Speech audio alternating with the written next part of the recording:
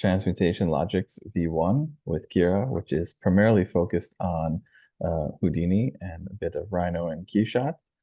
Um, so we'll give some intro here. So Kirah Cahill is a 3D designer based out of Philadelphia, PA.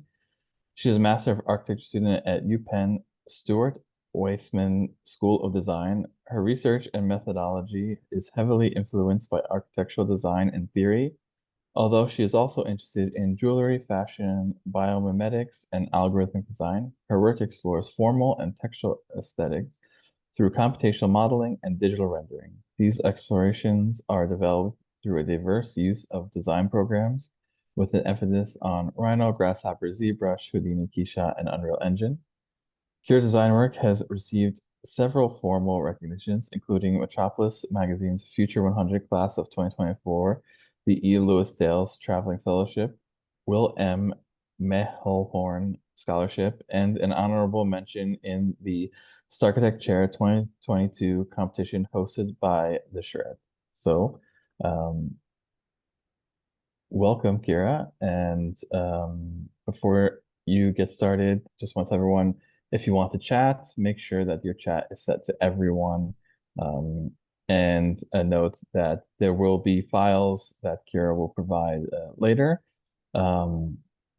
Just to note that this webinar is being recorded, and after the webinar, you will receive a link when it's done processing, usually within a day, to watch this recording for the duration of the streaming period for your review. During the webinar, just keep in mind that not everyone learns at the same pace, and we want to give you as much content as possible. So if you feel like the webinar is too fast for you, just feel free to sit back and just watch. It's not necessary to follow on live, and you'll have the recording to go back to anyway afterwards. If you want to ask any questions, we encourage you to use the Q&A button, which is near the other buttons. You'll see a Q&A, so it doesn't get lost in the chat, but we'll also try and check the chat as much as possible for any questions there. That is it. Yeah, thank you so much, Michael, for that introduction. And hello, everyone. I'm very excited to be here today with all of you. Thank you for joining. I'm going to start with a little bit of a presentation. So I will just get that set up.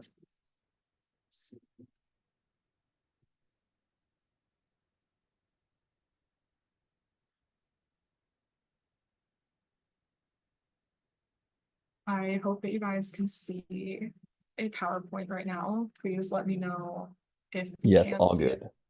Okay, perfect. So yeah, my name is Kirah. I'm sure that most of you already know that, but just in case you don't, you can find me on Instagram or LinkedIn. Those are my sort of primary social media accounts, and you can direct message me on those if you have any questions after this webinar, or if you want to follow and keep up with some of my work, that would mean a lot. Today, we're going to be going over who I am, some of my work samples, and just give some background on how I learned Houdini and what I use it for. There is a bunch of different ways that you can use the tool, and I am by no means an expert of the entire program, but I do have like a certain workflow and a certain perspective that I've been using for quite a while now, and I think it's very beneficial for digital design, specifically form finding. And we'll go over like the benefits of Houdini versus some other programs like Rhino or Maya. And I also like to use Keyshot, so we'll talk about Keyshot a little bit too. And I'll also very quickly give you some resources if you are new to Houdini and you would like a more slow intro into the program. There will obviously, as Mike said, be a recording of this webinar that's distributed, but if you need like more detailed content on, say, like navigating the interface or just a more well-rounded introduction, we will be going over those, but there are more resources online that can also help you get started, because I know that it can feel a little bit overwhelming in the beginning. So the main topic of the webinar will be VDBs. That's the main portion of my workflow. I think it's the most sort of procedural and the easiest to kind of wrap your head around and make some cool stuff with. But I've also recently been exploring VEX coding and sort of integrating that into my workflow. And I think that that can create some very cool new objects and procedures as well. So for instance, this image that's on the slide right now was created using a combination of VEX and VDBs. So we'll be going over that model too. And then lastly, we'll finish off with some renderings in Keyshot. And I have a series of exercises.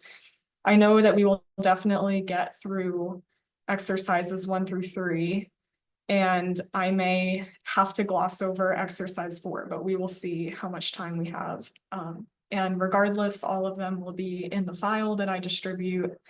I'll probably distribute this file in between topics 1 and 2, unless unless people want it now, I guess. But I think for me, when I'm learning, it's better to like watch someone go through it and then get the file later, and then you can go and review it once you sort of know what's going on. Whereas if I give the file at the very beginning, it can again feel a little bit overwhelming. But yeah, I do think that having the files will be helpful for the coding portion, because I don't expect anyone to know any coding. And there will just be breaks scattered in between the exercises. So like 5 or so minutes in between each one. So a little bit about me. Michael already said that I graduated from Penn with a master in architecture. That happened this past May. So it was a big milestone for me. It was very exciting. I am very glad to be done with school. And I have now started a job at a professional architecture firm called Digsaw. I'm located in Philadelphia.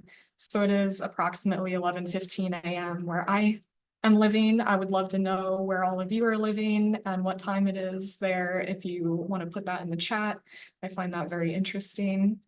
But during my school, I obviously produced a series of projects, and I just wanted to show you guys some of the ones that incorporated either Houdini or Keyshot. This was one from my last semester, this past spring. This was using Rhino for the modeling and Keyshot for rendering. This was a very long process of facade design. This was a project from the previous fall, so fall 2023.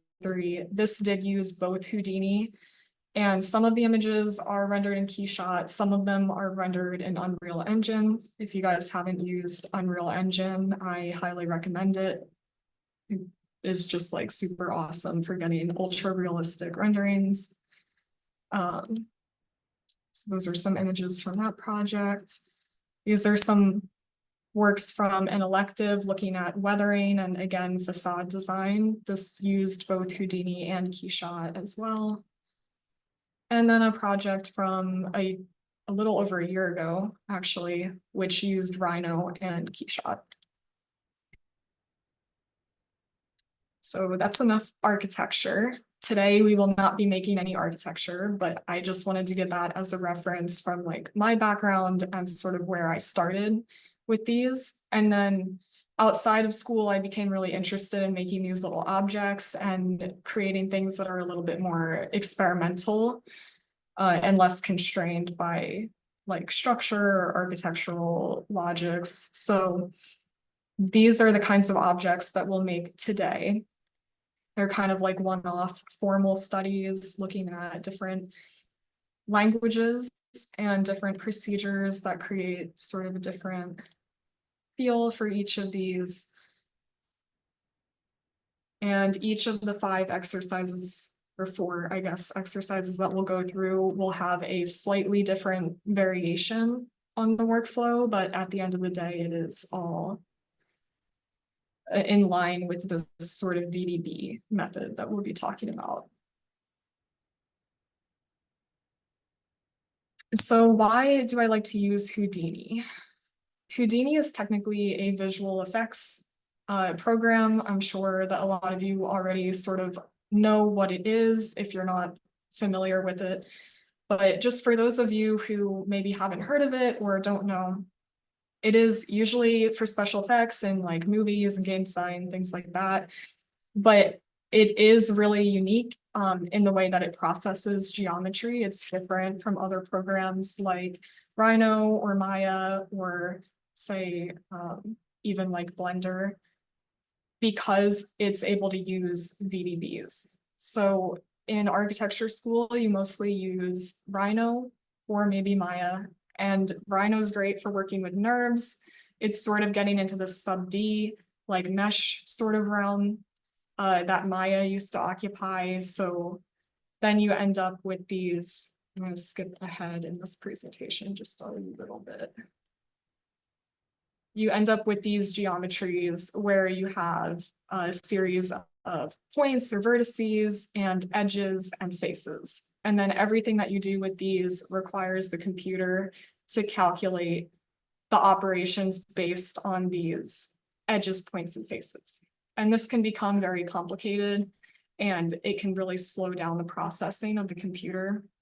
Whereas a VDB is a lot faster because instead of having all of these edges, you will have a voxel, which is essentially a three-dimensional pixel.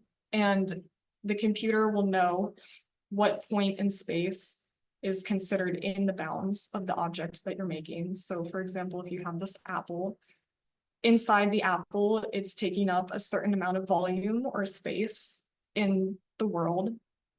And then the computer can go and apply a voxel or like a little sugar cube or like a little block to each of those points to kind of create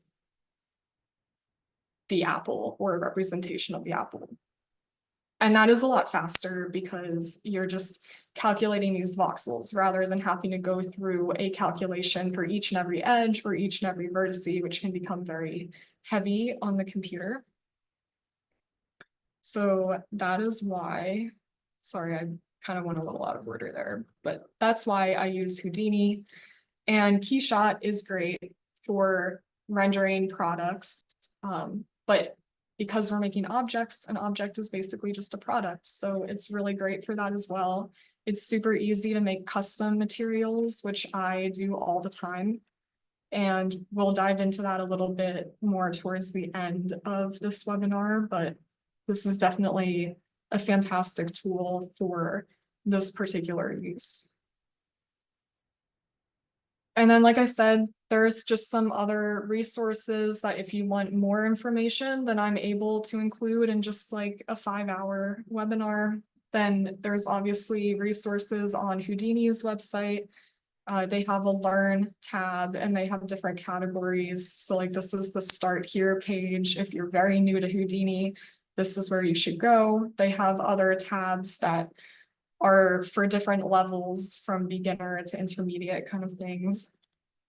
There's obviously Design Morphine has some other options in addition to the webinars. And then this was the series that I kind of started with called Houdini Isn't Scary. That will just go from like just how to use the interface, and then it will just slowly build up from there. And then I also really like Entagma for more, I would say like intermediate level tutorials, but they just cover like a really wide range of software and different approaches. So they're kind of a nice place to go for inspiration. And then we just talked a little bit about what a VDB is, but this is what we're going to start with today in our exercises. We're going to be using these tools, but it's a specific node within Houdini that is called a VDB node, and they have a few different types. But this is sort of the foundational building block of my workflow. And yeah, just remember that a VDB is creating these voxels. So you can have a very low resolution, like this image all the way on the right, where you can definitely like see the blocks that this object is composed of, and that will be very fast to compute. That's always a great place to start. And then if you want to make a model that's more detailed, you can always make the voxel size smaller. So we'll look through some examples of that. But again, this is just a really efficient way of processing for what we're doing. So let's just get started. I am going to turn off my webcam for right now, just to hopefully let everything go a little bit smoother with the internet. If I can figure out where all my windows are. Okay. This is the file that you will receive a little bit later in the webinar. It has sort of just some introduction text that we're going to go through, sort of going over like really basics of Houdini, just an introduction for pure beginners.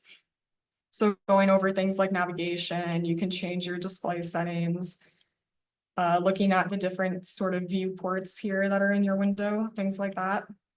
And that's just all written there so that if someone's watching this for like the first time, they've never opened Houdini before, you can kind of refer back to that and it will save you hopefully a little bit of confusion and stress.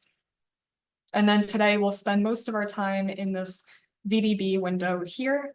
We'll be going through in detail from start to finish this first basic VDB tutorial.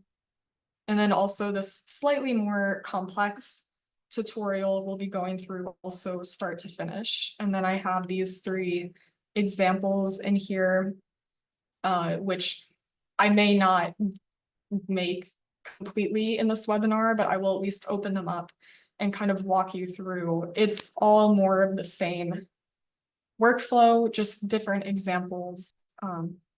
So we can examine that script that's already pre-made together. All right. Then the second half will again be on this vex coding. That will be both of these windows. And it won't take as much time as it looks like, but we'll be looking at strange attractors and mandelbulbs.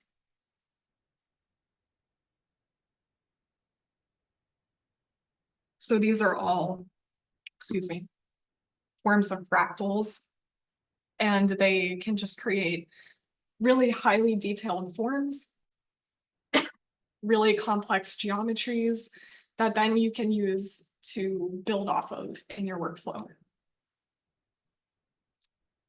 And that is pretty much what we will be doing.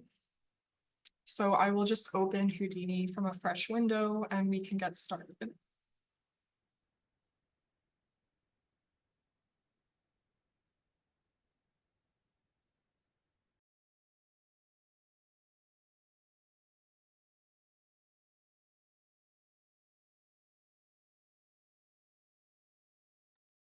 I'm also just quickly catching up in the chat, seeing where all of you guys are from. So sorry, I just took a minute to pause and take a look at that. I'm super impressed. There's people from all over the world. I see some people in Indiana, Florida, Italy, Germany, Tehran, Korea. That's really awesome, guys. Thank you so much for being here. I super appreciate it. I also see a question, is Rhino in sub D or is Rhino NURBS? Rhino can do both. I actually won't be using Rhino really at all today. I don't think that we'll have time for it. I will show you how you can work Rhino into a Houdini workflow. But yeah, that will not be a focus on this webinar. All right, so when you open or when you install Houdini, it will prompt you to install this launcher, which is just this little like house icon that will install on your desktop probably if you have the default install settings. And then here it will show you all of your Houdini versions. I have 2 installed right now, but most likely you guys will have the Houdini Apprentice, which is the free version. If you have an educational version or if you have a full like commercial version, those are all great. Any of them will work for what we're doing today. Just one thing to note, you can download the plugin for the SideFX Labs, which will just allow you to use some nodes like random deselect or delete small parts. This isn't required by any means. It is just a little bit faster in some cases, but I'll show you how to achieve the same effects without it. It is free, so if you want to install it, you can also install that. But I'm just gonna launch Houdini 20 to start.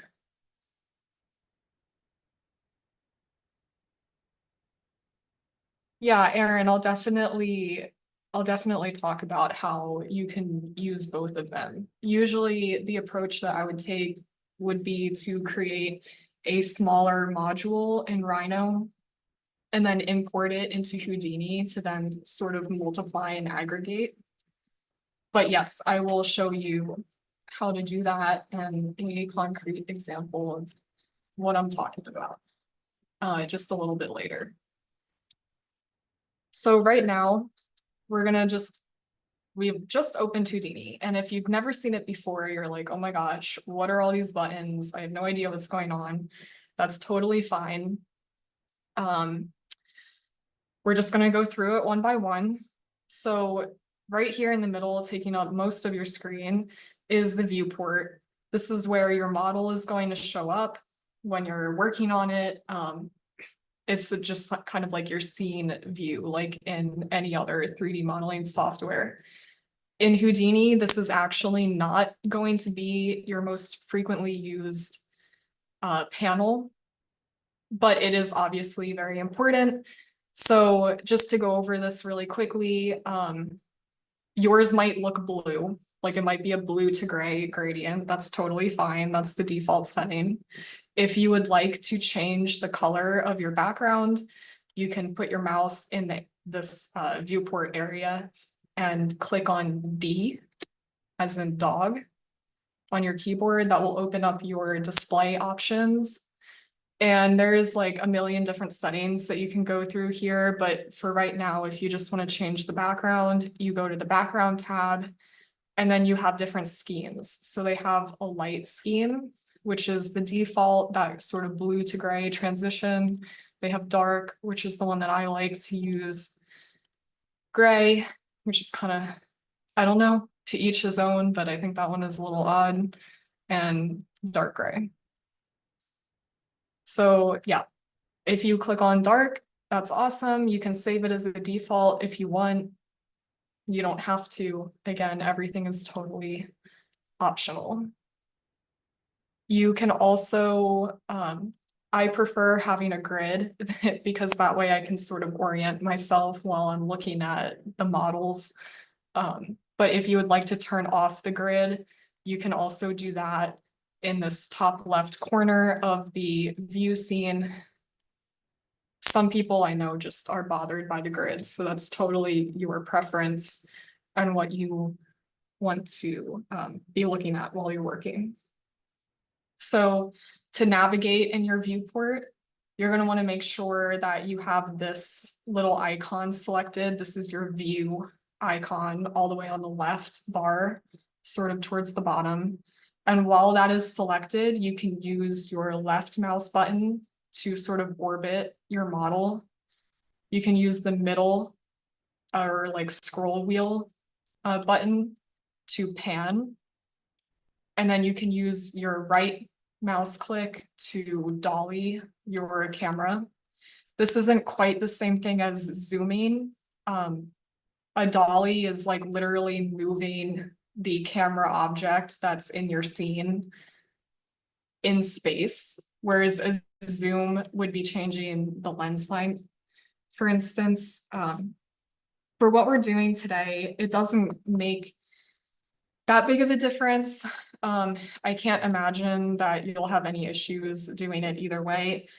But just so you know, if you do want to use the zoom function, you can hold down Control and right click, and then you get that magnifying glass, and that is your zoom tool, as opposed to simply right clicking without the control button, which is your dolly. And that kind of shows up with these little arrow symbols. So those are kind of the pure basics. Let's add some geometry in here really quickly, just so that we can explore some other things. You guys don't have to do this. I'm just going to use it as an example while I'm talking. So if you have some objects in your scene, then this left bar becomes much more important in your tools and everything. So when you have this navigational, this view button selected, you won't be able to select any of your objects. You'll only be able to orbit or pan or dolly. So if you want to select anything, you have to change your button up here to the select button, and then you can actually like click on your objects in the scene to select them. You can also change the selection mode. So it's automatically on the object select mode, which is why it's selecting the entire object, but you can change it to select individual faces like this, or you can select like edges, vertices, all of that stuff. To get this menu that I just popped up, I'm just simply clicking and holding on that icon. I think you can also right click on it. Either one works. Again, we won't really be using this model space too frequently today, but I think these are just basics that are always good to know. You can also come over here into your network panel and you can select objects based on their node within the network panel. That's more of what we'll be doing. But yeah, I think that, oh, the one thing that I am forgetting to talk about, on the right here, you have different display settings that can be sometimes helpful depending on what it is you're trying to look at. So if you have, say, just points that you're making, you obviously would want the points to be highlighted and things like that. So we'll go through how to do that quickly, and then we'll move on. So up here in this top right corner, you can select the rendering style that you would like used in your viewport, or the like display style. So I usually like to have smooth shaded or smooth wire shaded. Obviously, the only difference is that the wire is showing the edges of your objects, so you can kind of see like what resolution you're working in and things like that. But they have a ton of other settings like wireframe. You got like a shaded view, hidden lines, ghosted, or flat shaded. Flat shaded can also be nice sometimes, just depends. But yeah, I'm gonna keep mine for right now with smooth wire shaded. That's usually a good one to start with. Also on this bar, there's again a ton of buttons. A lot of these can be helpful depending on what you're doing. Maybe outside of this webinar, you can just take some time to like click around on them and see what they all do. The only ones that I would really highlight for today would be, for instance, these like points. If you click on this point here, it will just give you a little blue dot where each of your points are. That can be pretty helpful. If the points are still too small for you to see, you can go back to the display options by again clicking D on your keyboard. And then if you go to geometry, this tab at the top, you can change the size of the points to make them much bigger in the display.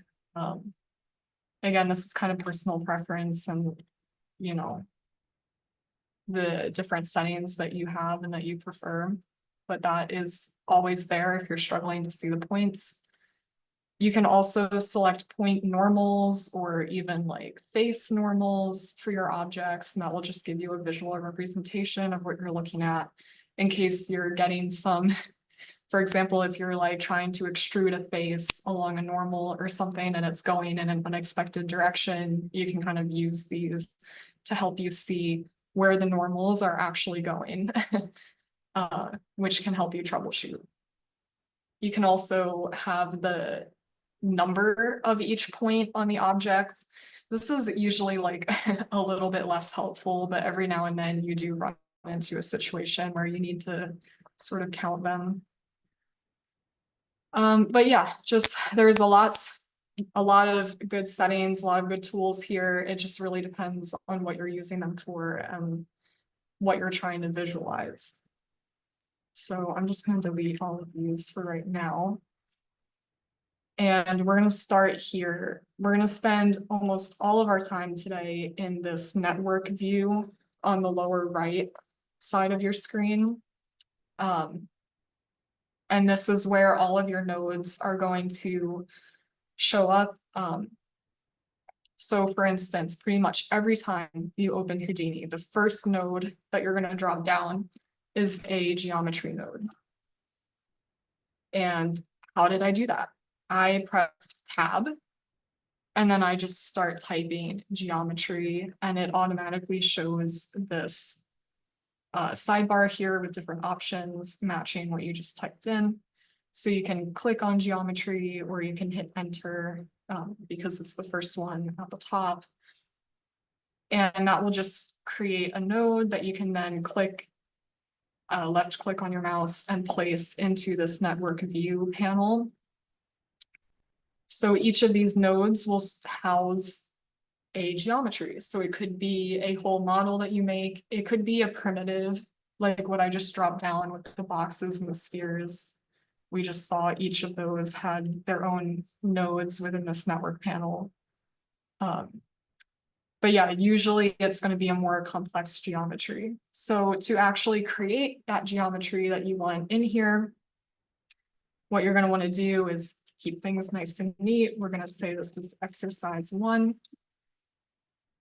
And you just do that by clicking on the name, nothing fancy there. But then once you've got that sorted and everything's neat and organized, you can double click on this node and you'll go into it. So that's sometimes a little bit hard to visualize if you're just learning and you're a visual learner, but up here at the top, you can kind of see where you are within your network. So we see to the left, there is this object. That's your geometry node. That's the original network screen that you're looking at that we were just in. And then here it says exercise 1. That just means that we are within that first geometry node that we created, which we titled exercise 1. And as we put more nodes in here, you always have the ability to double click into each of those. So you can really just kind of go deeper and deeper into your procedural matrix and make custom edits or adjustments.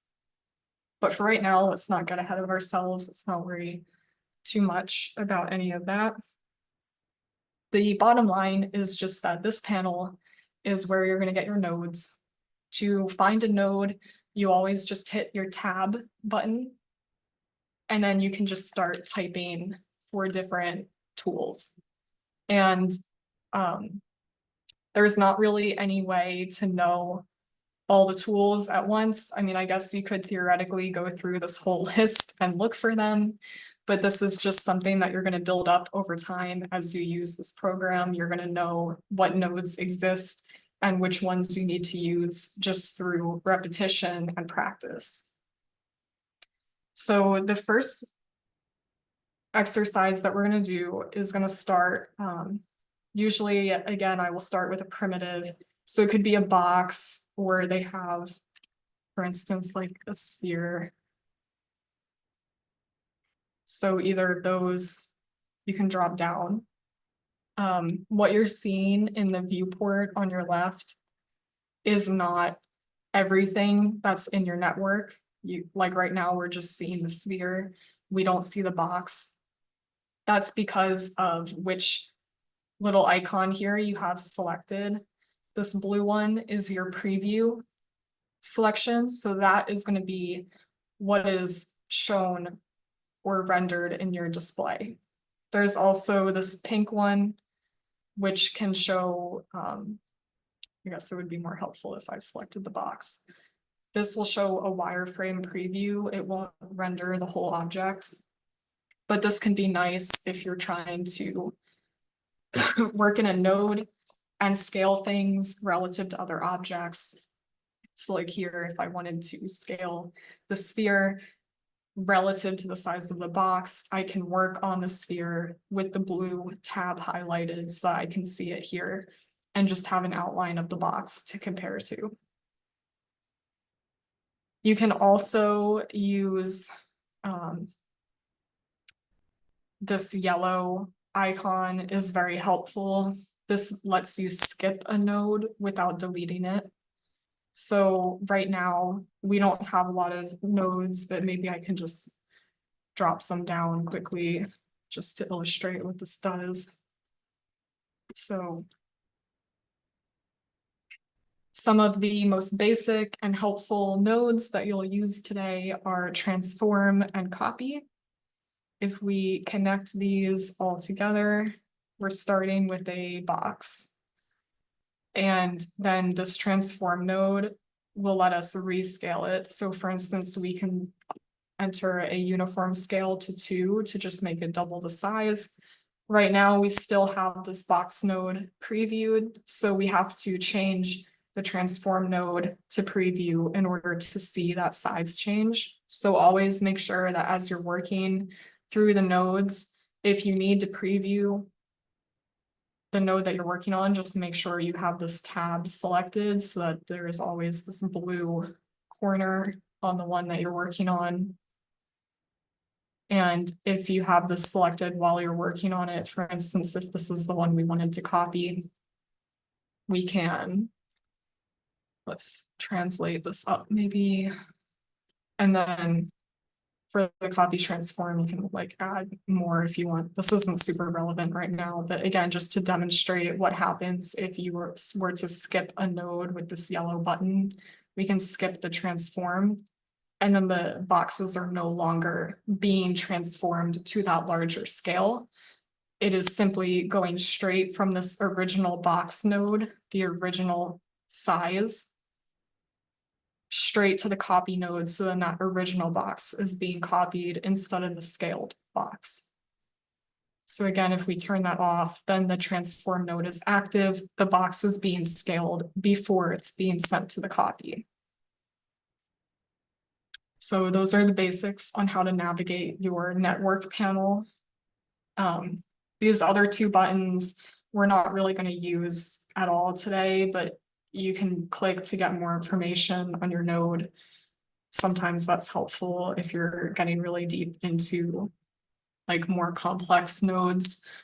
And then this is a freeze node that just locks that node so that it doesn't process. But again, we're not going to use those today. I think the main ones are the blue render node, or like the one that moves it to the viewport, and this pink preview one, and then the yellow skip or bypass. All right.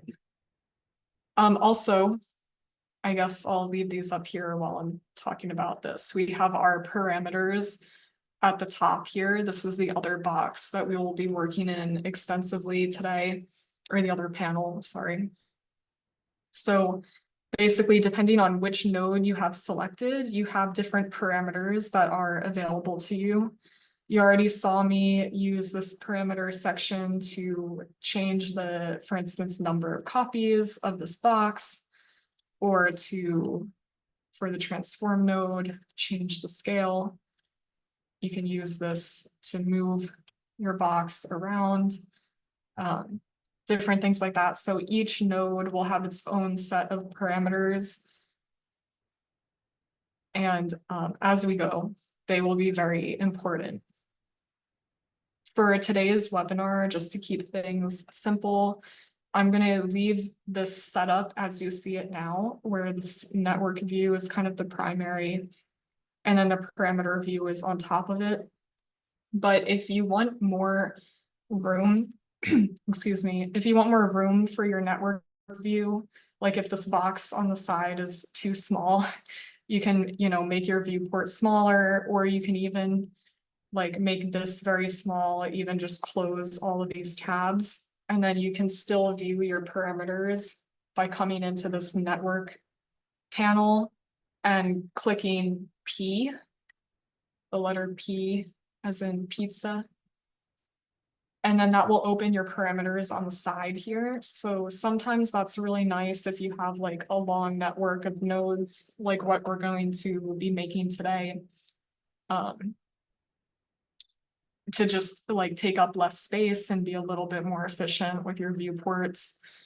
But I found that in previous tutorials I've given that maybe caused some confusion. So just to keep things simple, again, I'm going to leave it with the sort of default view when you open it. So the parameters are up here in their own window and the network is below in its own window.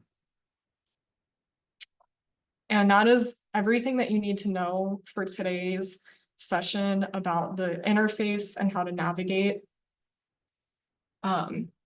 If you have any questions, I will try to answer them now. If you want to send them in the Q&A, maybe, or in the chat, just about the navigation. And if not, I will just get started with exercise 1.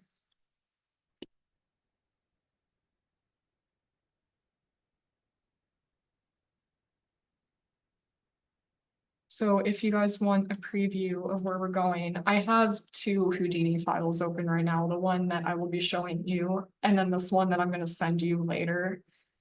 This is the object that we are going to make for exercise 1, and these are the nodes that we will be arranging right now. I'll go through everything step by step, but just if you're curious where we're going, this is exercise 1.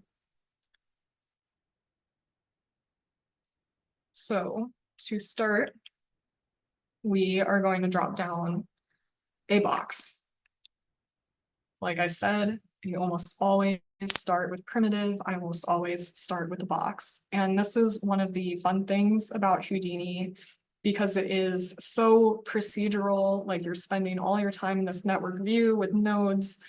One of the best tools that you can have for these object designs is the scatter node, which is what we're going to start with.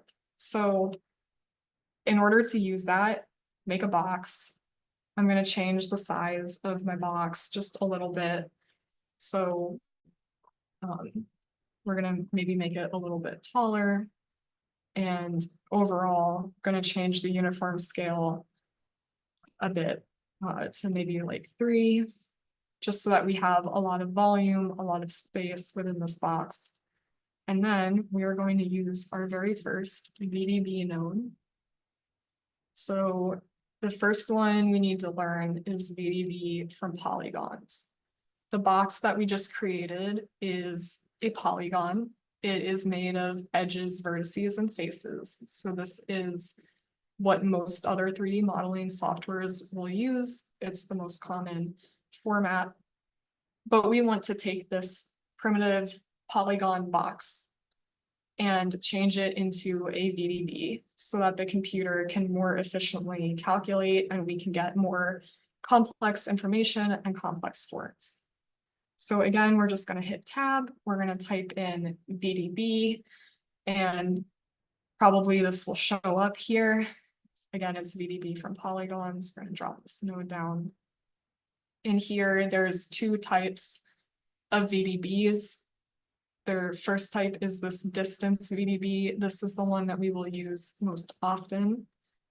If I attach this box here to the VDB from polygon node and preview this, you can see that it's kind of solid looking, and it kind of rounded out the corners of the box. This is what I mean by the sort of pixelated nature of the VDB.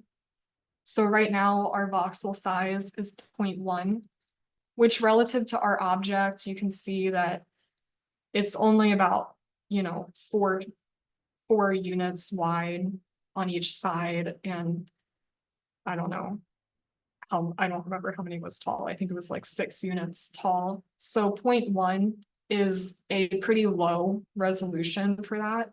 So then that's why these corners look a little bit bumpy. It's because they're basically pixelating the corners. To take away that pixelation, you can make this number lower, and then the corners become sharper. As you lower your voxel size, it is going to take more time to compute. So you can always start with a higher voxel size, like let's just stick to 0.1 for now.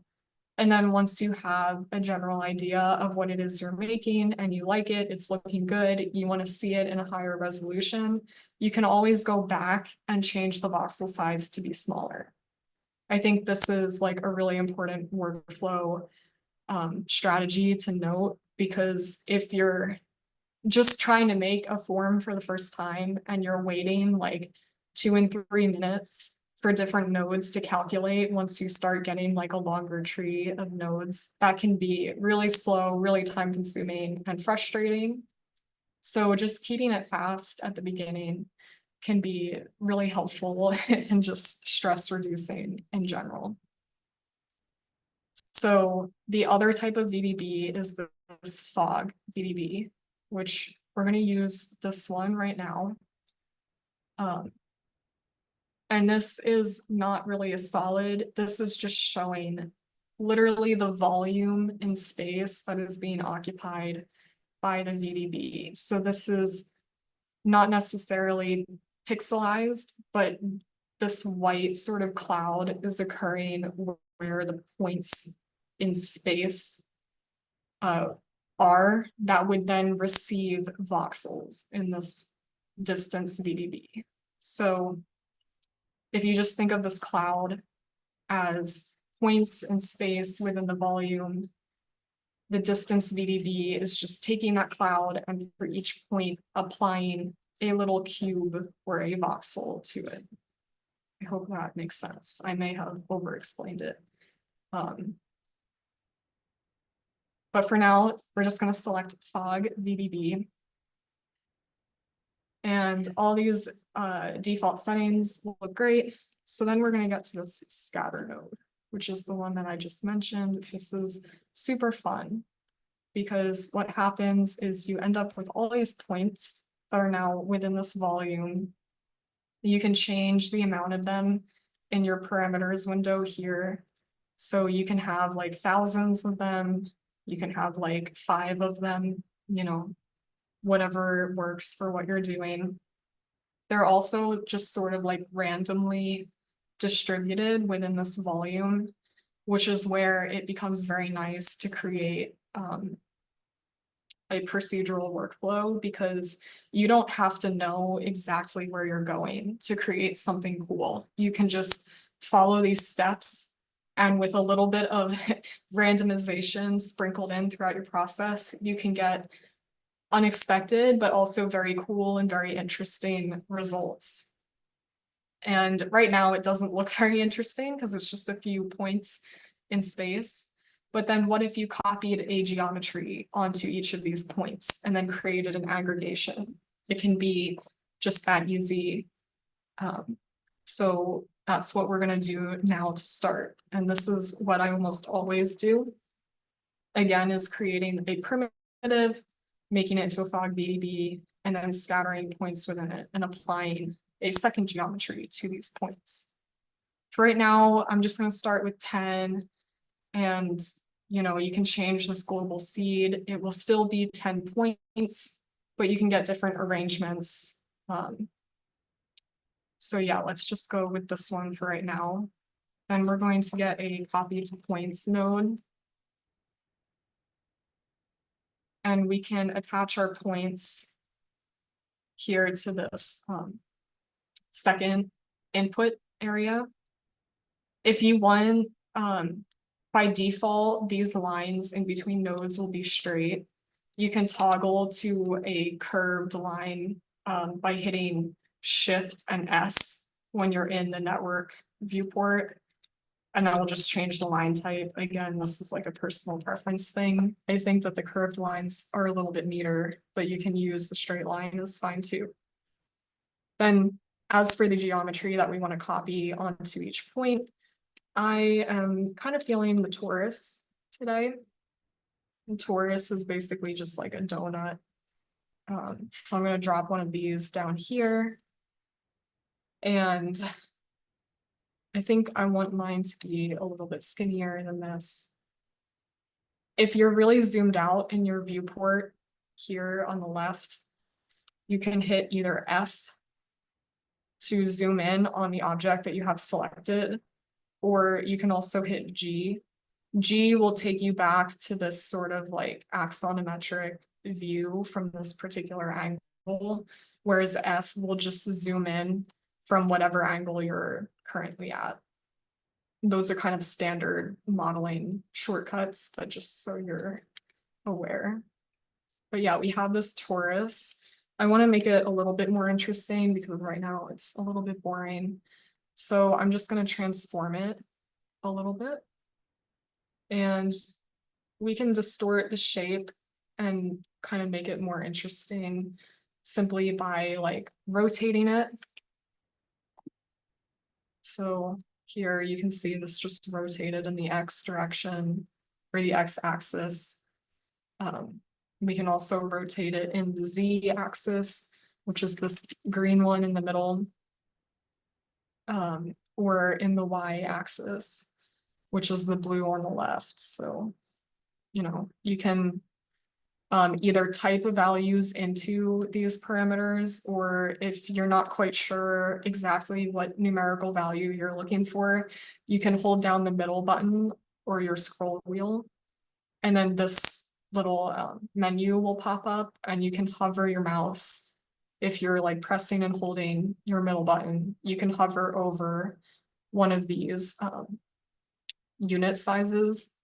So for right now, we'll just say 1 because our object's kind of small. But then if you slide either right or left, it will count along your units there for you. So you can kind of have a more natural way of finding what you're looking for. For right now, I think I just want this one to be 0. And then we can scale along the axes as well. So maybe I want this to be a little bit more of an oblong shape. And then we can make it deeper so that it's not like perfectly round all the way across. We can also, again, we've already done this, but we can uniform scale the whole object.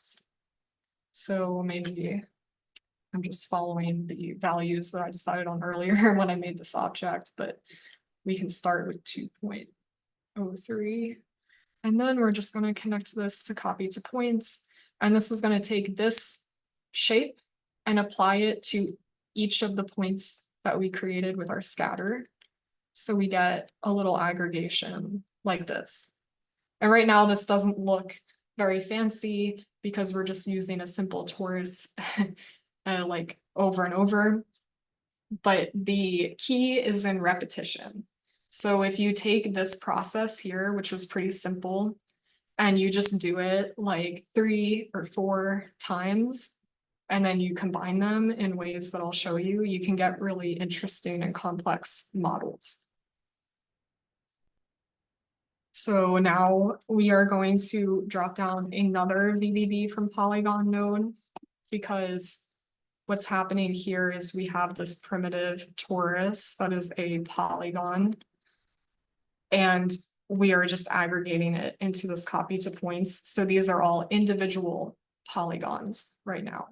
Even though we have this VDB node over here, it doesn't really matter anymore because what we're looking at are just these shapes. And we want them to be, again, a VDB so that it's easier for a computer to calculate.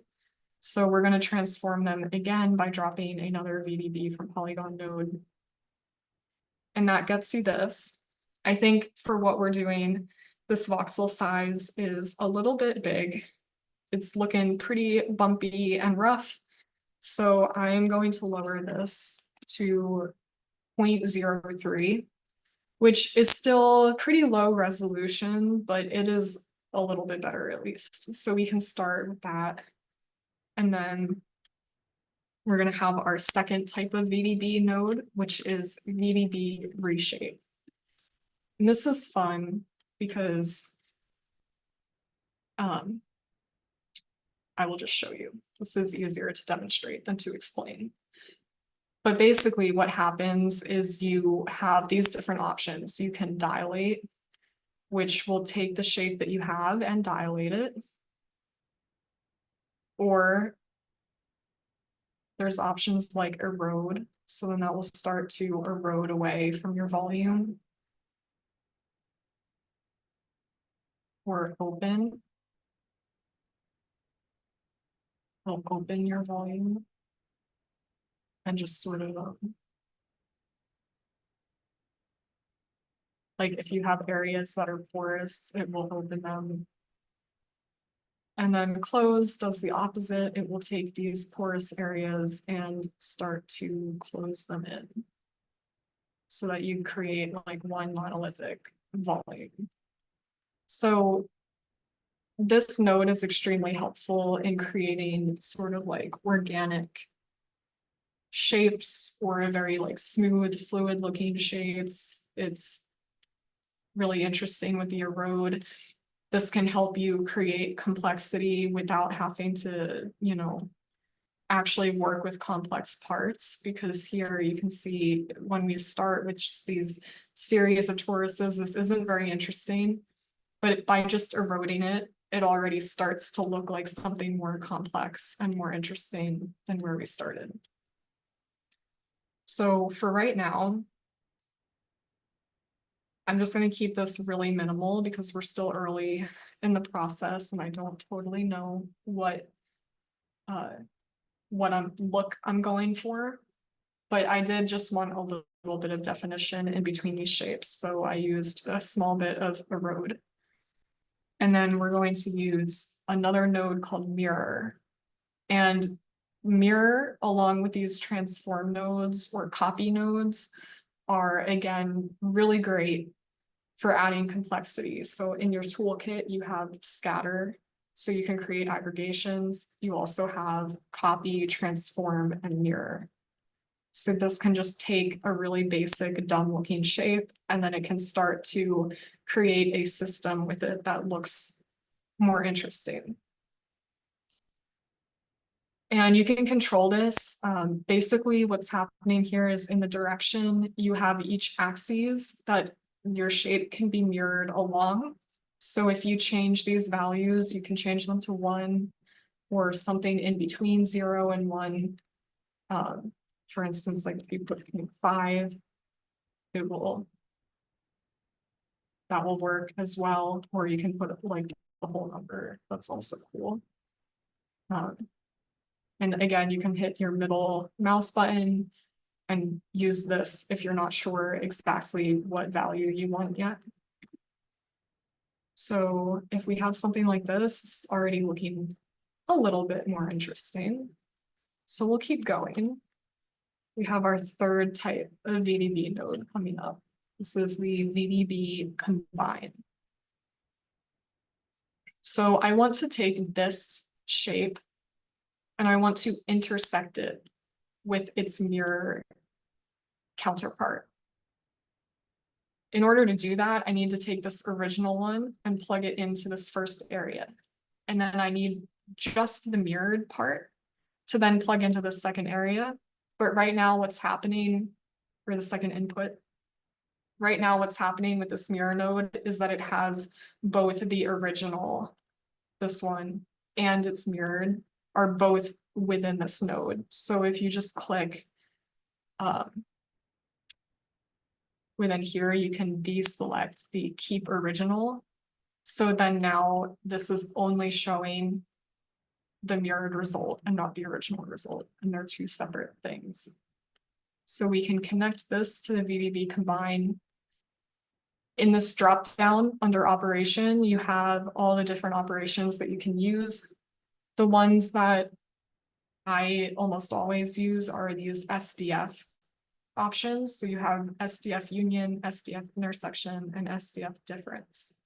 If you have SDF union, and we preview that, that's just both of the shapes together are now one geometry. If you have SDF difference, it's taking this first geometry that you've plugged into the left input, and it's subtracting the second geometry from that first one. So you can get cool stuff with that, although in this particular instance, it looks a bit messy. So then the third option that I think is the most interesting is this intersection option. And I use this one a lot to create different forms. So here you see this is the space that both this first one and second one occupy is this. So now already we're getting something that's kind of cool. It's kind of nice to look at. Maybe I don't quite like what's happening here with this mirror.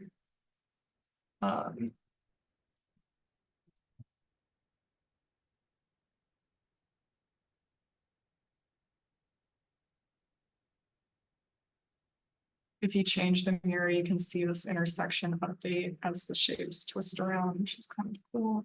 So this is like, if you don't know what you're making exactly, so like I've already pre-written this just to keep things organized and to have a schedule for the webinar. But if you are just form finding and you don't know what you want to make, this is where these tools where you can kind of move things around in real time and see what happens become really interesting and really useful.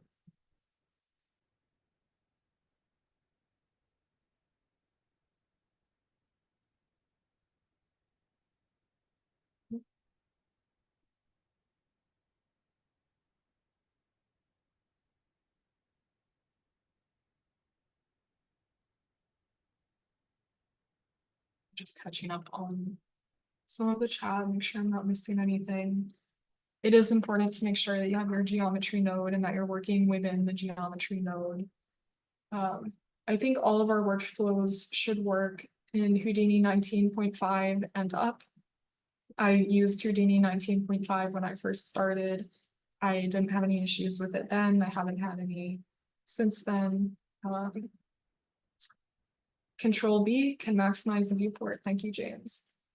I actually did not know that shortcut. So that's great. Thank you. And yes, also, James, the space does toggle between view and select. So if you're in your viewport and you hold down space, it will change it to the selection mode.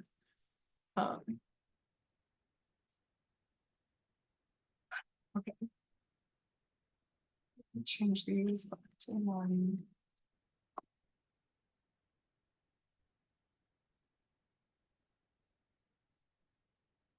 Okay. Continuing on. So we have the VDB combine. And now we're going to drop down another reshape because I would like to take these and kind of blend them together a little bit more. Sorry.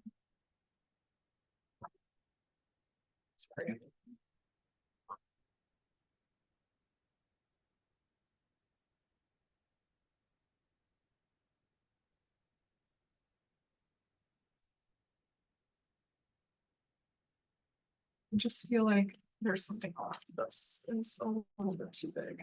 There we go. Okay.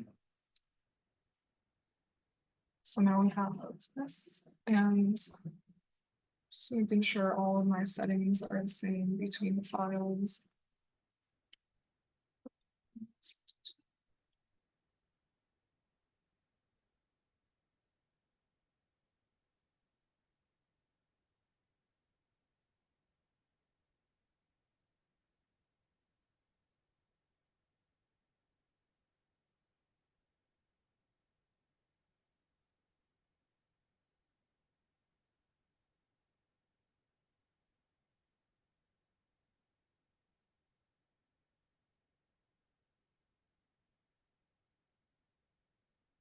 Okay, so we can connect the VDB combine to the VDB reshape. And again, we can use these tools like the dilate, erode, open, or close. In this case, I am using the close, and we can get a pretty big offset because what I want to do is start to blend some of these areas together to get this organic fluid shape rather than right now you can see it's like kind of a little bit jagged around the edges. So if we increase this offset and give this a minute to calculate, then these will start to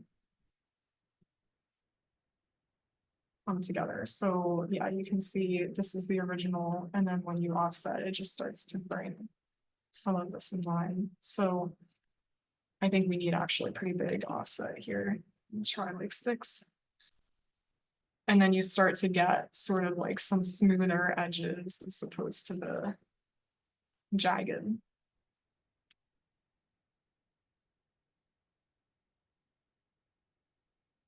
And now is one of the most exciting VDB nodes is VDB fracture. This is another option for adding complexity to your objects. And this requires a few more inputs than the other ones. So this will add quite a few nodes, but just hang in there with me. What we're doing essentially is taking the shape that we have now, and we're going to cut it into pieces. Because then once we have those pieces, we can apply even more different like languages or different procedures to those individual pieces and create more detail or just like a different, more complex area. So for instance, instead of just having all these sort of flat, smooth surfaces, which sometimes can be very nice, but sometimes you want a little bit more interest, you can cut this into pieces and then replace those areas with something else. So to do that, we're going to connect this most recent node into this first input. And then you can see the second node says it requires cutter objects. So that is the object that we're going to use to then cut into this other one. Pretty self-explanatory, but we'll see an example. It might be easier to visualize it. And then in this third node, we're going to, again, scatter points that the cutter object will be copied to. So that one's pretty easy. You can just drop down another scatter node, attach it to this original shape, or you can make a new shape if you want, but I think it's easiest just to use the shape that you're cutting into because you want everything to be concentrated in that area. We definitely do not need 1,000 of these points though, so we're going to reduce this to about 30 or honestly even less than 30. But we'll kind of start here and see, and then this can go there. So again, just to visualize the scatter node, you can now see there's 30 points that have been scattered within this geometry that we've created.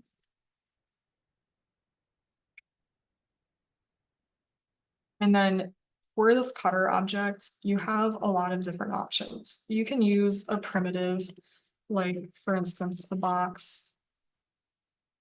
So we'll just take a little cube here just as an example and attach it. And then that will use the box to fracture the object. But clearly we don't actually want to use something as simple as a box because you're going to get these very hard edges and something that is otherwise a very organic looking shape. And it just looks a little bit funny. So it's usually better to use a more complex form. You can even use the original form itself if you want. You can take this and cut it with itself. And then that can have sometimes pretty interesting results. But right now, I think this is maybe like a little bit too complex for me because we're starting to get these like odd shapes happening in here that I personally don't really like. So we're gonna disconnect this. You can disconnect a node by holding down Y and it will open these little scissors. And if you click left click and drag within your network view, you'll have this red line that you can use to cut through nodes. So we can just do that there. And then I want to create a whole new shape. So I'm going to drop down another torus structure or primitive. And again, I think this is a little bit thick, but otherwise it looks good. I'm going to copy this. I'm going to use the copy transform node, which again is one of the best nodes for adding complexity and adding to your procedural network. And here, let's see, what do I want to do? I want to transform this so that we create a maybe a grid or something of these toruses. So I'm going to translate these in a couple different directions just to get like a line of them going. And we can increase the total number of iterations by dragging along this line here. I think maybe 4 is fine.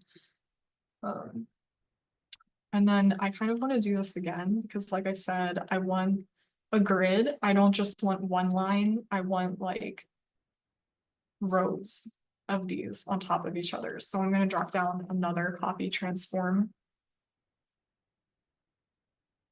And then I am just going to transform this upwards. 0.5. Yeah, something kind of like that. Maybe we can move it over a little bit so it's not quite so boxy.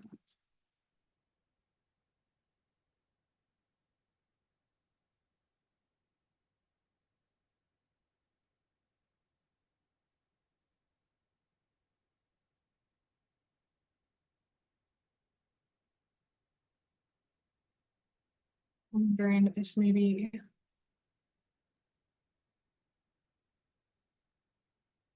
I guess it's okay to have that gap.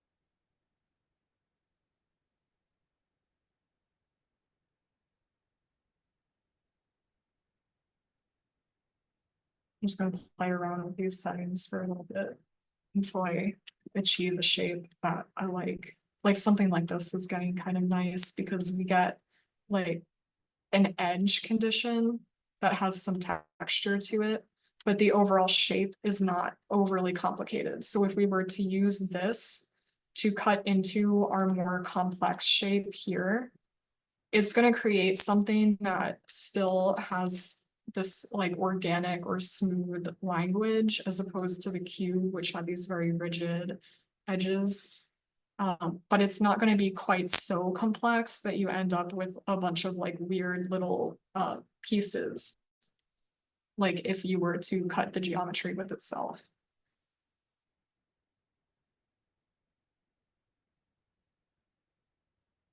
Yeah, so maybe we want a few more views, maybe like, yeah, maybe 3. I think this looks pretty good. And then because again, these are polygons that we're working with, we want to convert them to VDBs so that we can combine it with our existing VDB. So we're going to use VDB from polygons again. We'll probably change this to be the same resolution as the other one, which I believe was 0.03.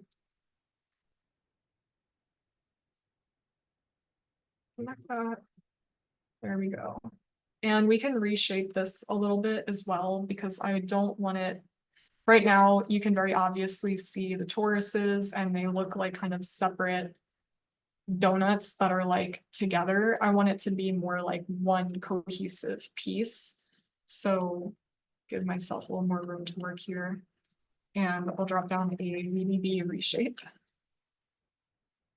And I'll set it to close so that it's closing some of the pores into like, again, one shape. Yeah, so.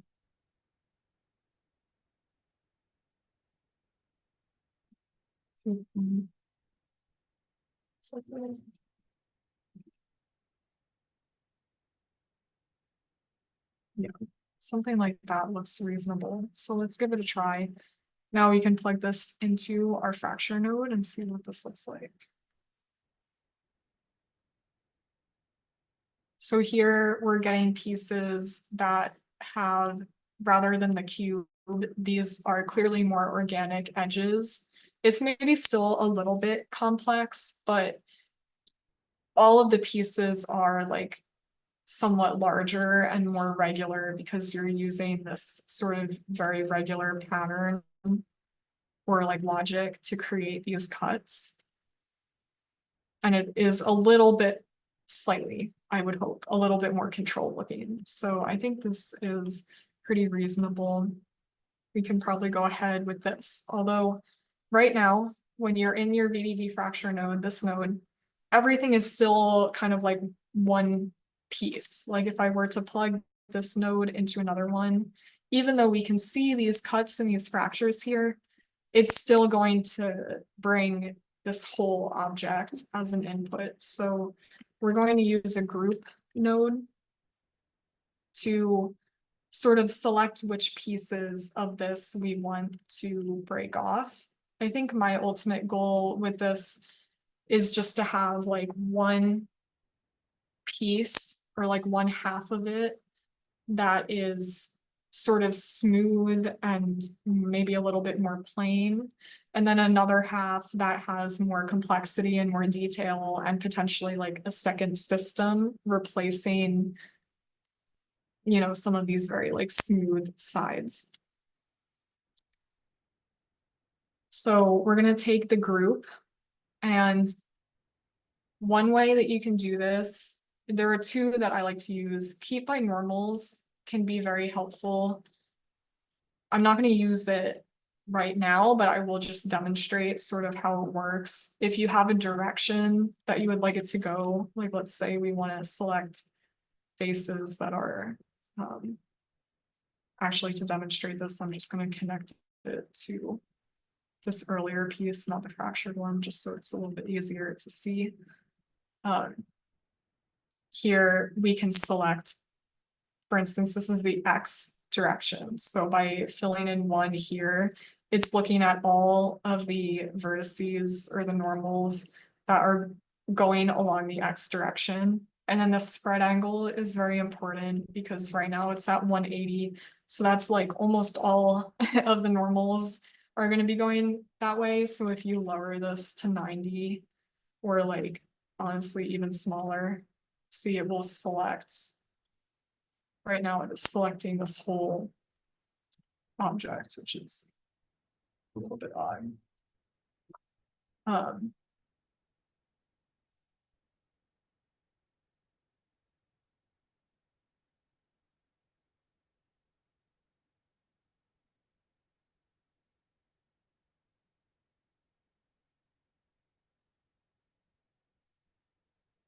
If we take this VDB and convert it to polygons, it will take, yeah, here we go. So right now you're using the normals of the polygon faces to select which areas are highlighted in orange. So again, what's happening is we have our VDB. I'm just converting this back into polygons so that you get this face edge vertice structure again. And here we can visualize this by clicking this display node. So here, these are all the normals that are associated with every face on this polygon or polygon like object. And then we're taking a selection of those, the ones that are pointing in the X and also Z direction. So kind of like going up on a diagonal here. Those are being highlighted. That can be very helpful. Again, it kind of depends what you're doing. In an architectural context, if like some of my earlier projects I showed you were focusing on weathering, and This can be very useful if you want to select like the tops of surfaces that might show one type of weathering condition that's being hit directly by sun or rain or something like that, versus a more like north facing surface or like a downward facing surface, which is less exposed and might have a different treatment. This is a cool thing to do. So that's one option, is this keep by normals in the group node. But what we're going to do right now is this second option, which is just keep by random chance. And that is exactly what it sounds like. It's going to take the pieces that we've now fractured from this VDB fracture node, and it's going to randomly select which ones to keep and group together. So what's important here is you can select the percentage of these fractures that you want to keep. You can also visualize this if you're looking at the top here in the base group. There's a drop down, and the fracture node is separating into all of these different lists, basically. And those are the number of pieces that you have. So back up here, when we selected our scatter node and we set it to 30, that means we have 30 pieces, which is why looking here, we have 30 pieces in our list. You could also manually select these, but by randomly selecting in the group, it's just looking through that list and randomly choosing which ones it wants to keep. So if we keep, say, 30% of those, that's going to be 10 of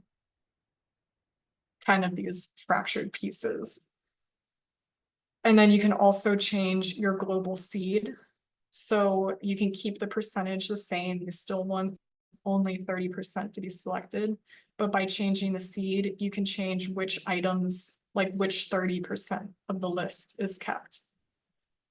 So this is, again, very helpful. And what we're going to do is maybe something like,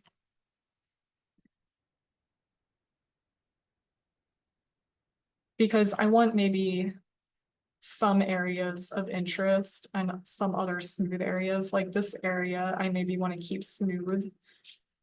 But over here where it's a bit more fractured, like some of these pieces I could replace with another geometry.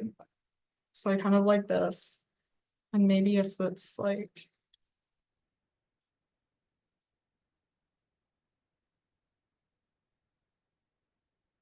yeah, like this is an interesting looking mix for me. So let's continue. Now to actually separate and use these groups, we're going to use a blast node.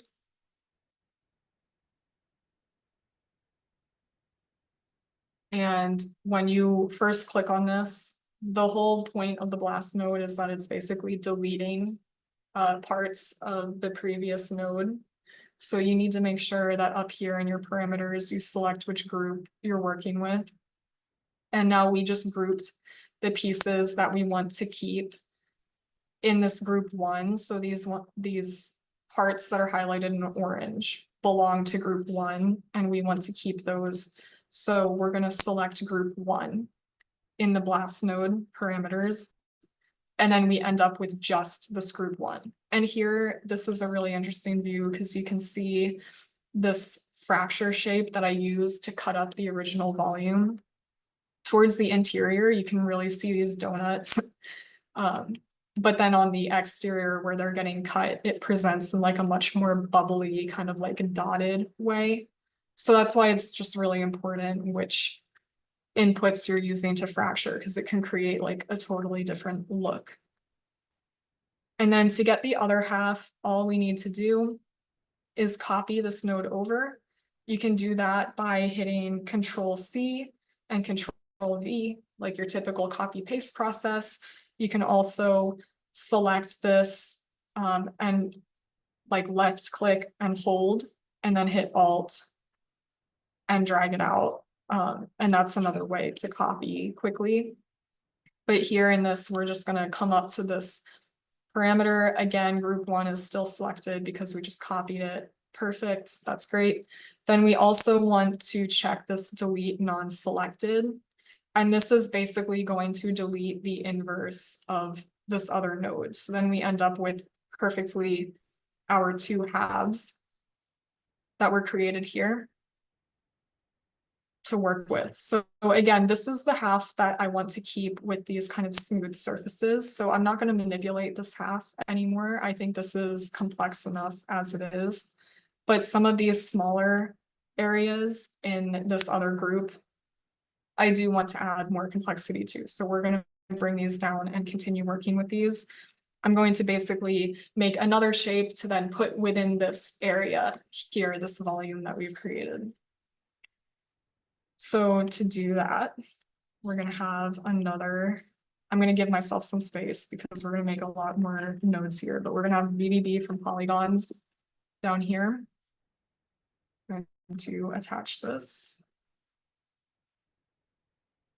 We want to keep the same voxer size, I believe. Let me double check.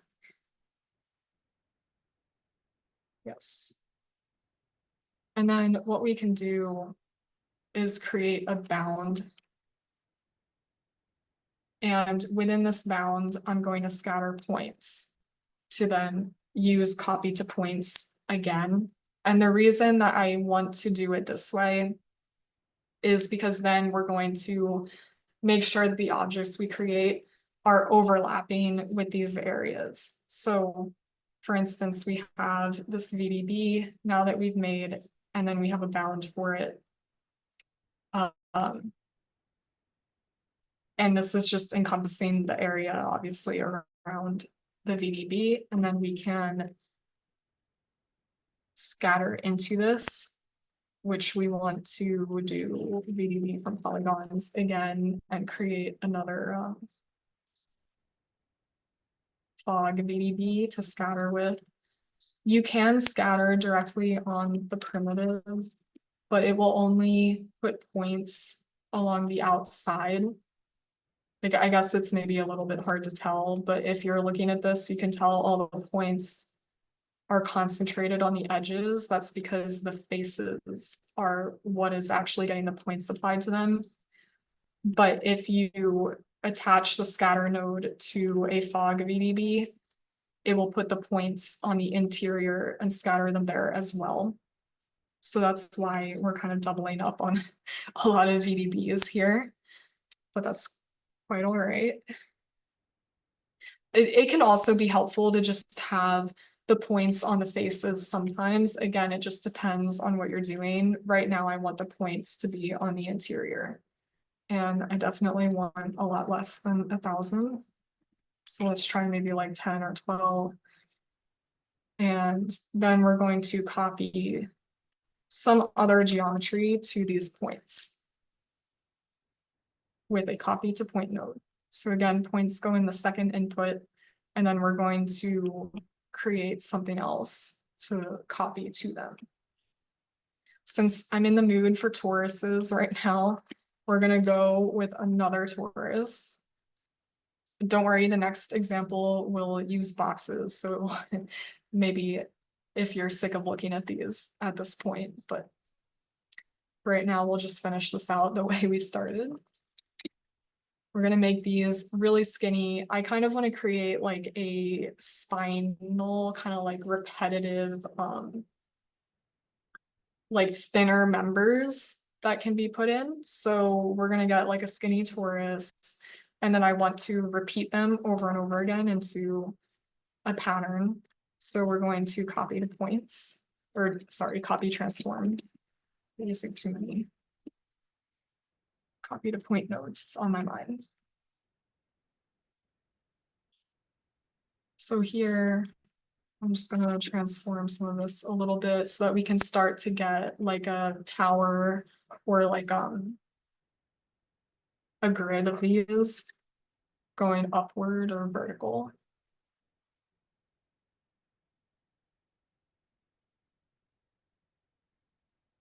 And these can change in scale, I guess, as they go. So like right now, I have them sort of rotating a little bit.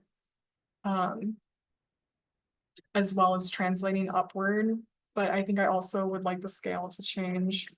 So with the scale, when you copy transform them, you don't need to be very dramatic with it. Even just a few percentages can change quite a bit.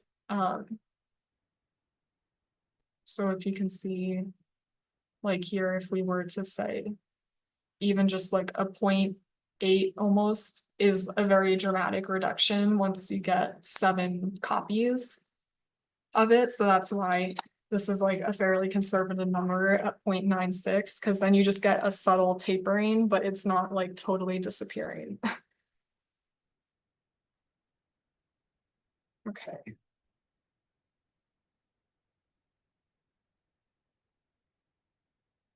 I feel like this torus looks a little bit small. Can make it bigger.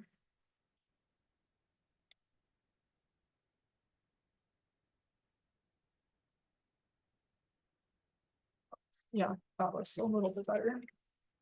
I think we can also. So right now I'm rotating the original torus. It's also being rotated as it copies. So we can get kind of like an interesting transition that's a little bit smoother. Yeah.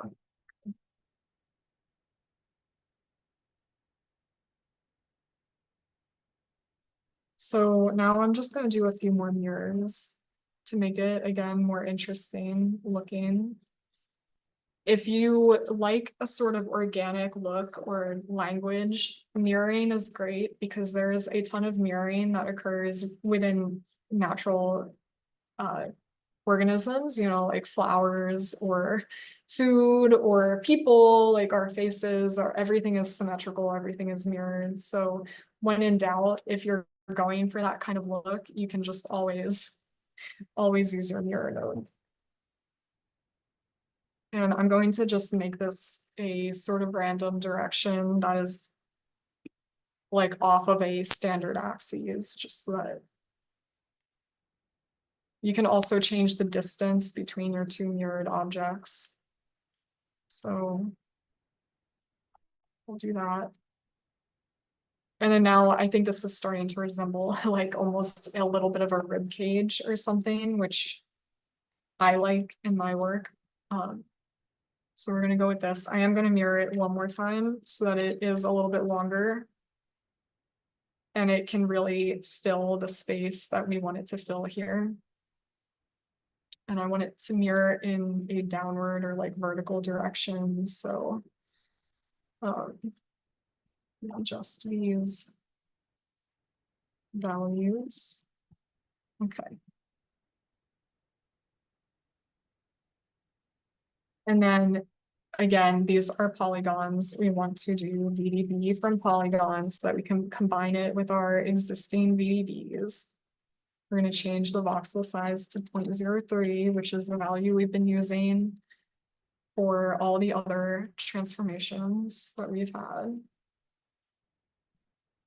And then this looks a little bit thick, so I am going to reshape it with the VDB reshape and erode setting.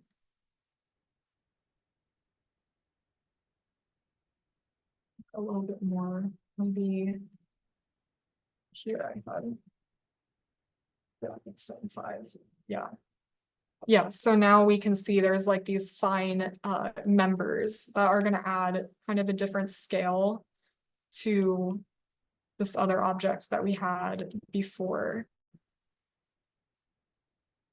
up here. Like every shape or every part of this object right now is very kind of thick. And now we're going to add more complexity to it by having these thinner members. And now that I'm comparing those two, this one definitely looks a bit big. So let's just transform the size of this whole thing to be smaller.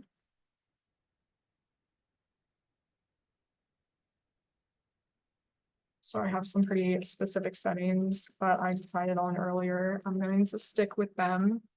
But again, if you're making these sorts of things as you go, you can just use middle mouse and kind of visualize what you're doing.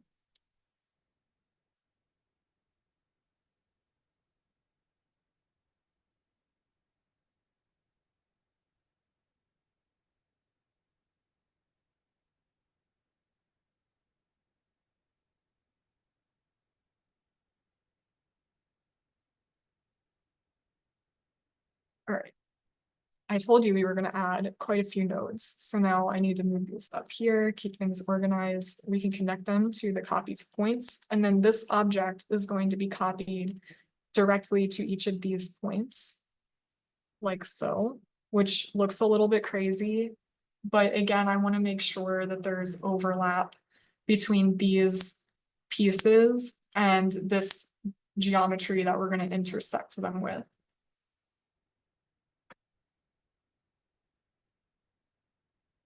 All right. And because you can see each of these red boxes that's around each piece just tells you that this is made up of a series, I think it was 12 different objects.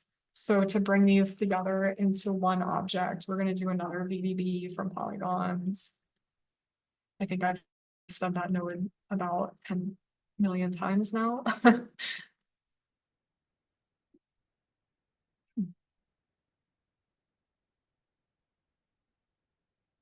Make sure the voxel size is still at 0.03 so that we're able to combine everything at the same resolution. And then we're going to create a VDB combine node. And we're going to feed this into the second input. Or I guess the first input, either one really works for what we're doing. And we're going to take this node before the bound and feed that in as the other input. So remember, this is the half that we separated from here. And then we're taking that same half and we're going to intersect it with this other shape that we've just created.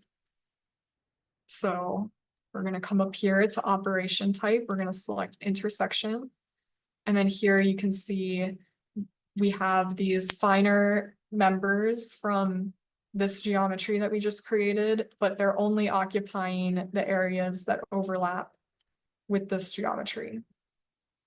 So then when we want to combine with this other half, everything will fit together, which is the next step.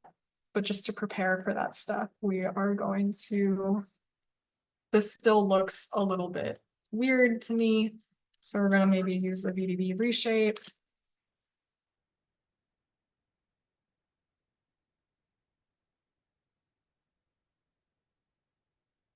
We're going to use a close to kind of bring this into more, at least attempt to make it look more like one piece, even though it is pretty separated into a bunch of tiny pieces right now.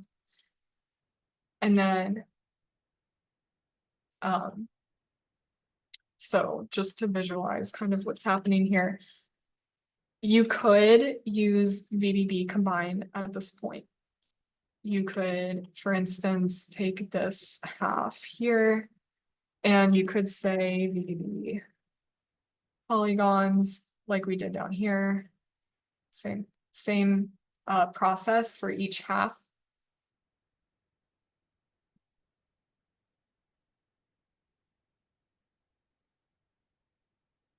Oh, so I know it by accident. Sorry, my mistake. The VDB from polygons. I clicked on the wrong one. I was confused why it didn't look right. Yeah, so we can do VDB from polygons. It's the same 0.03 resolution.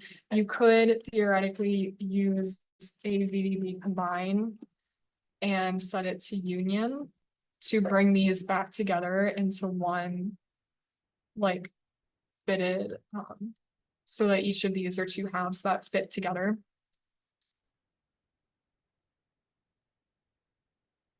But then what happens is this piece is going to export as this piece as well. Like it's all going to be one thing. But typically when I try to render these, I would like them to show up as two separate parts or geometries so that I can apply different materials to each one.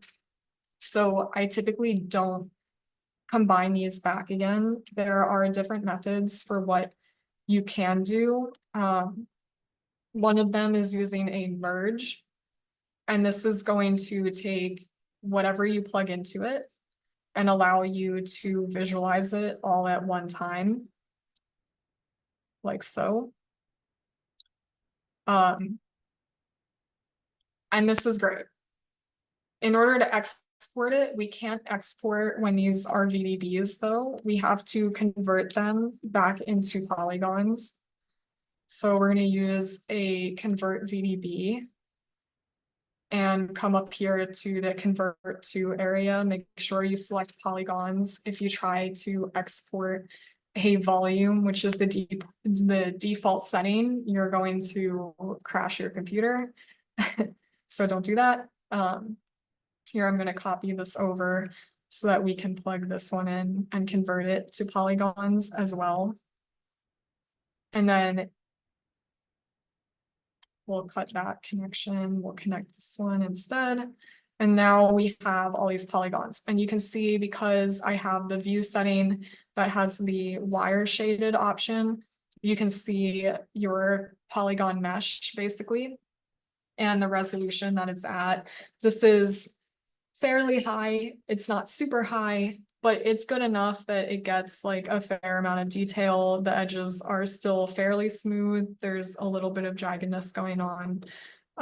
This resolution is again based on the resolution that you chose when you were setting up your VDBs. So that 0.03 number is being directly translated into the number of faces in your polygon mesh. And if you want to export this geometry for rendering, all you have to do to export something, let's say we want to export this half here, you can right click, go to save geometry. It will pop open this little window and you can, select your file destination as you wish, and you can rename it. You have to make sure that if you're going to rename it, you can type in .obj at the end or whatever file type you would like to export to. I recommend obj because if you don't type that in, it's not going to save properly. So that's the basic gist on how to do that. I'm not going to export mine right now because I already exported one earlier. The other thing that you can do is you can export directly from the merge node, and then that should export all the parts that are within the merge. However, sometimes this does not work for me. So if you do that and it doesn't work and it all exports as one obj anyway, and there aren't like subgroups to your obj, you can go back in and export each individually. But yeah, you should be able to export them all at the same time from the merge. And that is our first object or first exercise. I think now is an excellent time to take a coffee break. I hope that everyone is still with me. If you have questions, I will try to answer and go through some of them now. So just hang in there. If you want to go grab coffee, now's the time.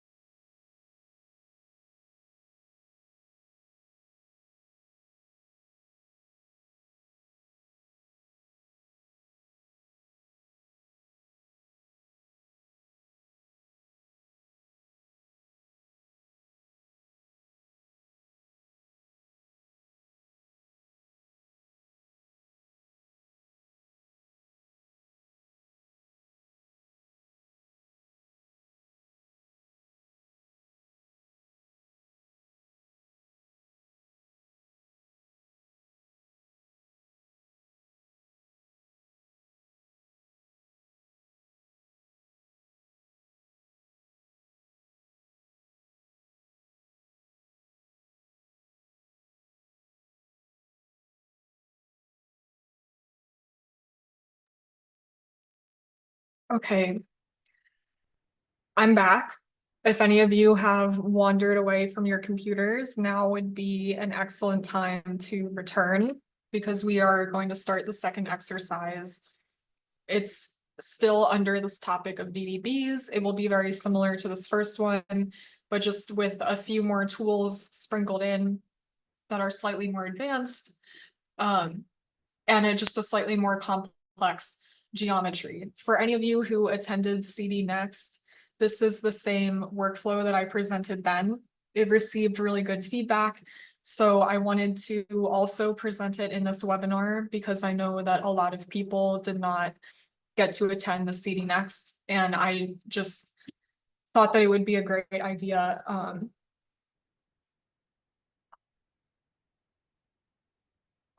Sorry, Sonia, we are starting now.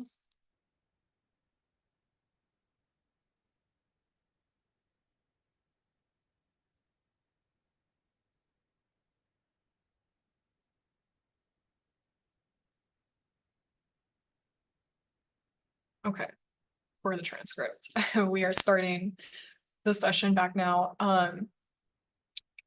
Again, I've already presented this, but I think that it will still be helpful, even if you've seen it in CD Next, to go through these workflows one more time. Maybe there was something that you missed that I can better explain, or, you know, just learning through repetition is how you get into Houdini.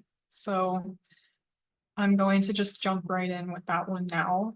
We are going to leave this exercise 1 node.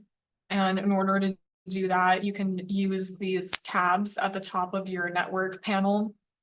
So here we see that we're inside of exercise 1. To jump back out of it, you can just click the OBJ button, and now we're back at our object level. So we can see all the objects in our scene. Just to save a little bit of computing power, I'm going to turn this exercise off in the viewport. And I'm going to drop down a second geometry node for exercise 2. You could do multiple objects in one geometry node if you wanted to. Like I could have exercise 1 and exercise 2 inside of one geometry node, but I think that separating them is a little bit cleaner. And just keeps everything a little bit more organized. So again, if you missed it the first time, which is totally okay and totally understandable. When I first learned Houdini, I also missed this. And so my first lesson was also kind of over my head. So when you're in this object network, you have to click into your geometry node. So you will select it and double click. And then you are now inside of it. You know that you're inside of it because here it says object, but then it says exercise 2, which is the name of the geometry node. So you know that you are inside of your geometry node if the tabs at the top of your network panel look like this. Now, we used a lot of toruses in the last example. So this example will be focused a little bit more on boxes. I don't know if that makes a difference to any of you. But we'll just spice it up a little bit in case anyone was getting bored of the torus shape.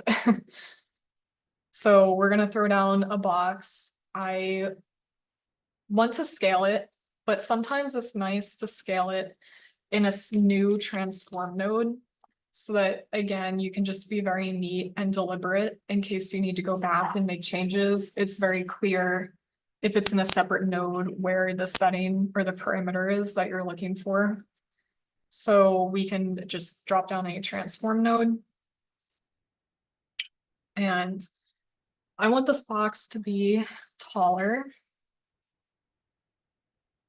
I'm also just going to move it up a little bit so that it's like on the origin plane, which I don't know. I'm an architect, so I feel like that makes a difference to me, but I guess for objects, it probably doesn't matter too much. But this is how I did it the first time, so I'm going to do it this way now. And then similarly to everything we've done before, I bet you can guess what comes next. It is the VDB from Polygons node. We're gonna drop that down. And here, I'm actually just gonna leave it as a distance VDB. Hold on, I just saw a chat come in.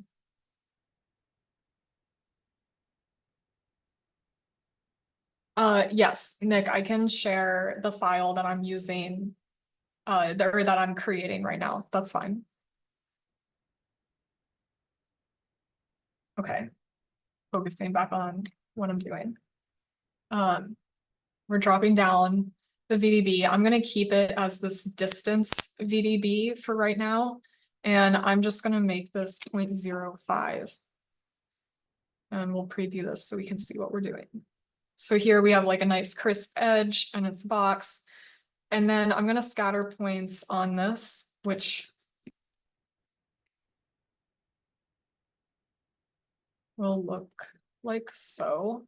And again, you can see the points are kind of concentrated on this like exterior boundary of our volume. But for right now, I think that's fine. I don't see any problem with this. I do think that we should decrease this to 10 because our next node is going to be copy to points. And we do not want to copy to 1,000 points because that would just take the computer very long. So now I need a geometry to copy. We're following the same process as before, where, you know, we're kind of creating this array of points so that then we can apply a shape to them and create an aggregate that will allow us to basically just make an interesting shape with very little effort or very little sort of direction on our part. Like when you're going into this, you don't have to know exactly what you're doing. I mentioned this earlier, but I just want to repeat it again, as this is something very unique to this workflow. If you are working non-procedurally and you're just modeling, for instance, in NURBS or in meshes, you kind of have to know exactly what you want to do before you do it. But when you work in a procedure and you have like a series of steps that you use over and over again that you know work, and they have this element of maybe like randomness as well, you can create really cool things without having any idea of what you will create. It's like a little bit of a surprise. So it's just a different working method. It's not that necessarily one is preferred or one is better than the other, but I do think it is nice to kind of just work with a process instead of the output in certain situations or at certain times. It can just really increase your creativity. So to start this next shape that we're going to copy to points, I'm going to make another box. We're going to change the size of it. Let me preview this so we can see what we're doing. And maybe we'll rotate it. And then I would like to copy this to start creating a sort of pattern or system, similarly to what we've done in the previous example. So using the copy transform node, I'm going to maybe translate it, like move it to the side, move it up.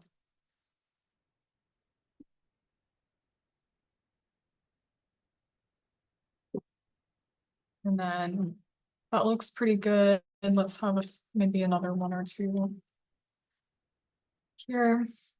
And then again, I'm going to mirror this. I really like using the mirror tool because it resembles nature. A little bit of biomimicry for you in a very simple way. I think this shape is kind of interesting, so I'm just going to leave the default parameters for this one. But I think it can still be a little bit more complex, so I'll just drop down another copy transform node and maybe create a few more of these and a bit of repetition. So let's see, I think we can rotate again. I'm kind of interested in these like 45-degree angles now. Just as something different from the previous example, we didn't really use too many angle changes or rotations. Let's preview this. Okay. It's looking a little bit funky, but I kind of like it.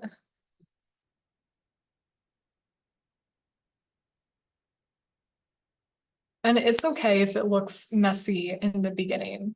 I mean, almost all of them do look messy. And then that's part of the surprise at the end, is when you can create this order or the certain aesthetic that you might be looking for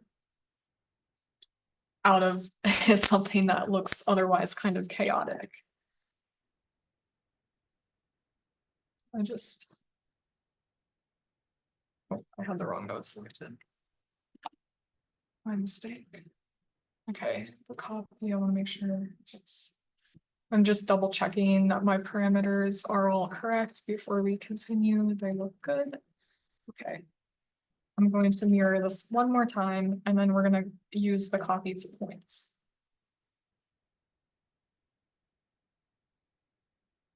And I'm going to mirror this in a way that creates a little bit more vertical symmetry.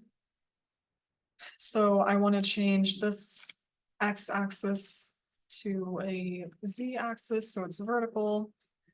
And maybe the distance can, yeah, change so it looks like it's kind of stacked on top of each other. I think something like that is kind of an interesting building block. And we'll plug this into the copy to points. So this object is going to get copied onto all of these points into an aggregation. Again, this looks very chaotic, but we're going to combine this into one shape and start to like break it down into pieces. So we'll create a little bit of order out of the chaos.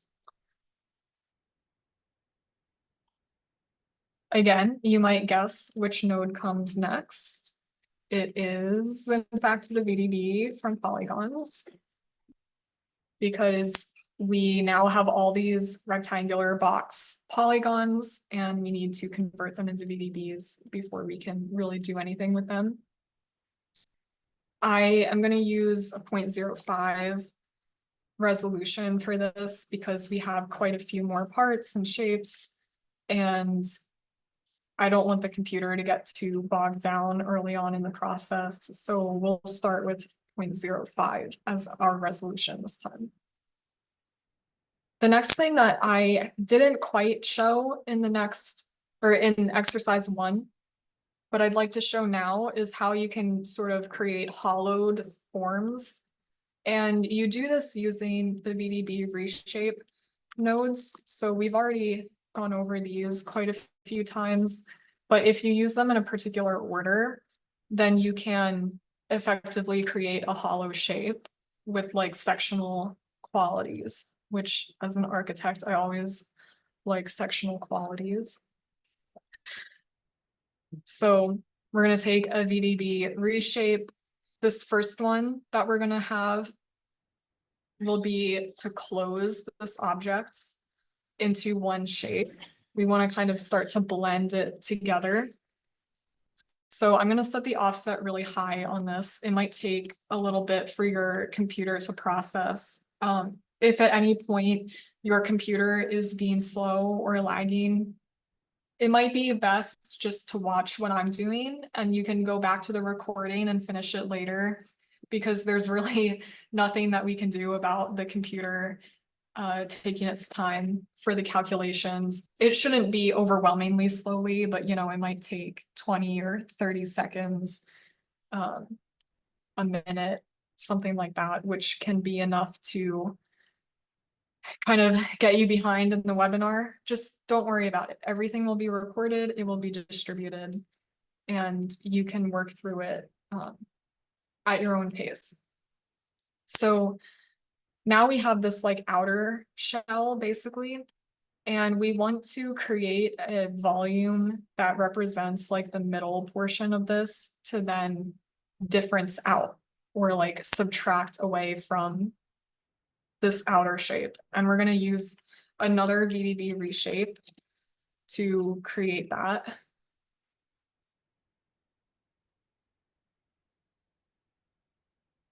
But this one is going to be an erode. And we're gonna want to set the offset pretty high. So up here, you know, anything like in here would probably be enough to create a hollow form, but the thickness of it will be very thin. And I'll show how this works once we finish the process. But right now, just know that we want the offset to be pretty high so that we can get a reasonable thickness of this outer layer when we create our hollowed shape. So then we're going to combine these in an intersection using the VDB combine node.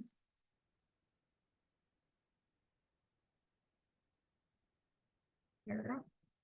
And this is going to work by plugging this first one, the closed VDB reshape. See, we're using the close operation into this first input, and then the erode into the second input. And then we're going to change this SDF intersection to an SDF difference. So that means that this shape will have, this first shape will have the second shape cut out of it, and it will be hollow. Of course, right now, you can't tell that it's hollow because it's totally enclosed. That means that we have to basically cut part of it away in order to reveal the section or its hollow qualities. So to do that, I'm going to create another bounding box. And I'm going to use this original geometry to plug into the bound. This is just a fast way. There's lots of, honestly, there's like countless ways that you could do this. You could create a box and just transform it, like move it to the side to cut away from. You can do what we're going to do now, which is creating a bounding box and then just making it smaller so that it cuts away some of the most extreme edges of the shape. You can create a whole other geometry and subtract it out of this one. All of those sort of like cutting actions will reveal the hollow quality. I just think this one is like kind of the most straightforward to visualize. So we're putting a box around our object and we're just going to shrink this box until it cuts away parts of the object. So we're going to have a transform node to make this smaller.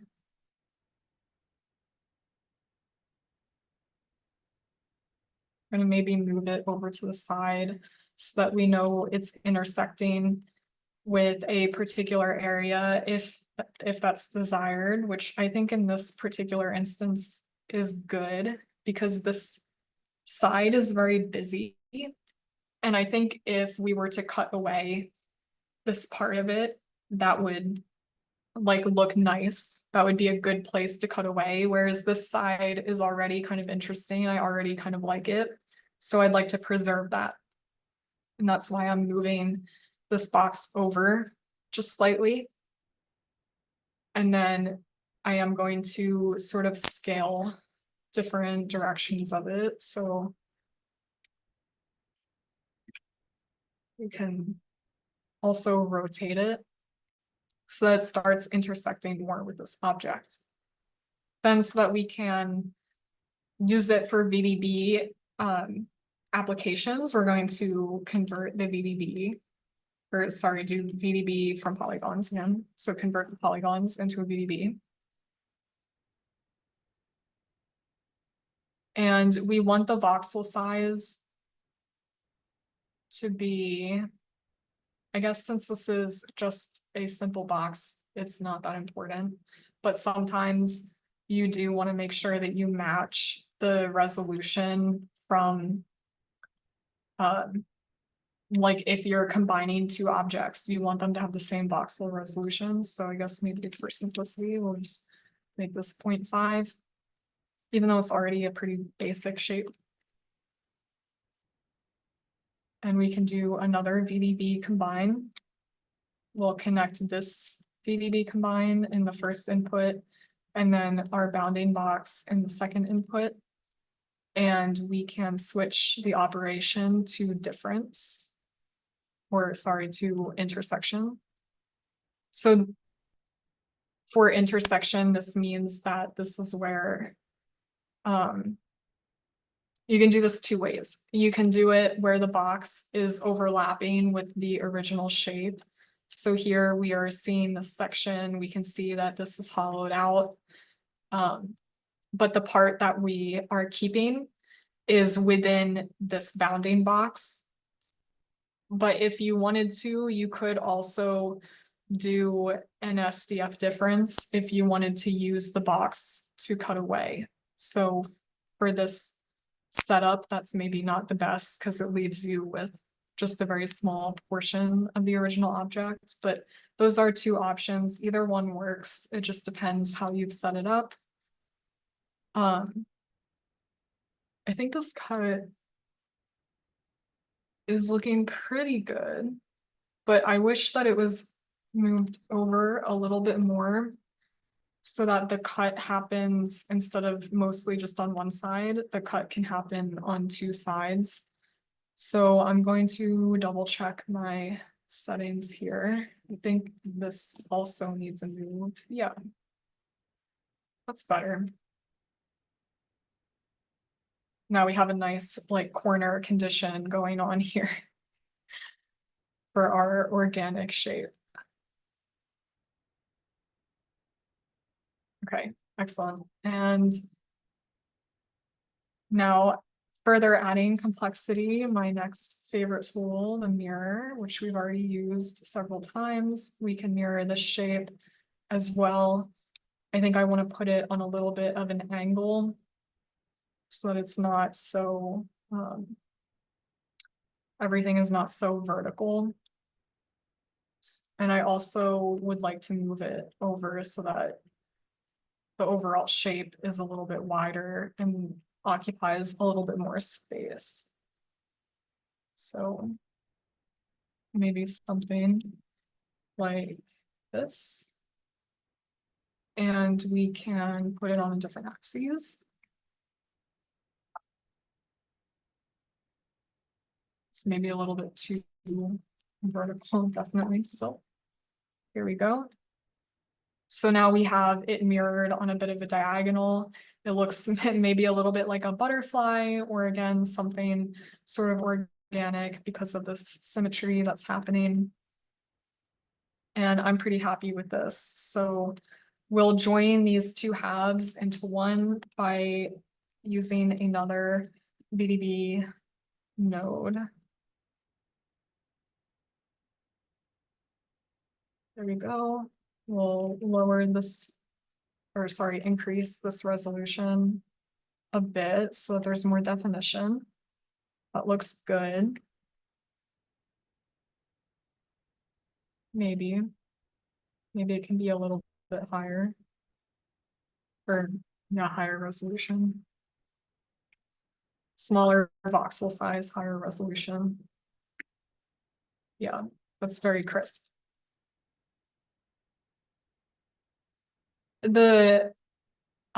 When you're using your resolution or your voxel size, just be cognizant of what your computer can handle. Everybody has a different computer. Some of them might be slower.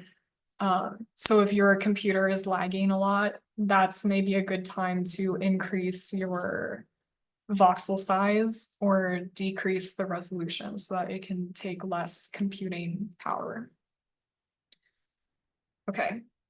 So now I really like this kind of overall form and the shape. And I want to go back in and add some more fine details, sort of like what we did in the last example, but with a little bit more rigor to it. So again, we are going to fracture this geometry. And then I'm going to take or delete some parts of it and replace it with a system that has a smaller or finer scale to add another level of detail to what's happening. So we have our VDB fracture node.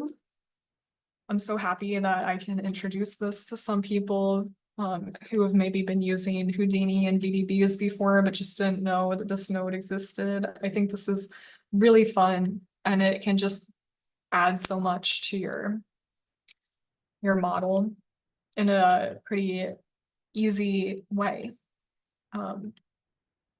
So when I'm making my scatter points, I think that I'm actually going to use the geometry that is further up here. And there's no particular reason for why I decided to do this. It's just they still kind of occupy the same space, and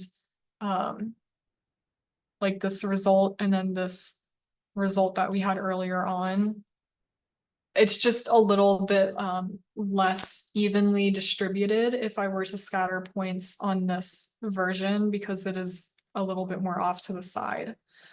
It's very arbitrary. You can scatter your points wherever you want. You can scatter them within the object. You can scatter them in a different object. You can do anything. The world's your oyster. But for right now, we're going to go with this. And again, the scatter node automatically sets to 1,000 points, which is a little bit much for what we're doing. So I think we're going to decrease this quite a bit. So maybe like 10 to 15 is usually a good number. And then we can plug this into the second input here. And then the last thing we need for this VDB fracture, now that we have our initial shape that we are going to fracture, we have the points that we're going to use to fracture with, we just need the object that we're going to apply to these points and use as our cutter object. So this is what I was talking about earlier. You can make a completely new shape, or you can just cut it with itself. And I think that's what I'm going to do right now. So I'm going to drop down a transform node just to make this a little bit smaller so that more iterations of this can fit within itself, right? So maybe if we do something along the lines of like 0.5, 0.5 might be a little small. We have a pretty complex geometry, so if we cut it with something this small, we're gonna get a bunch of like really small pieces again. So maybe a little bit bigger, like, yeah. So like 75% of the size, that might be interesting. And then we can also rotate this so that we get different areas of it colliding with itself. Yeah. All right. We'll plug that into this last input of the VDB fracture. And we'll see if this is working.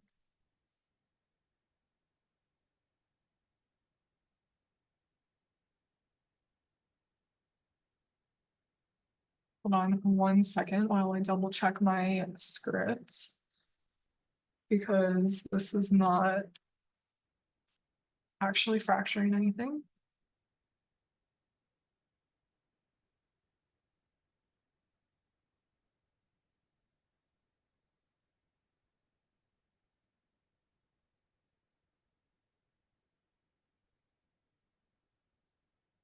Oh, did you say that I inverted?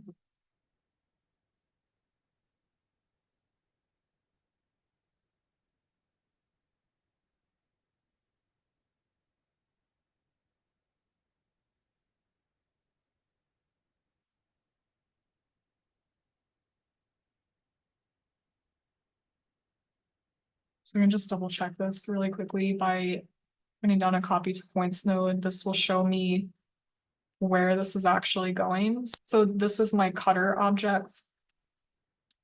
And then if I'm cutting this shape with these, I'm just going to confirm that there is overlap, which there is plenty of overlap, so it should be working.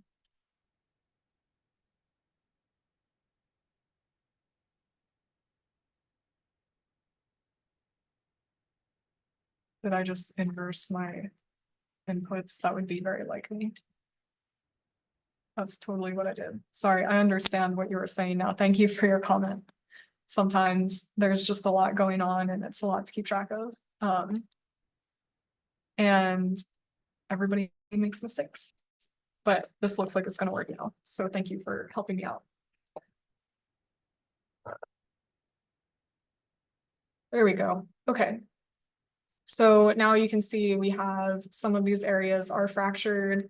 It's a little bit difficult to tell right now, but when we group them, and it will highlight in orange, so it will be easier to see, but this is looking good. So let's just get into the grouping.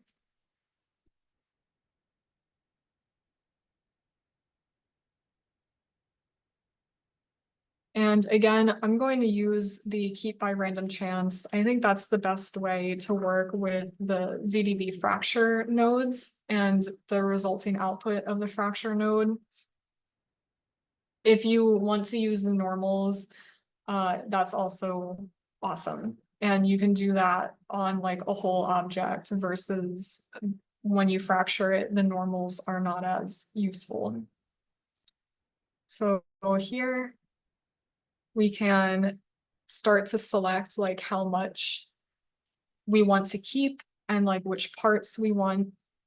So here, if you increase or decrease the percentage of your group, you're going to select more or less fragments that have been generated. I know this was maybe a step that a few people got stuck on last time, which is totally fine, but hopefully we can kind of get it working together now. Or at least if you're not following along, that's also totally fine. If you're just watching, hopefully you understand what's going on. So the percentage is really important. You have to make sure that you have this keep by random chance enabled. So you have to have this checkbox. And you should just be going directly from your VDB fracture node and plugging that into the group node. If you have all of that done, it should be working. If it's still not working, one last thing that you can check is your group type. You might have accidentally switched it to say like vertices or edges or something funky that's not working with what we're using, which is the VDBs. So if you select it to primitives, it should pick out the entire fractured pieces instead of just say like points or edges.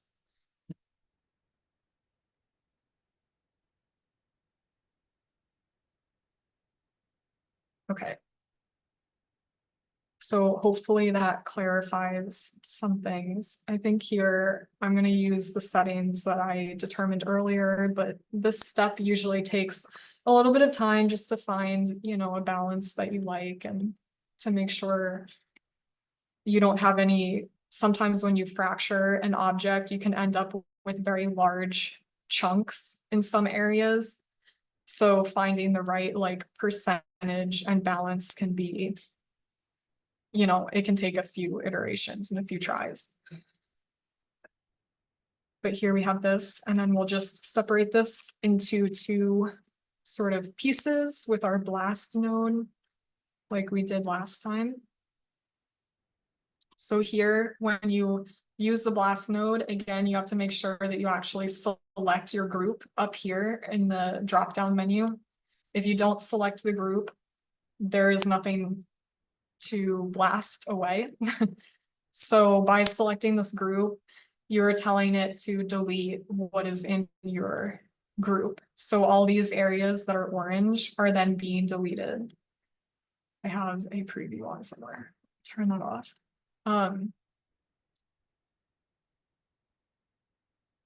And then if you want to preserve the other half and continue working with that, you can copy your blast node over. All I did just then was click on the blast node, hold down Alt, and left click and drag.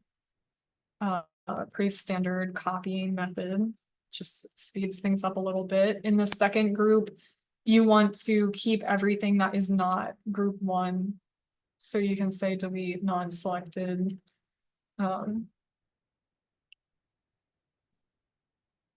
I'm just gonna, so that I don't confuse myself, I'm gonna make this one the delete non-selected. It doesn't actually matter which order you do this in, but I'm just gonna do this for clarity. And then here you have sort of these bigger pieces that I imagine I will want to keep mostly the way they are now. These kind of have like some nice surface qualities that if I were to render them would show material choices and like material qualities very nicely. Whereas the parts in this group are much more fragmented. They're kind of like all over the place. So these are the ones that I will be replacing with a finer scale, more detailed geometry type. And that's kind of my logic behind what I'm looking for when I fracture these objects. It's all about grouping similar materials. If I have in my mind a certain idea of what materials might look good, what composition might look good. But that being said, you don't have to know any of those questions. You can figure it out as you go. There's just some things that you might consider as you're thinking. So here, there is quite a lot included in this group. I think I might actually fracture this or break this into multiple groups again, just while I'm adding detail. So I can add another group node here. And similar to how we did it the first time, I'm going to enable by random chance. And then I'm going to adjust these inputs until I get like a nice percentage and a nice composition between the two halves, the orange and the white. I decided on this sort of combination. And then from this group, I am going to convert part of it into polygons. Because what I think I'd like to do is replace some areas that have this whole object is very organic feeling. So I'm kind of wondering like what would happen if I replace some of it with more rigid, non-organic details like a grid system.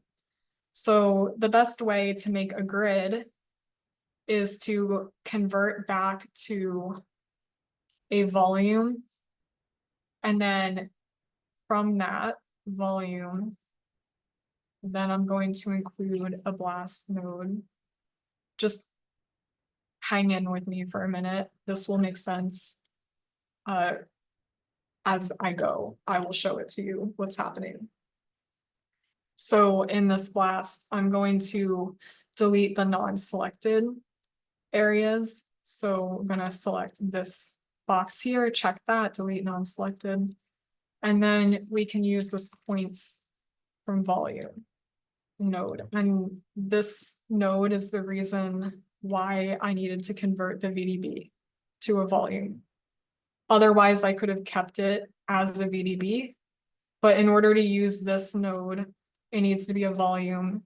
And this node is similar to a scatter node, except instead of placing points in random areas, it will place them onto a grid. So the only control really that you have over this node is your point separation. And I would be very careful with this node because it's extremely easy to crash your computer if your point separation is too small and you're generating like too many points. So yeah, just make sure that when you use it, you set this to a high number before you preview it. It could be even higher than 0.25, like 0.25 is already a little bit dense. I know that my computer can handle it, so I'm not too worried, but just for someone who's still figuring out the program and figuring out the capabilities of their computer, it's important to be aware of that.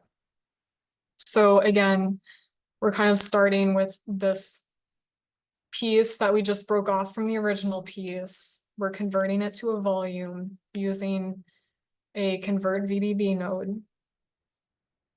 Then we're going to blast away. When you use the blast node, Don't be like me. Remember to select the group that you're blasting from, otherwise it won't work. So we are using group 2. So when I come into the blast node, I'll come up here to group, select group 2, and delete non-selected. That way we're kind of narrowing down this area that we're going to put a grid into.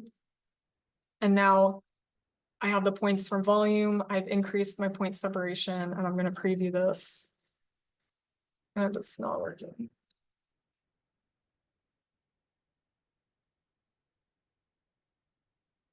Oh.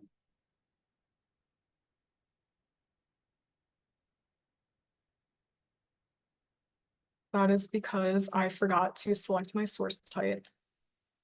So when you make the points from volume, you just want to indicate what type of input you are putting into that node, and that affects how it calculates the points. So the reason that this only calculated a portion of the area it was supposed to is because it auto-detected the wrong type of input.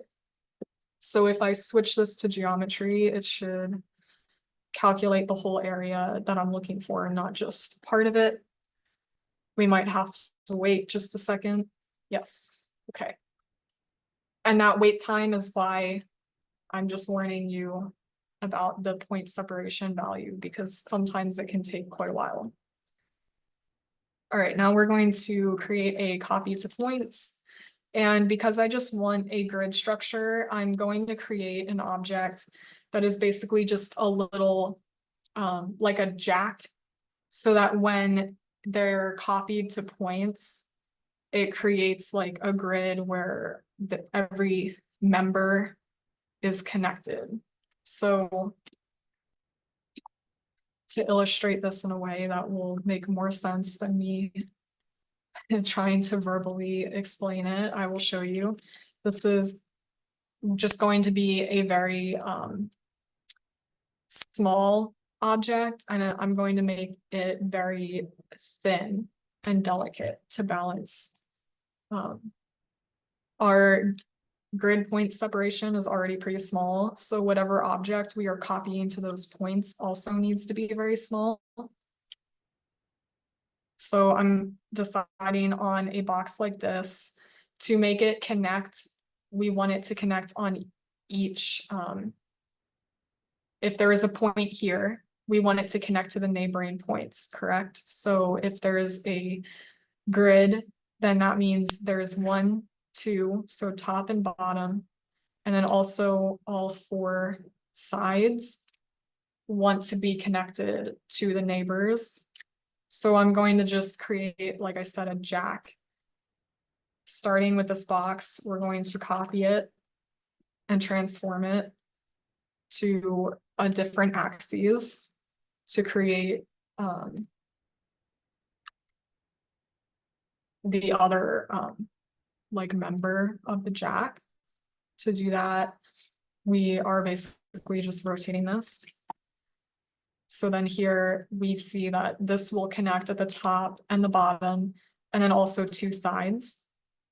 So we want to make another copy.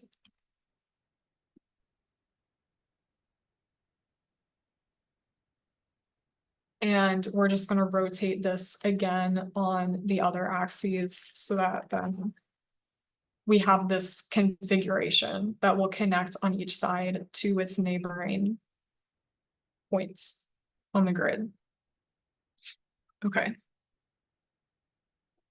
If we plug this in here, we again have our points on the right or the second input node, and then our object goes on the first or left input.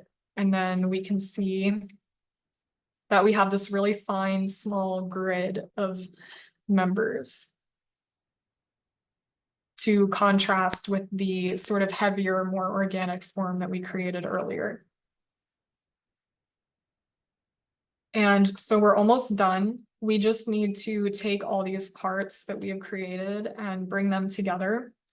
So I'm going to go back up here to this group 2, and I'm going to make another blast to subtract out the parts, these parts that were converted into a grid.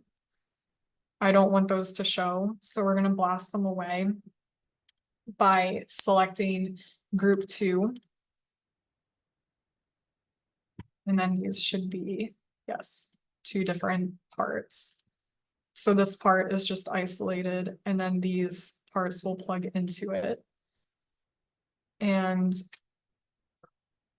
for right now, I'm going to convert this to polygons. So convert the VDB. And this is kind of a unique example because we're using the copy to points very late in the process, and we're using these boxes, which are already polygons. Remember, they have edges and faces. So all of this is technically a polygon mesh.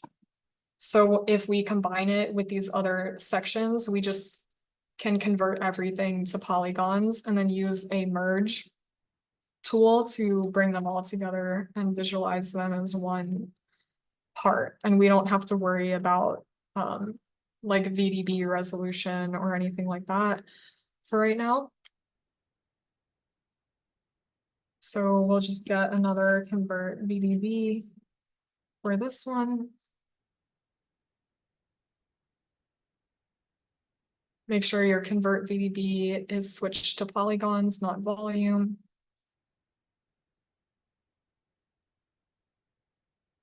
And we can add this one to the merge as well. So now we have 3 pieces that are coming together, and they should all fit and interlock with each other.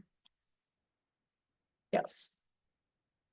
So just to recap what happened, because I know this example is a little bit more complex than the first example, but we fractured the overall form that we created up here.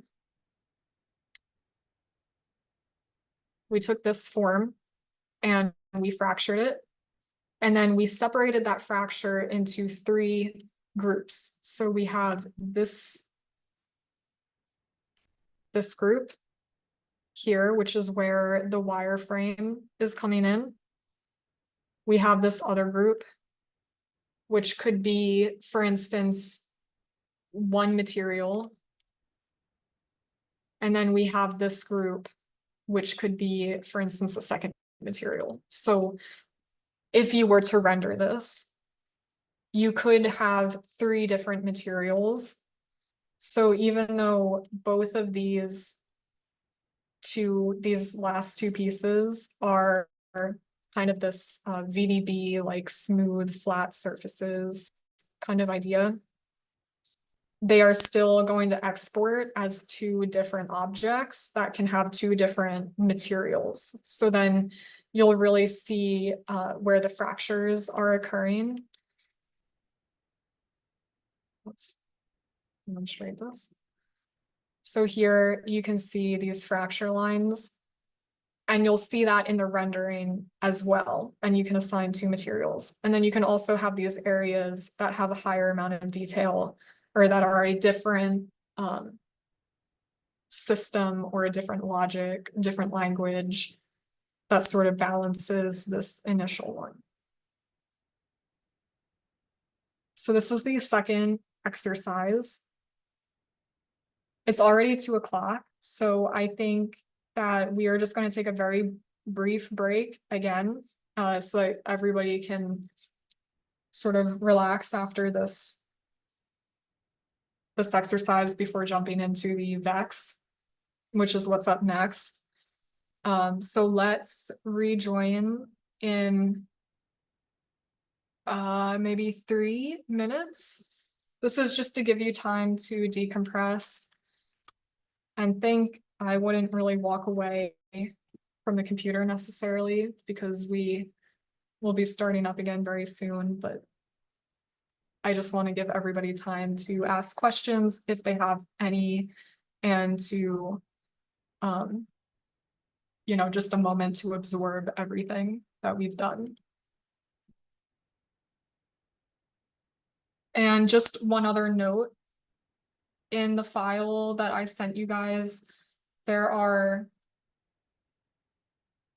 3 other examples here beyond what we worked on. So we did this first one together, and we did this second one together just now. These were exercises 1 and 2. But then these 3 here in the middle, we have not reviewed. These are in the file just in case you want to see how they worked. You can go through on your own and explore them. These were some of the objects that were posted in the advertising and that I just showed you in the introduction presentation. So if you click into these, you can see the scripts that were used to complete them, and you can see the objects. There's this one. And the third one is here. So these are all using the same tools that we just reviewed together. But they're just, more examples.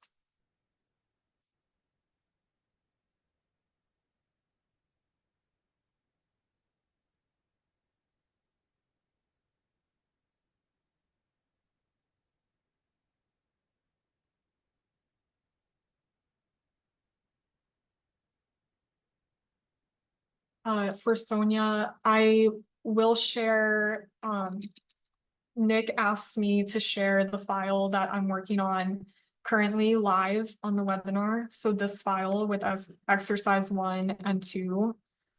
I will share this, but I can't share it until I finish the file. So it will be available though. We will email you both the recording and all of the files within, I believe Mike said that they'll be prepared within a day. So you will have access to them even if you leave now. That's totally fine.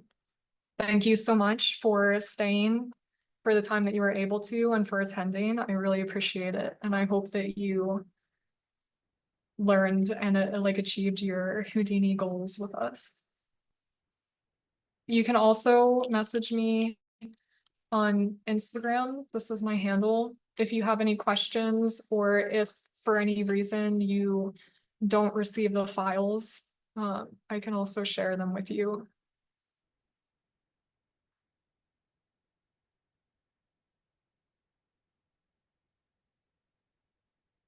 I have tried to 3D print some of these models.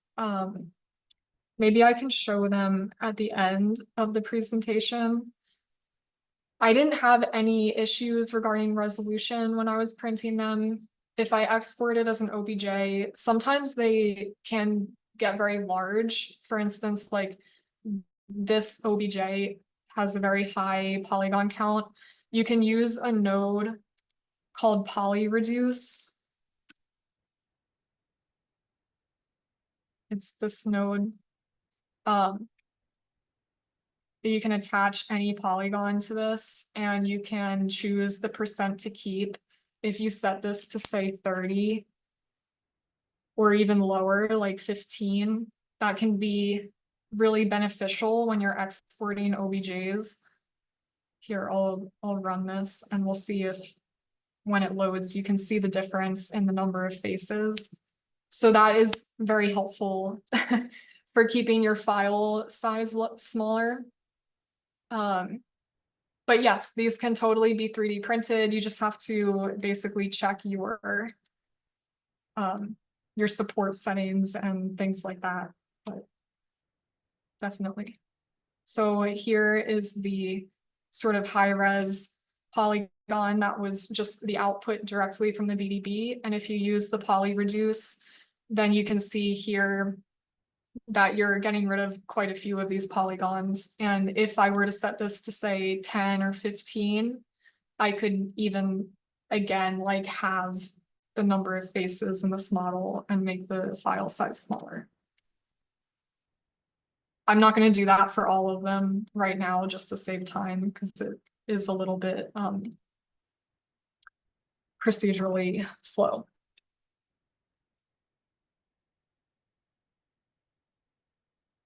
Yeah, that's also true. You can definitely change the resolution of your VDB.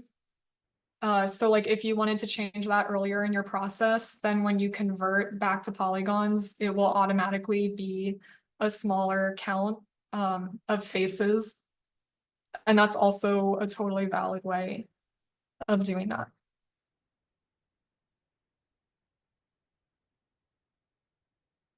Thank you for sharing. Okay. We're gonna dive straight into exercise 3. Oops, I'm getting ahead of myself. Okay, geometry node. I'm gonna change the name. We're gonna make this exercise 3. And this is our first exercise using Vex. Because we don't have a lot of time left to do this, I'm gonna try to do the example in about, well, I guess we have 2 hours. I'll try to do this in about 45 minutes, and then we can go through some questions and some more examples, and then render. I think that will be enough time. So, but it might get a little bit fast. Just know that any of the coding, you don't have to learn coding. I'm not going to teach you coding. I don't know very much about coding myself. I've just done a lot of research to figure out these specific codes that get specific results. And I will show you exactly what parameters to change so that you can use these in a workflow without having to worry about knowing any coding language. So what I'm going to show you, I'll just bring this file back over quickly before I start so that we can preview what we're going to be looking at. Basically, there's going to be 1/2 of these equations that is the coding portion, and then the other half is going to be making a 3-dimensional object out of this. And our first exercise is going to be a strange attractor, which if you Google them, they are kind of these curves that spiral and create different patterns, like so. So like this is a very popular strange attractor. We're going to remake something very similar to this, slightly different formula, but same process. And it's going to result in a curve or a polyline. And then we're basically going to pipe that and then manipulate it with VDBs to make it look kind of like fluid and cool. And then I'll show you ways also that you can modify further the SideFX code just to get like some weird unexpected results that aren't typically shown as your standard strange attractor or your true strange attractor. Okay, so can I just load this quickly? So yes. This is basically what the coding portion will do for us. And then we can pipe it so that it becomes 3-dimensional and then use tools like VDB, reshape, and things like that that we've already used to make it look kind of interesting. So that's what we're about to walk through. I'll start fresh. We're already in. We have our objects. We're going to dive into exercise 3. And the first thing that we're going to do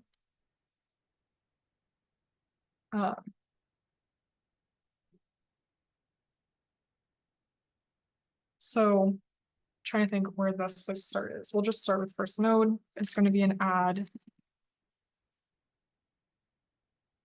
point node. Hold on.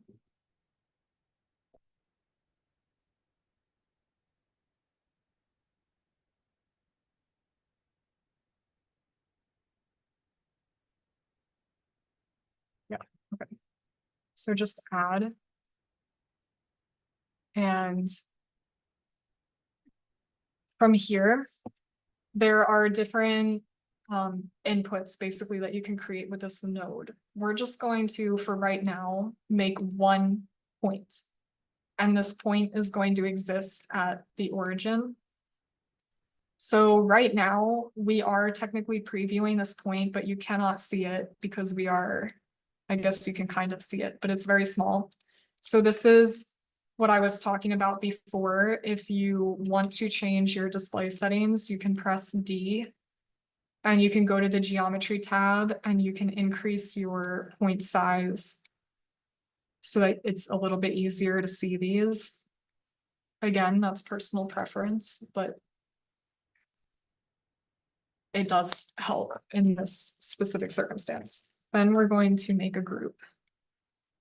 And we're going to plug our point into this group. We're just kind of setting up right now. So we'll come back and we'll edit these nodes later. But for right now, we want to set this group type to point. If it's any other type, it's not going to work. So make sure that that is set to point. We also want to rename this group. So in the group name, we just want to type active. And that's going to be the group name. This is important because when we write the VEX code, we're going to refer to the group by its name, active. So if it's misspelled or if it's still the default group 1 name, then the code is not going to work.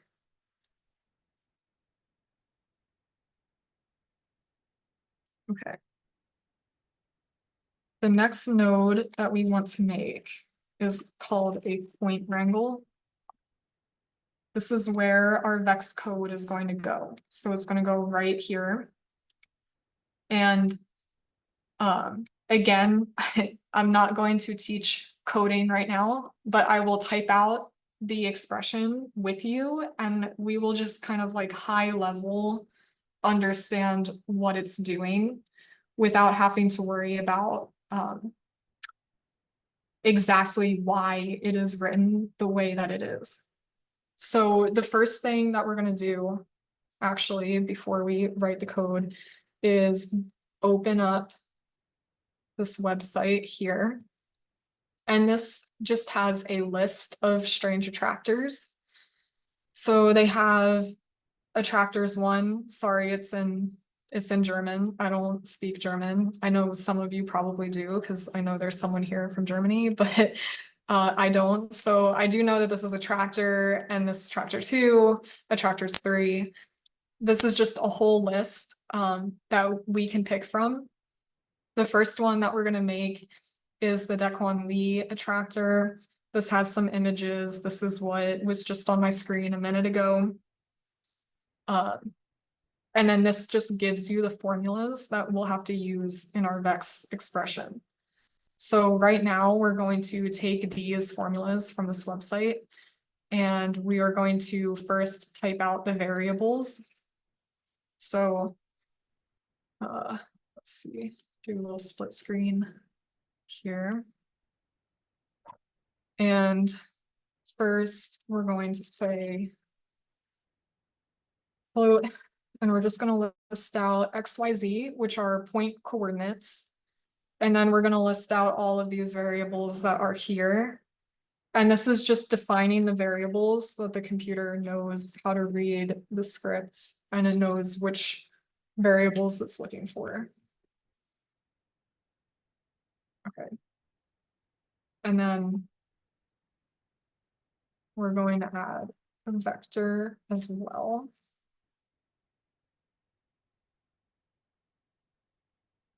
Again, this has to do with our point and establishing the location of the point. Then we're going to define our variables. So you have to go through and see, like here it says A equals 40. So we're going to go type all those in. You have to make sure that you have a semicolon here at the end. I mean, in the webinar, it's not important because I will obviously, you have the files, you have the code. I can copy paste the code for you if it's not working. But if you are going to go back and maybe try some other equations on your own, then you just have to type out these variables. Make sure there's a semicolon, otherwise you're going to get an error. Also, this is a period.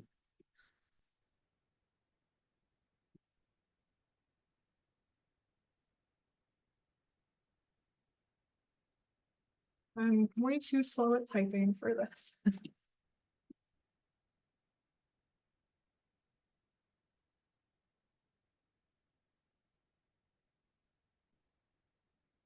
And I am really bad at remembering the semicolons, so that's why I'm emphasizing this.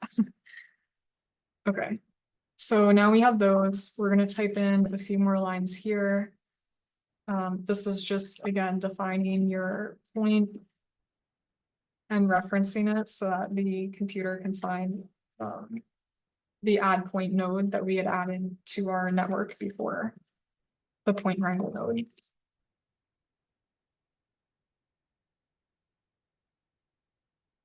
And right now I'm defining the point location, right? So when you're saying the X position is 0, that is telling the computer to basically look at this first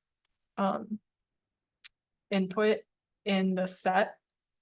And then now here we're going to say position 1 for Y, because then that's going to be this next position. So you have position 0, position 1, position 2 is Z.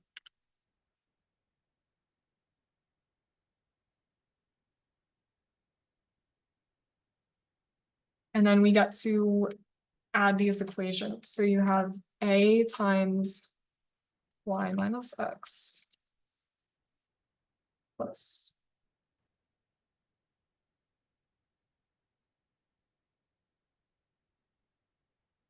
Okay. So this is our first equation. This is for X. So what I'm going to do is write X equals X plus. So what's happening here? We are defining a position of a point at origin. This is the point that we made in the add point node. To create this shape, all that's happening is we are moving this point and creating another point. And then we move it again and we create another point until eventually you get this and you connect all the points with a polyline. So when we have these formulas here, these are what are determining the location of the next point. So we have point 1, and then it's going to undergo this equation to figure out what is the X value for the next point. What is the Y value for the next point? Again, I'm not a coder, I'm not a mathematician, but just high level understanding. This is how it works. And we are just going to use these shapes that result as a starting point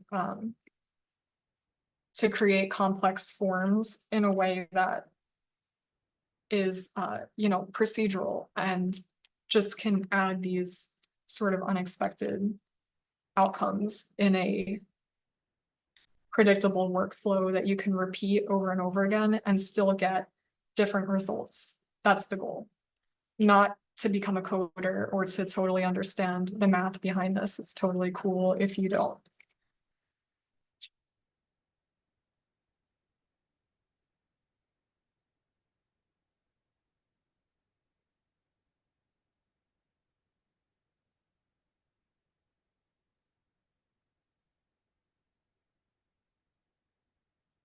I'm just going to copy paste. Okay.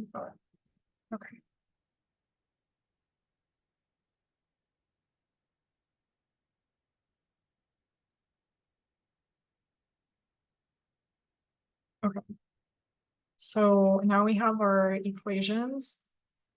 The next thing that's going to happen is we just have a few lines of code that is basically establishing that we had our original point and now we are making a new point and deleting the old one. And again, you don't have to understand this, but just high level, that's what these lines of code are. You're never going to change these lines of code. they should always stay the same so that the vex expression works. But just so that we have a mutual understanding of what's happening in this section, we're deciding which point is an active group and which point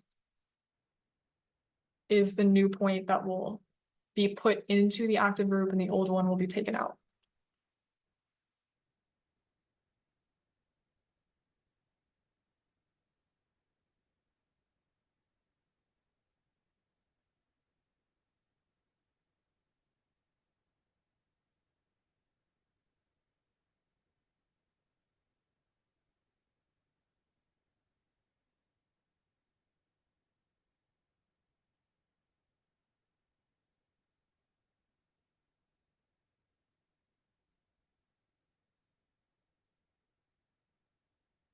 Okay. And then this needs to happen over and over and over again, like a million times to create these polylines, right? Because just moving one point to a new location basically is such a small step. It's not going to result in anything cool. So we need to do that over and over and over again using this equation. So we're just going to create what's called a loop. And that starts with an if statement.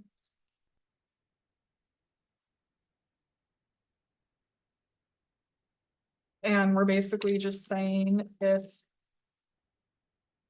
the point is active, then it's going to have these formulas enacted on it to generate a new point, and then the old one will be deleted, and then that will happen over and over and over again with each new point that is then created. And just to keep things neat, the standard formatting for this is to inset everything just so that it's easy to read. So I'm just going to go ahead and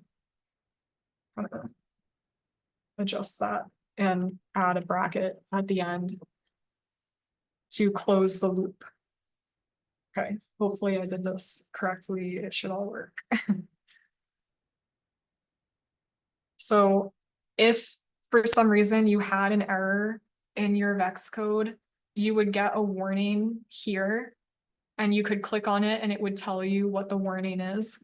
We don't have any warning. Hopefully you don't ever have any warning because you should just be copy pasting this in and changing only like these formulas and these variables, right? You should never have to change anything else. But if you do and you get a warning, that just means you have some error in your code. And usually it's like a missing semicolon or you misspelled a word or something like that. So for this to actually work, we also need a solver node. And this has to do with kind of how this is looping through. The solver node is going to allow the loop to work. So we are going to bring this here and we're actually going to cut the point wrangle and dive into the solver node and replace this out with the point wrangle. So this will just connect here. We can delete this.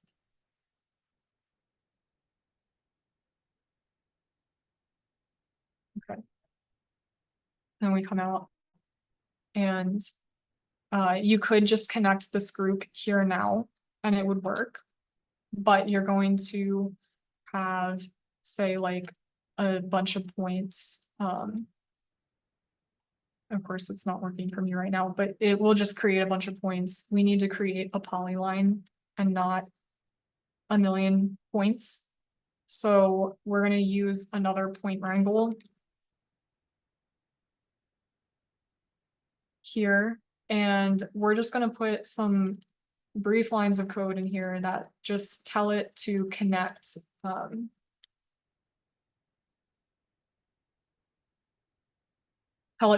each point with a line. And that's what these lines of code do. That's all. You never need to change them. You never need to adjust them. They're just there. So this is what we have. Let's see.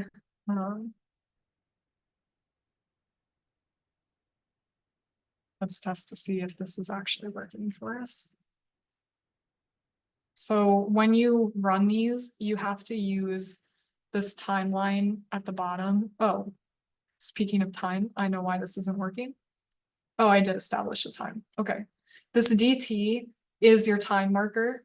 So this is basically relating this to your timeline here so that you can see each point or each segment of the curve as it's being created.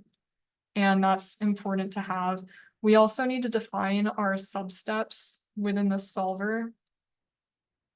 This is basically saying how many times the solver is going to run in each time frame.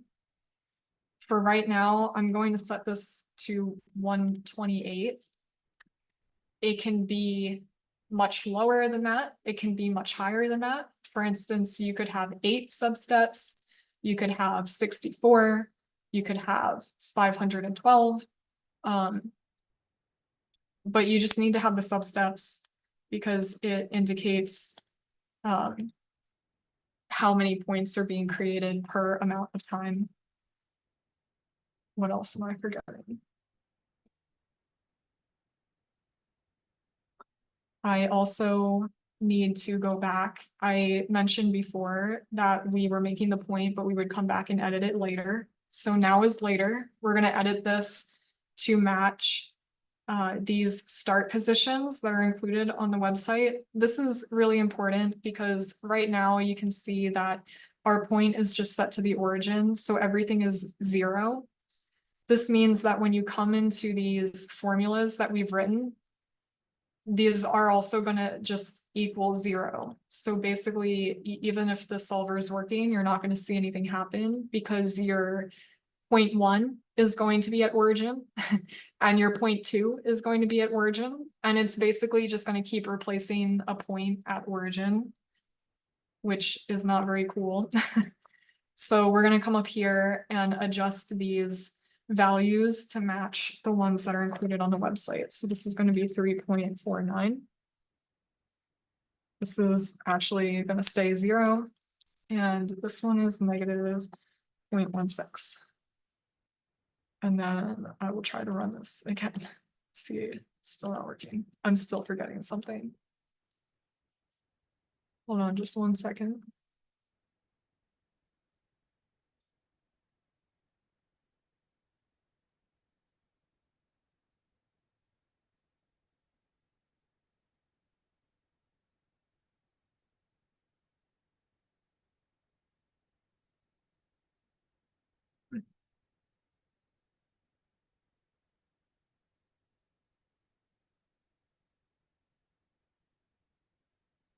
I forgot to mark this points.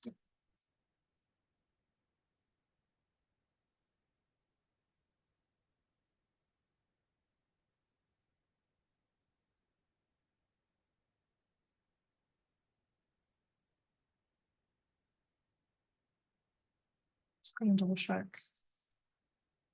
This is all in here correctly. Should be. Okay, we're creating something.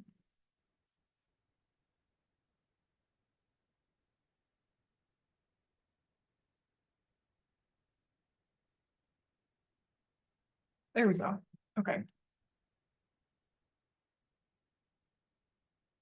So in order to refresh what's happening, you just basically can keep refreshing the timeline. Each time you do that, it's going to recalculate what's happening. So there I just made some adjustments to like the point that's being the start position and was just double checking some of the code. So then in order to reset that, you can't just preview it. You also have to reset the timeline and then hit play. And here we can see it is creating the polyline that we just coded for. The formula is all working, the vex code is working. And now it's basically running on this loop that is 240 frames long. You can edit a few things in this process depending on what kind of results you want to see in your viewport, like how dense you want the lines to be, or if your computer is maybe lagging a little bit and you want to sort of simplify the process. The two things that I would look at are the number of keyframes. So you could make this, say 500, you could make it 1,000. This is just going to allow the process to compute more times over. So it will become more dense. Of course, it didn't like when I just did that, but here it will continue past the 240 mark and it will go all the way to 500. So this will keep computing more and more and more lines while it does that. The other thing that you can adjust are the substeps, which I just reviewed with you, but here in the solver node, you have this substep. So if you were to say make this 8, then you're going to have much less lines occurring within those 500 steps than if you had, say, like 256 substeps. You're going to get many more lines for the same amount of the time frame. The more you increase the substeps, the more your computer might lag. Although overall, I haven't had too many problems with lagging. Just again, it kind of depends on your computer and what it's capable of. But here, this is a good beginning to what we're doing. So I'm just going to stick with this for now. And I'm going to make this 3-dimensional because right now we just have this curve. It doesn't really help us with a whole lot. So here, this is our vex. And then next we are just going to make this 3-dimensional. And we are going to do that by using a wire.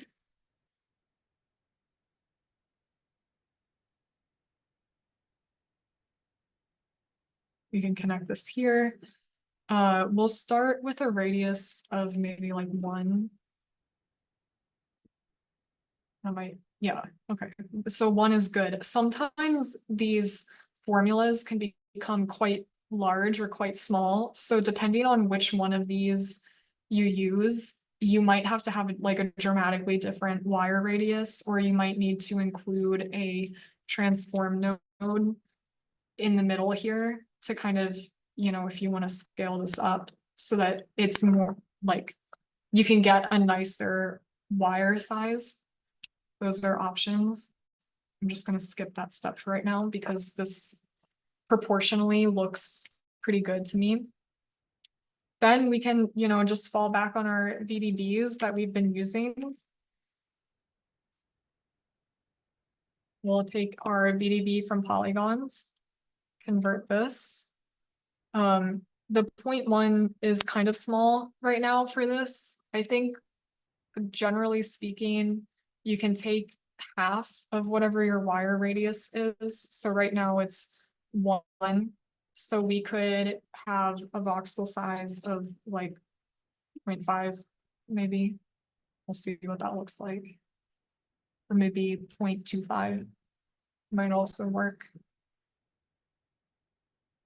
And it's just taking a minute to calculate that.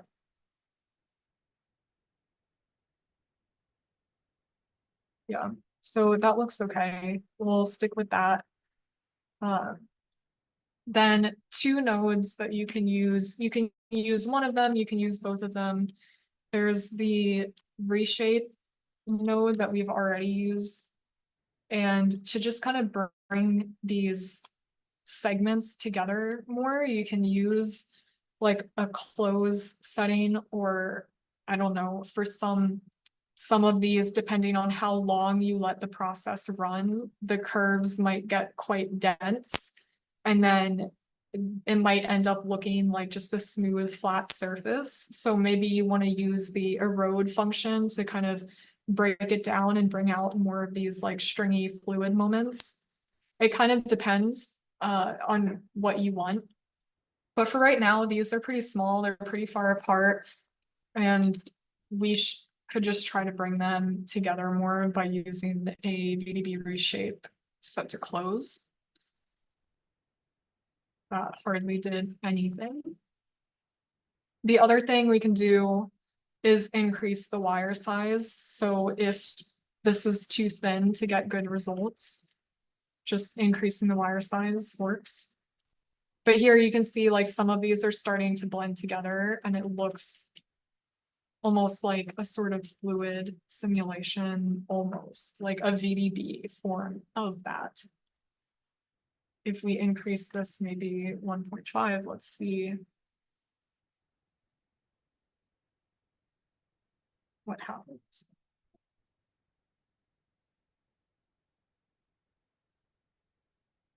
Just bear with my computer while everything calculates. These things can be a little bit more intensive than the previous two exercises.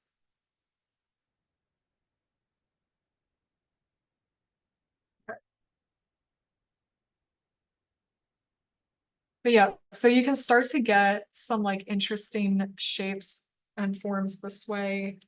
Maybe I'll just quickly show some examples that I've already computed. I'll just let them load from this other file. For instance, I was looking at this like Halverson attractor. This one is in the file that I've distributed.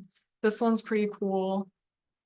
When you make it three-dimensional, it gets this like very folded, interesting geometry that I imagine could look very nice rendered. So maybe we'll render that in like 45 minutes, half an hour, see how that goes. The other one that I looked at that's included in your file is the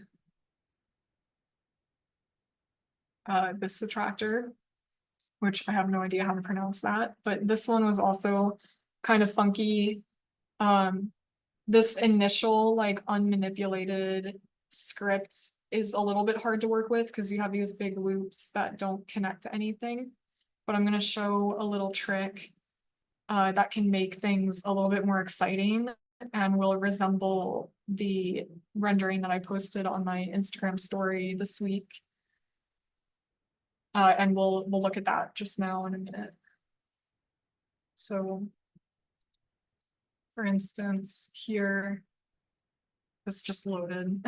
Thank you for waiting. But this is the Halverson equation that we were just looking at. So this is here in the file. And basically how this is broken down is this first one is the equation that we just did together. It's this like vex code plus this form generation.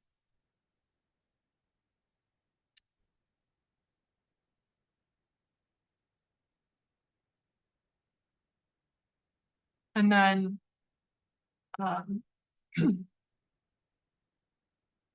someone just like hiding from me. So then this one is what we're going to look at next. And that's basically instead of inputting just 1 point, what happens if you input 2 points into that? And so we're kind of following this pattern. Here is just the standard Bally attractor.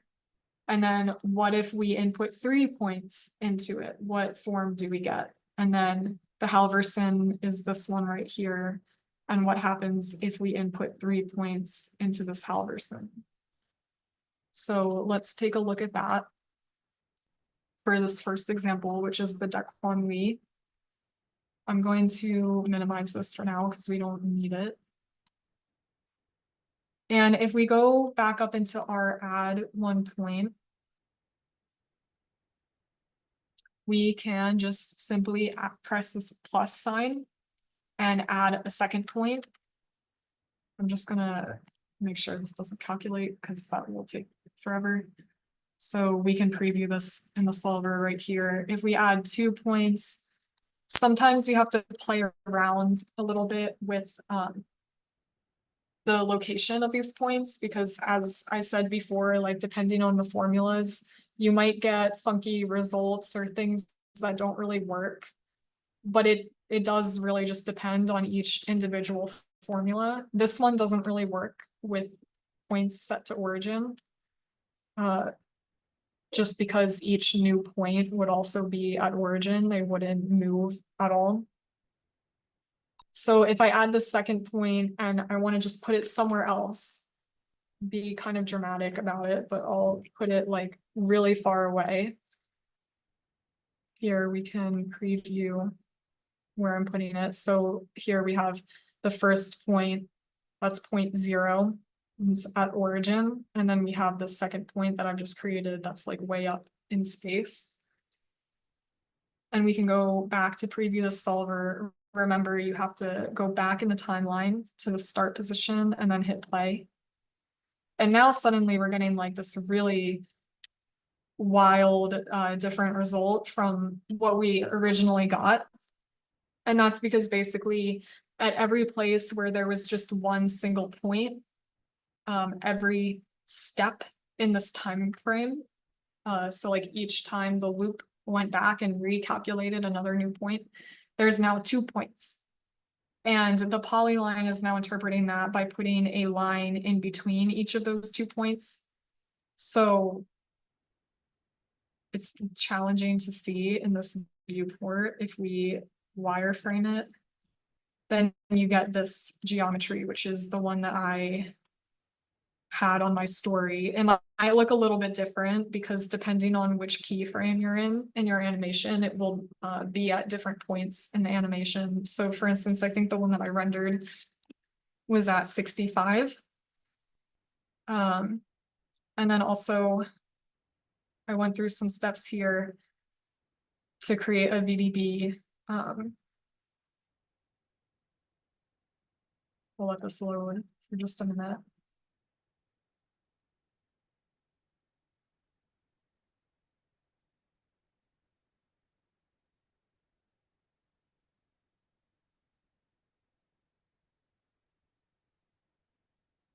And use this as an opportunity to check out the chat. I'm sorry if I've missed any of your questions. It's a little bit difficult to like go back and forth between Houdini and the chat, but I'm doing my best.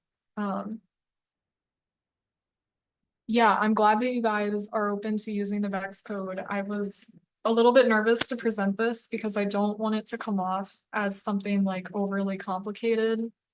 But I really do think once you have the code written, which I've already done, then it should be easy to change the formulas and change the variables to get different results. Yeah, so here is the VDB, and we can reshape this to close it or to erode it to make it look a little bit nicer, not as like stick-like.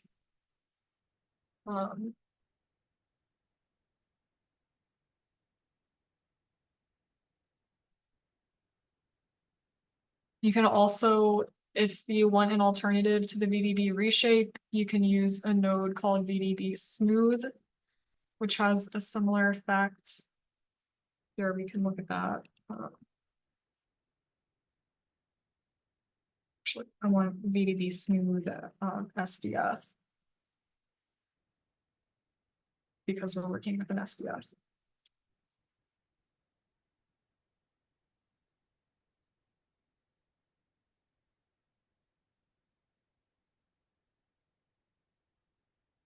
Oh, that's interesting. Usually the VDB smooth is a little bit dramatic. So I end up reducing the number of iterations to like 2. But in this case, it actually is not very noticeable.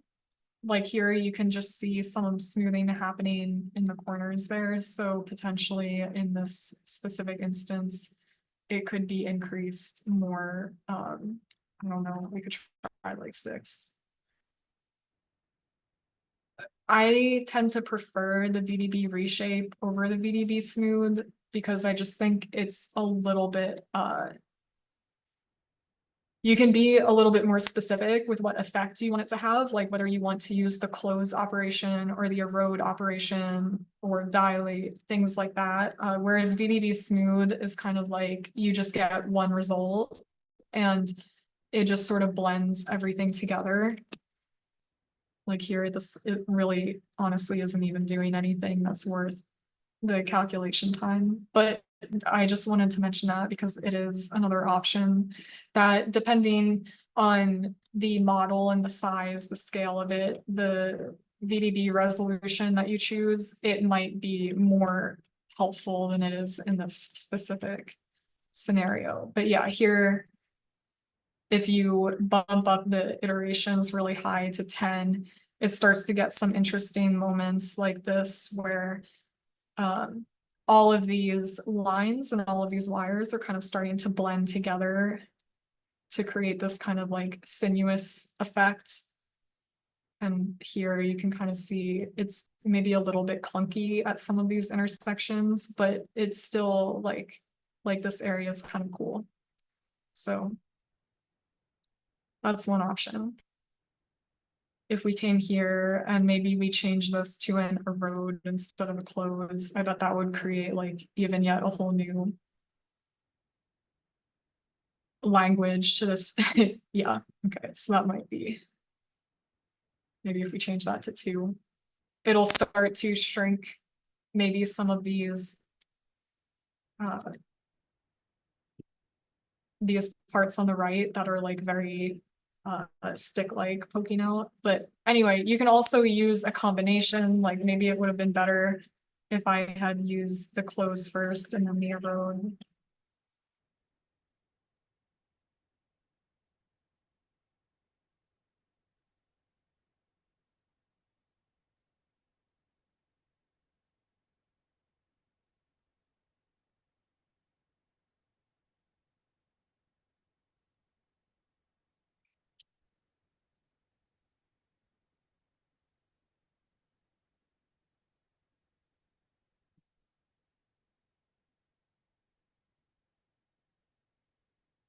Change this to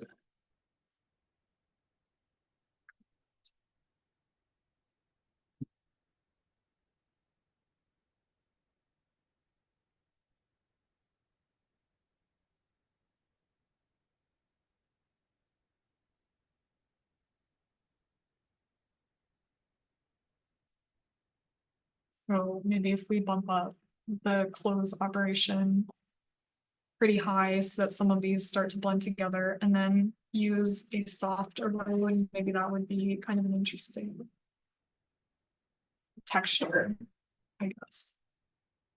Because when you use the close, it really just smooths everything out. And then if you use the erode on top of it, it starts to add some definition back, but in a new way that wasn't present before you use the close. So sometimes doing that order and combination of the reshapes can be sort of interesting. Like here, you start to get this like web almost texture.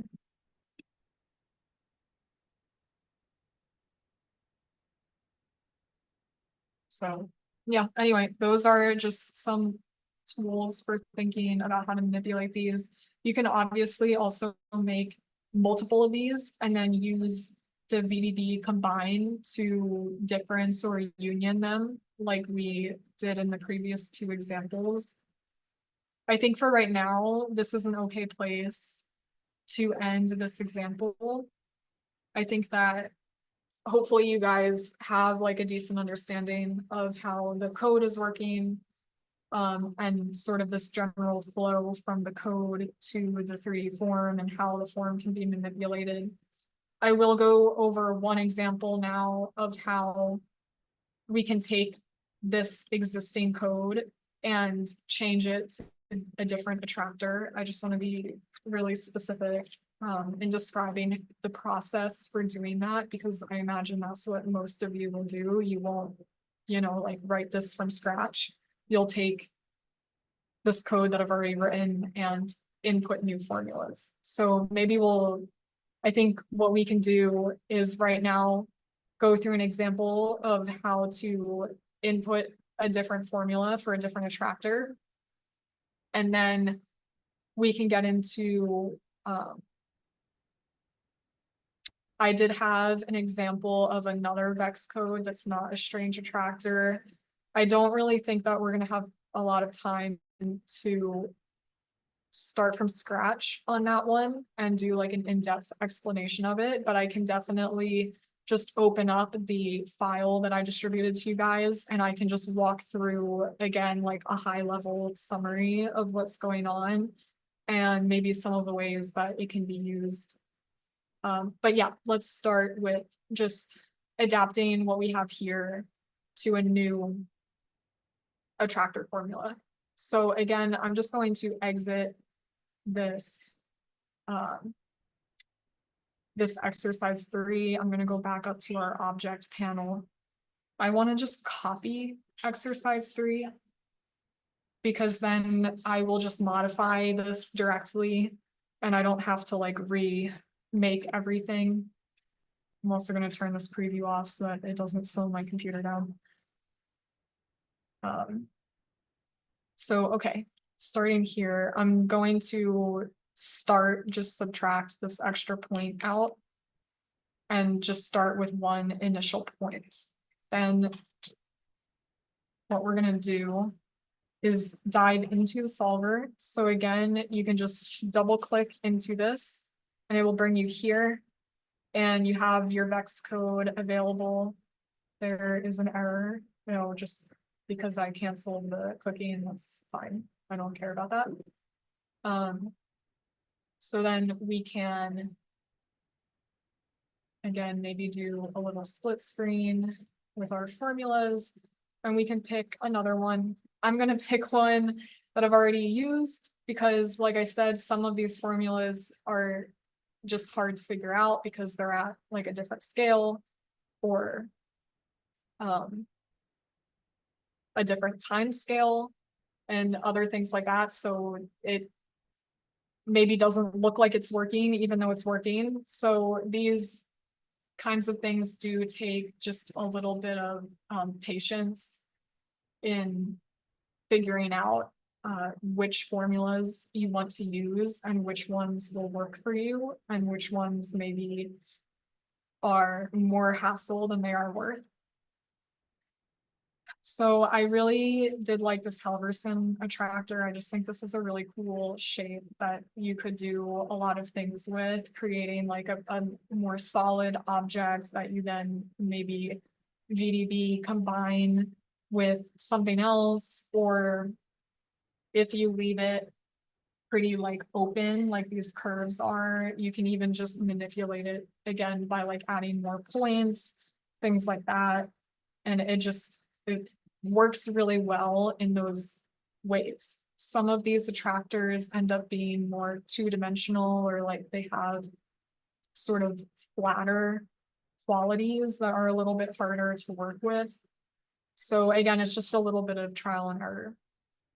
But I like this one. So what we're gonna do is first thing, check your variables. This one only has one variable, it's just A.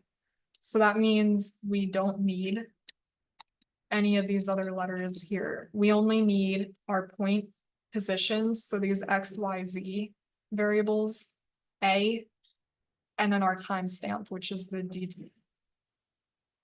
Then we can delete all of these as well. Change the value of A to match this 1.4 value. And then it comes to these formulas that we have to adjust. And an important thing to note here, you don't want to delete this entire row and retype it. You only want to delete these areas that are inside of the parentheses. So for instance, this A times, Y minus X, whatever, that part is going to become this formula, but you want to keep this beginning part and the timestamp at the end. So here, let's just type in the formula.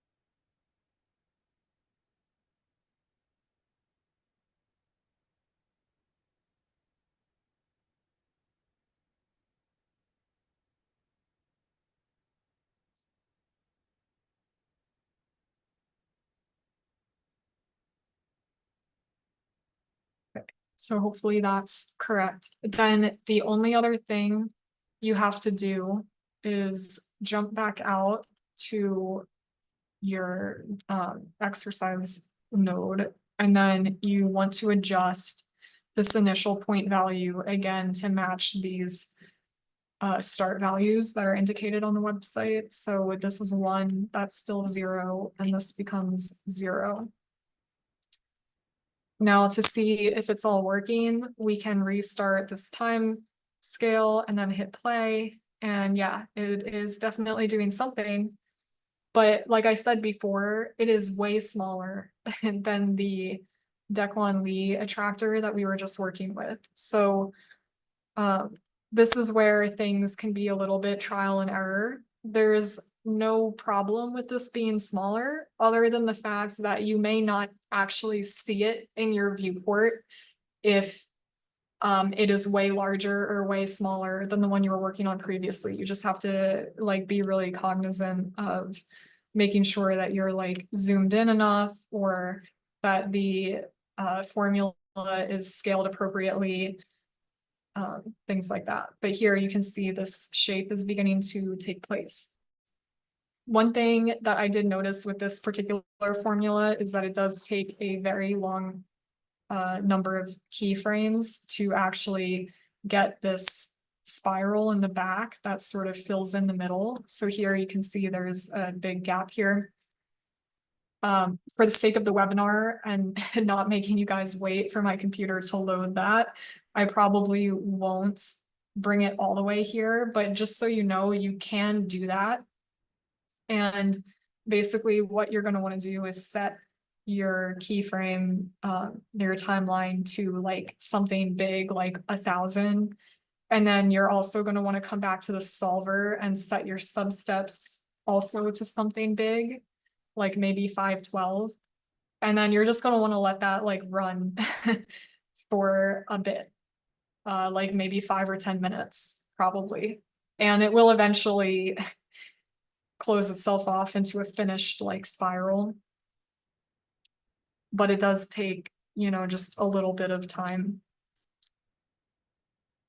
So here you can see it's like starting to fill in the back, but each new loop is like a very close distance to the last loop. So it just takes a long time to get there. We can let it go for, I don't know, maybe like a minute or so.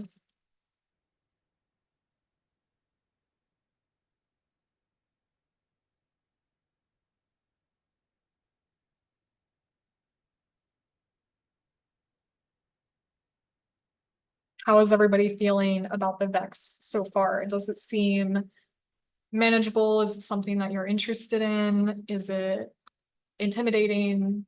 I would really love to know people's opinions, because it might inform what I do next. Irina, very manageable. Thank you. Thank you, Walter.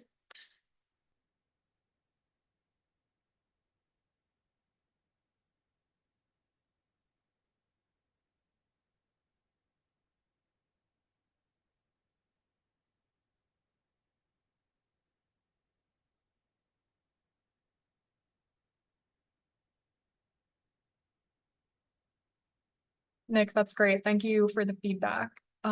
Yeah, definitely. If you have any follow-up questions, feel free to reach out.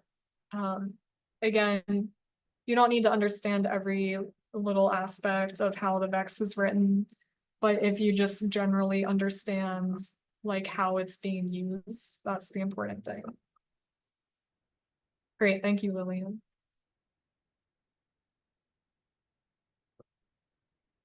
Okay, so I think this is a good place maybe to stop with this attractor. And we can do a similar exercise here with this one that we did with the last one, where we add points. Maybe I'll just quickly preview the wire on this one, because we can see here now there is a problem with the wire size because this formula happens to be much smaller. The wire is like way out of scale and looks awful.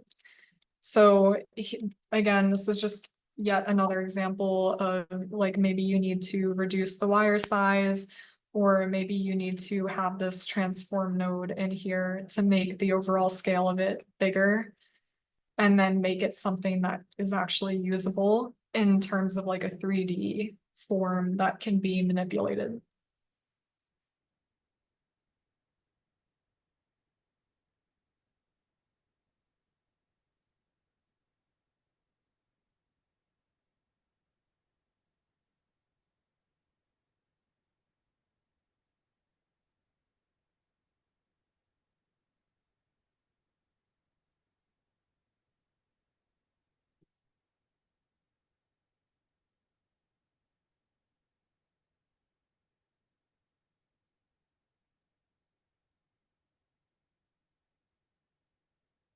And then here, as you transition the wire into VDBs, because this wire is only 0.25, it's much smaller than the one we used on the Duck One Lee example.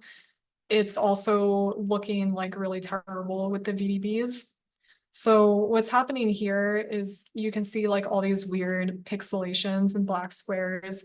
It's just because the wire is smaller than the voxel size of the VDBs. So it's like kind of glitching a little bit when it tries to figure out like um what space in this volume gets a voxel and which spaces don't.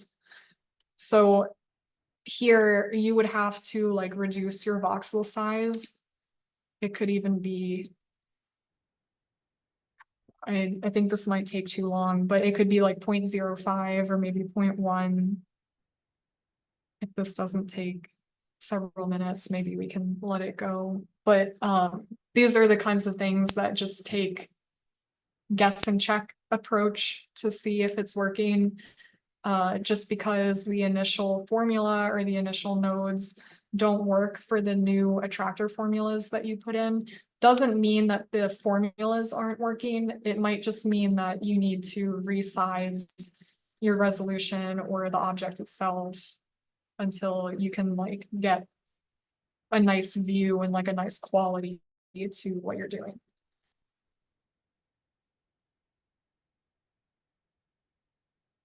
Yeah, there we go. We see that looks like way, way better. And that was only to 0.1. So.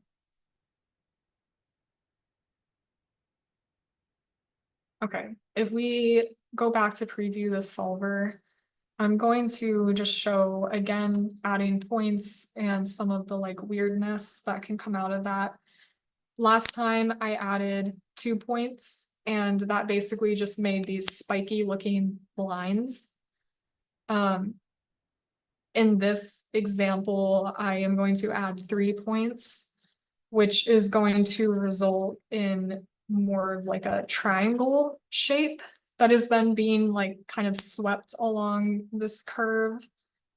So that's sort of what's happening when you add these points, is that you are essentially, I don't know, if you use Rhino and you use like the sweep command, that's kind of what's happening. And you just add points, you get more like corners or something. So I think that they look the best when you use 2 points or 3 points.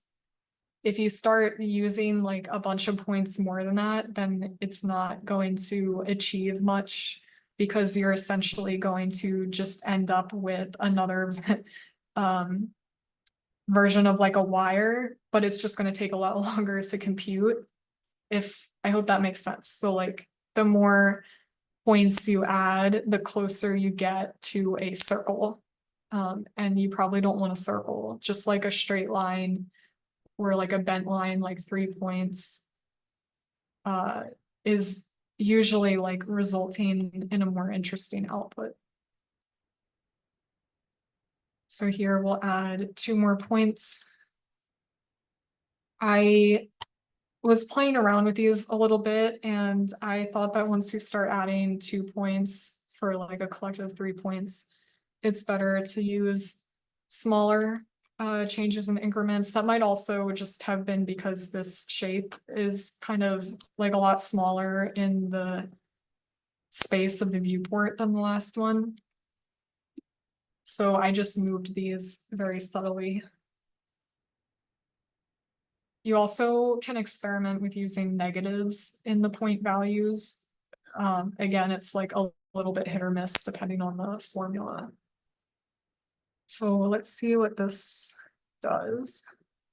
Really quick before I run this, I might just reduce this number back a bit. Maybe we say like, maybe we do like 256, just so that it hopefully calculates a little bit faster.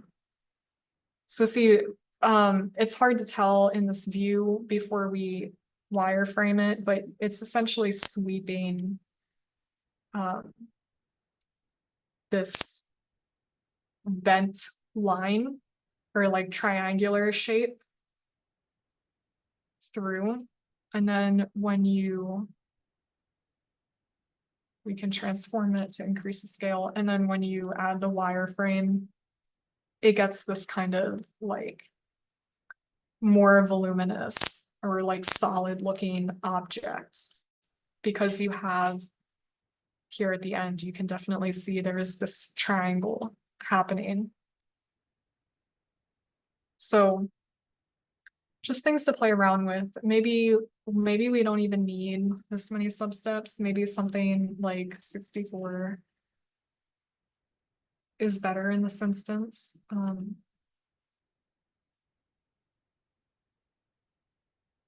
then that would just result in less revolutions around.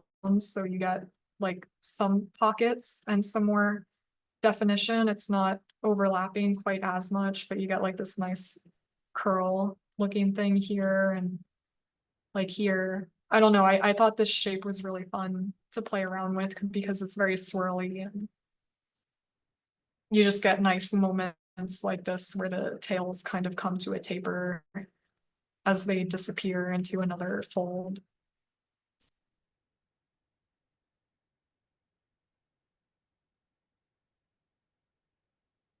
So I think that pretty much covers everything that I was hoping to achieve with the strange attractors and the vex code that goes along with them.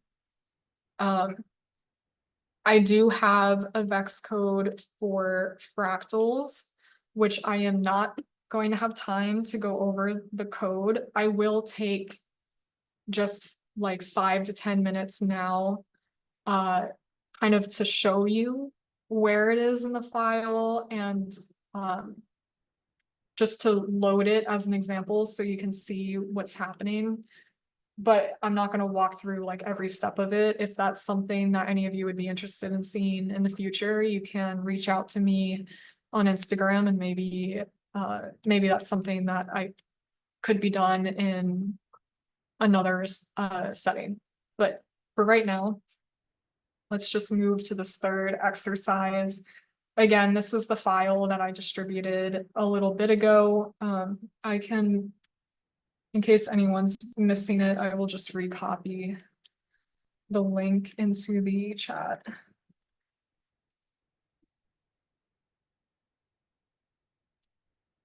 Also, I am going to take a moment just to check on the Q&A.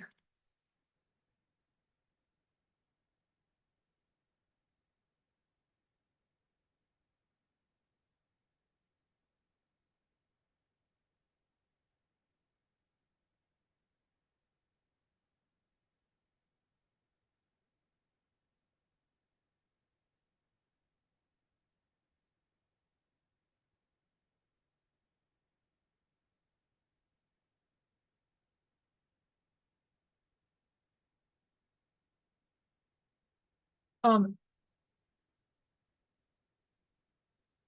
Alyssa, I'm not sure how to pronounce your name. I'm very sorry. I'm terrible with names. I don't mean any offense.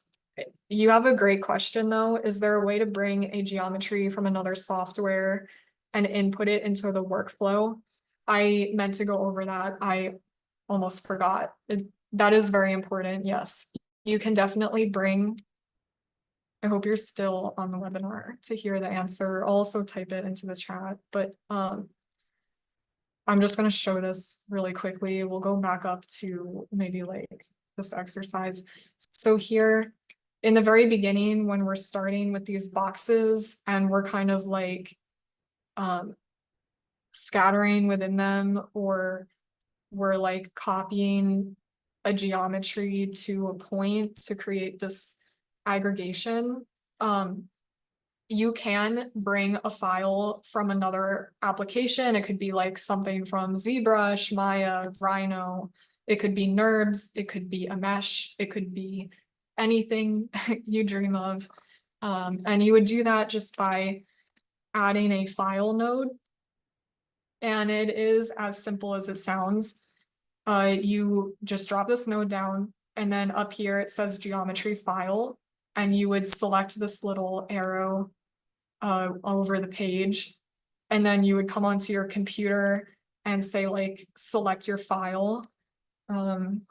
Actually, maybe I can just select one right now, and we can look over that. So here is one of the objects in the examples that I gave you. I think this was example 3. So I just exported that as an OBJ. Again, this doesn't have to be from like Houdini. This could be something from another program. It can be a lot simpler than this. Whatever you want to import, you can import. This is importing as a mesh. And if you want to plug this into your workflow, you can literally just like replace these primitives that I've been using with more complex geometries. And just, pay attention to, in this instance, if I'm using it for copy to points, it's okay for right now if it's a polygon. Eventually, you will probably want to convert it to a VDB, and you would just do that the same way that you convert anything to a VDB. You just use the VDB to polygon from Polygon's node. So yes, that is a great question. Thank you for asking, and I hope that answers everything. Yes, and thank you, James, for giving Irina the link. The link is also in this, in this file that I distributed. Any links are in these white text panels at the bottom. So this 3D Mire is the one where the attractors are located. There's also a website that has a description of some of the mathematics behind the fractals I'm about to show. And then again, some like resources for intro to Houdini kind of stuff is included. Okay. Going back to the fractals, again, I'm just gonna breeze through this like super quickly, high level. You can explore this more with the files that I've given you. But basically this very first geometry node in the Mandelbulb section, it has a Mandelbrot, which is not very interesting for our purposes. I just kind of included it there because it kind of covers conceptually what's happening. So when you make a Mandelbulb, you have a volume that you are putting points on. And then if a point goes to infinity or does not go to infinity, determines whether it gets a voxel for the VDB. So in this slightly more simplified, like 2-dimensional version, you are starting with a grid. This grid is subdivided like a million bajillion times into this very high resolution like squares. And then for each point, so all of these points, it's running a calculation to determine if the formulas in the vex these formulas here are going to infinity at that point. And that's all that a fractal is. That's all the Mandelbulb is. And then they just color the face of the square either white or black, depending on the result, if it is or isn't going to infinity. So when you translate that into a three-dimensional shape, you start with a three-dimensional volume. Here we are using the volume node, and this is just defining the space in the cloud. And basically there's a bunch of points located within the boundary of this volume. And for every single point, this vex code is going to run these equations, and then it's going to determine if that goes to infinity. And if it does, then it's not going to get a voxel. If it doesn't, then it is going to get a voxel. So just really high level, that's what's going on there. The parameters that you will want to change in this Mandelbulb, this is the most important part of this. So if you just totally zoned out, maybe come back for a minute. In order to use these and not kill your computer, it is very important. You can change this max iteration number, and that will somewhat affect the resolution of your fractal. So here, actually, I think I almost always use 64. You can change it if you want to. You don't have to, but it could go lower. And it will just be a lower resolution. The other way that you can affect the resolution is through the volume that you are initially putting in. This is the most effective way. This is the way that's either going to kill your computer or allow you to calculate things relatively quickly. And basically this is working the same way that your VDBs do. It's just determining how many points are actually inside of your volume, which is a little bit difficult to visualize, but the number, or the two numbers that you want to pay attention to, are the size of your volume. So here I've selected 5 as my size, and then this uniform sampling division. This is how many times your volume is like divided into a grid of points. So if this number is higher, you're going to have more points in there, which is great because it means a higher resolution fractal. But it is also terrible because it means that your computer has to run calculations on a bunch more points, which can either crash it or just take a long time. This fractal that I have here is actually very manageable for Houdini. This resolution should not be like a problem at all for any of your computers. I don't think. It can definitely go higher than this. The kind of like sweet spot that I found was maybe if this is say like 1000, and we'll just let it calculate here. It does take, I don't know, a couple minutes, maybe. Hopefully not quite that long, but it takes a second here. Yeah, so that wasn't very long. But you can see that already increased the resolution a bunch. And if you were to go higher than 1000, you could. And you could just get like this super detailed fractal object that you can work with. And maybe the fractal by itself is not super interesting because people have been looking at visualizing fractals for like decades now, and just that one shape on its own is maybe not like adding anything to that field. But then what I'm starting to wonder is like, how can you manipulate the equations to create different Mandelbulbs? So here, this one was a slightly different formula that I found online. And so you can see the difference with this is that the middle is going inwards, whereas in this last one, it was popping outwards like so. And that's like a pretty minor difference. But it does, change the overall effect. And I'm hoping to find more equations that are like this.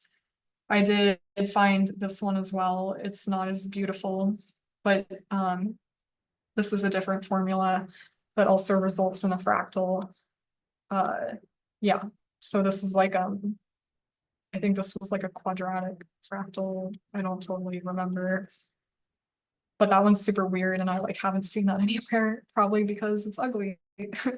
But then in addition to just changing these formulas, what can happen when you take different mandelbulbs and you start to use these VDB rules and like tools that we've been establishing throughout this webinar to combine them into more complex forms. So for instance, by using like VDB combines, I'm just gonna let this run for a second. Like these might also, if you're looking for really high detail, like really complex shapes or geometries, patterns, anything that you can like render to just create this really ornate image, these might be interesting places to start. And I think the most promising ways to manipulate them to create interesting results is by breaking their symmetry. There are also ways that you can sort of animate like a transition from like maybe one fractal to another fractal and create like a morph between the two, which is kind of interesting. Yeah, that is really where I was trying to go with the mandelbulbs. It's still a bit of a work in progress for me. Sorry, forgot how to talk for a minute. But I just wanted to include it because it is something that I've been posting on Instagram and it is something of interest to me. So if any of you have ideas or if you are looking at this file and make something cool, I'd love to see it. And this is just, oh, there we go. Okay, good. It did load. I was suspicious for a minute. But here, basically, I'm like doing an intersection between two potential VDBs and two VDB fractals and getting this result.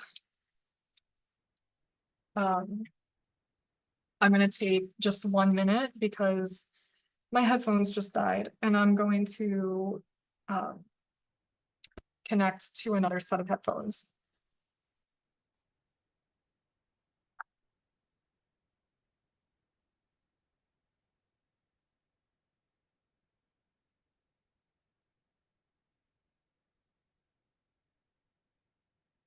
Okay.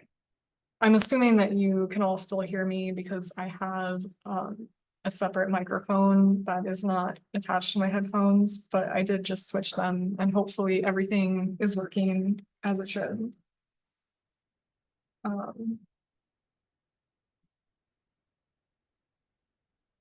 Maybe, yes, okay, thank you. Thank you for confirming. Okay. Now, we're in the last 45 minutes, so I think that now would be a good time to move on to renderings, unless any of you have questions related to Houdini, or you would maybe prefer to see another Houdini example. I'm open to either way. But again, now would maybe be a good time to transition to renderings unless someone has a strong preference for something else.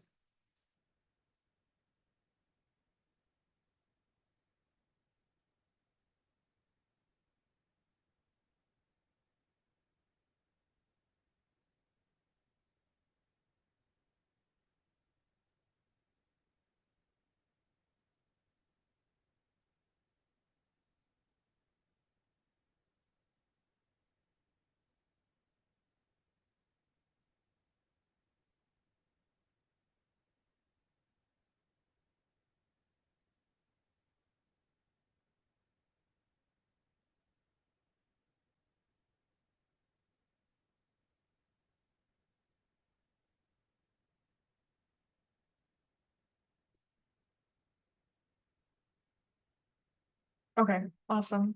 Looks like we want to do renderings. So let me just get this started. I'm also going to quickly save this file before I forget. And this can be distributed also.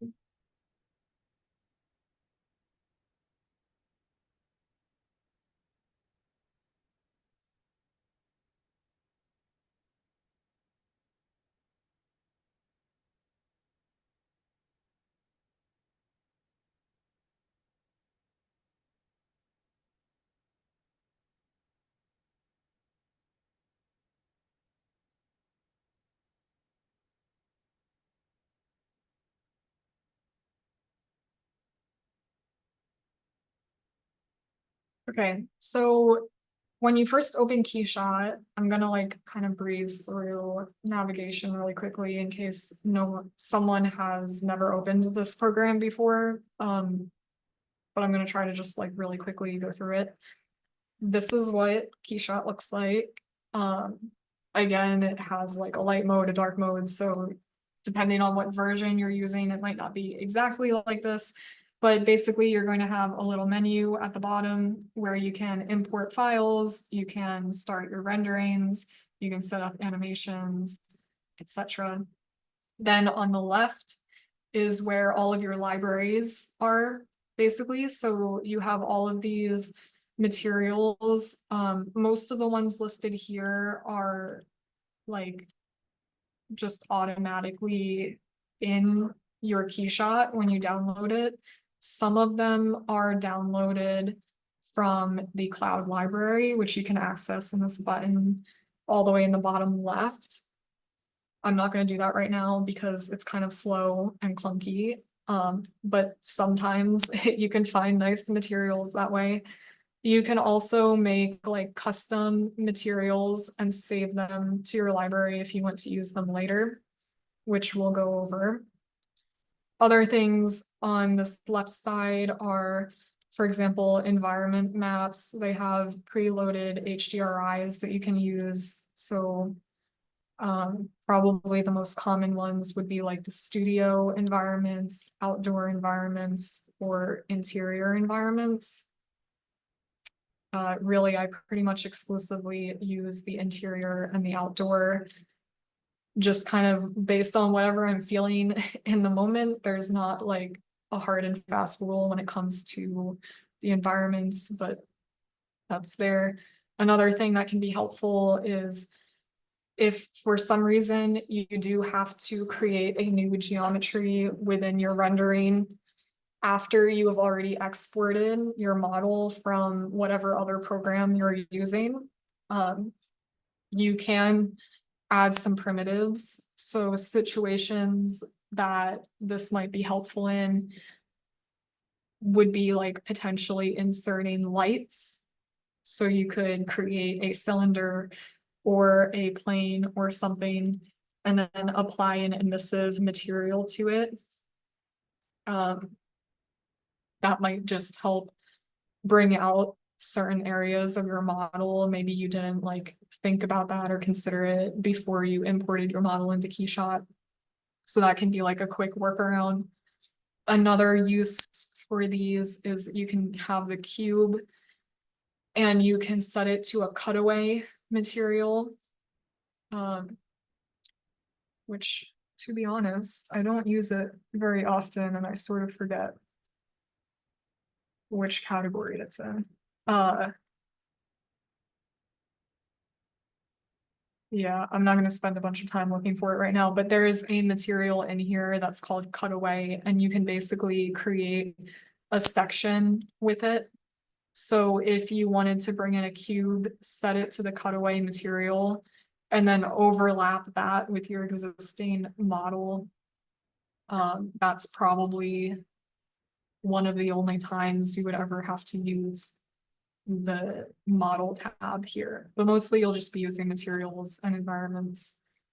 On the right side, this is where all of your actual like settings for your rendering are going to be. So you'll have your scene, which is where your model will live. You have some like shortcuts at the bottom here that when you select like certain models in your scene, you'll get more information about them down here. It'll have like a list of all the materials that you're currently using and all the cameras that you have set up. You can save multiple cameras. You can use different lens settings, things like that. You can set up specifics for your environment. This is really important. This really affects everything about your rendering in Keyshot. So we'll go over that definitely. And then you can have different like performance modes. I think basic is usually fine if you wanted to, depending on the circumstance, you could maybe use jewelry or product modes. I wouldn't really recommend Keyshot for interiors, but that's just me. And then you can set up like your ratio of your rendering and things like that here. Which this image tab, it might be a little bit deceptive. This is referring to this viewport that you see here. This is not referring to your actual renderings. So you probably want to keep these resolutions kind of small so that you can kind of have like a nice, efficient and fast live update as you change the settings within your rendering. And then when you actually go to render, you're looking at this output. And then this is where you will set the resolution and the size of your actual output of the rendering, which we can go into more detail with that later. You can also set a queue. So these renderings can take, I don't know, some time, like enough time that you probably don't want to be sitting here rendering them all out individually. So you can set all your renders up and then queue them to go and process all at one time, either overnight or I don't know, even just over half an hour. It's nice to not have to like sit there and set them all up individually. So that's kind of like Keyshot in a nutshell. I think Keyshot is meant for products. It's really excellent for products. It can sometimes be used for architectural models. I'm specifically thinking of like sectional models or chunk models, or if you want to make a rendering that looks like you fabricated an actual model, but maybe you didn't, and it's actually just a rendering. This is a good tool to use for that as well. I would never ever use Keyshot for an interior rendering. I have used it for exterior renderings for elevations. It's a little bit hit or miss with those. But yeah, I think it's really great for objects. It's really great for products.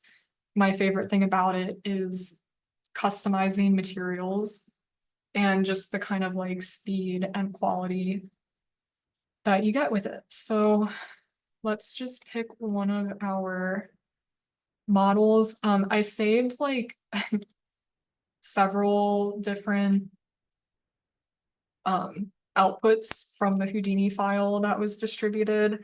I didn't label them very well, so let's just pick a random one and see what it is. And if it's interesting, we'll render it. If you guys have a particular model that you want to see rendered, I can probably render that model. Just let me know which one it is.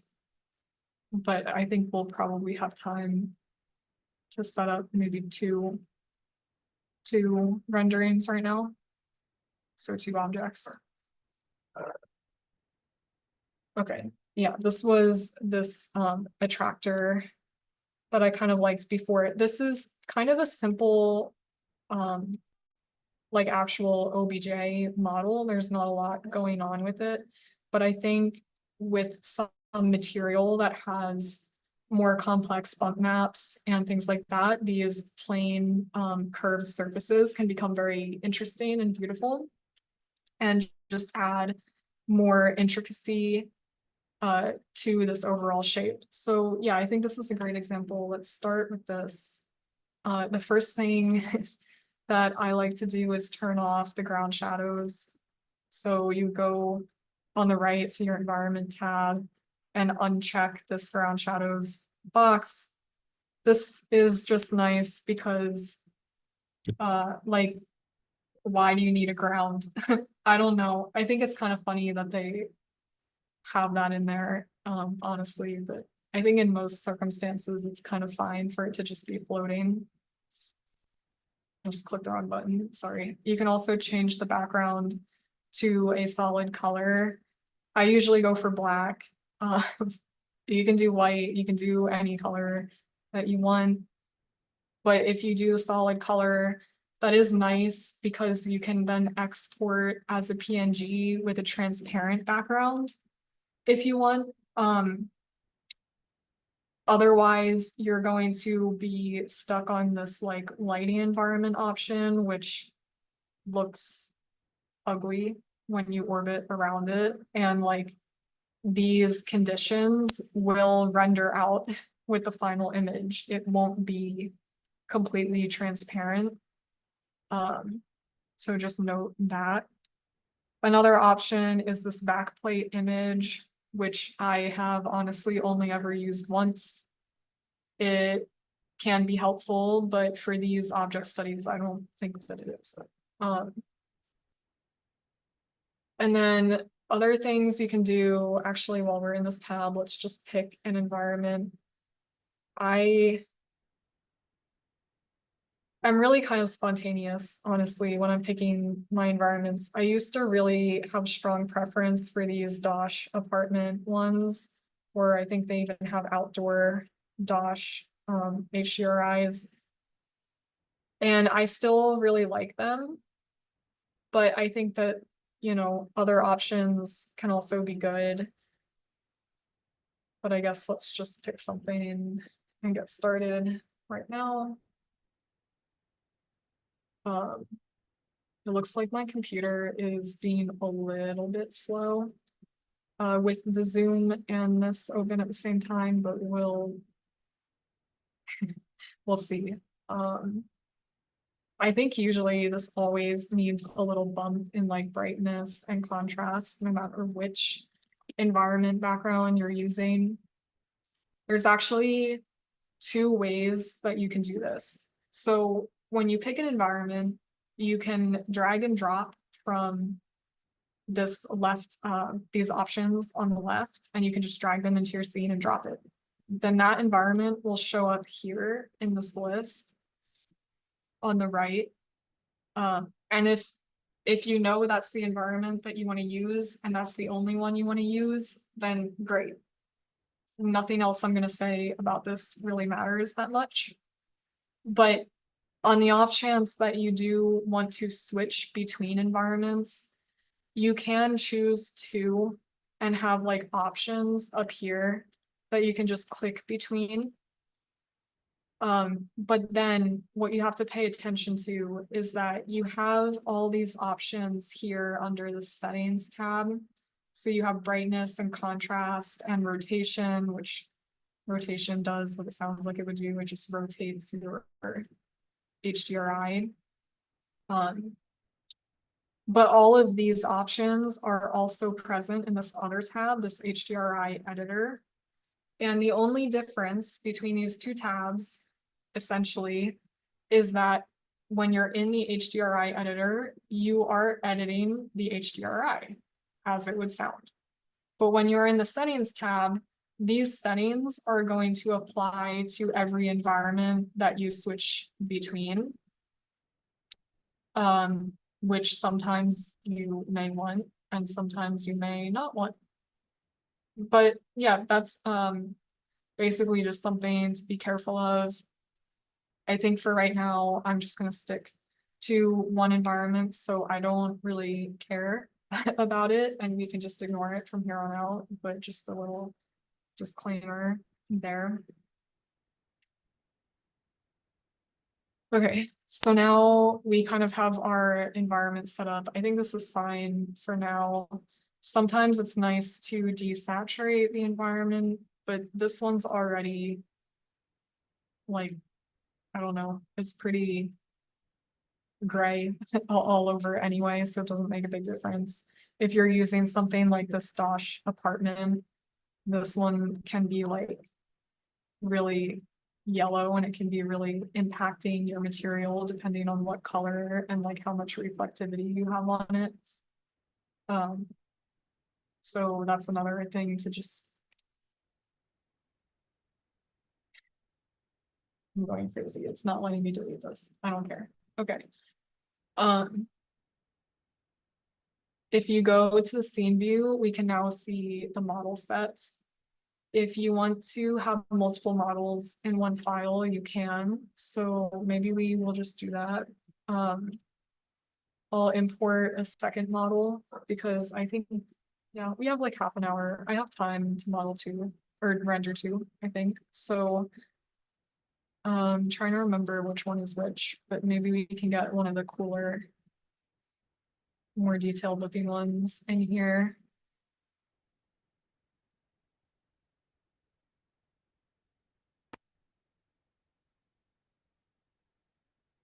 Yeah, okay. So now both models are in here. The one is getting kind of subsumed or like overshadowed by the other one, but that's fine. You can just hide one or the other in here as you render them, but they can be in the same file. That's totally cool. We'll just start with the little guy again, just because if you do have multiple models and they're kind of like dramatically different sizes like these, sometimes when you import one, your camera lens will, or like your camera will be in a very different place, and then it might get funky if you try to zoom in. It's not doing it right now, so I guess I'm not going to be able to explain this super well, but if it happens to you, you will know what I'm talking about. And basically, it just looks like you're cutting a section through your model, even though you're not. And that has to do with your camera target. So to fix that, all you need to do is, for instance, like you can do it in the view if you right click, or you can also do it like up here. You can just select your object and you can right click on it and say set camera target. And then that should kind of recenter everything on that particular geometry. So again, I'm not getting the error right now, but that is kind of a common one with Keyshot that you can be aware of. Okay, so like I said, for this one, I think kind of a more complex material would be ideal. So I think it's good to get started with that now. We will jump back and forth between the material settings and like the environment and the camera settings as we go. Usually, I don't even use like hardly any of these materials that are in the default library. I like to just go for the paint, just a white paint, and start here. And you can open up this material in the material tab, or you can open up in the scene view, whatever you prefer. And then they have this material graph.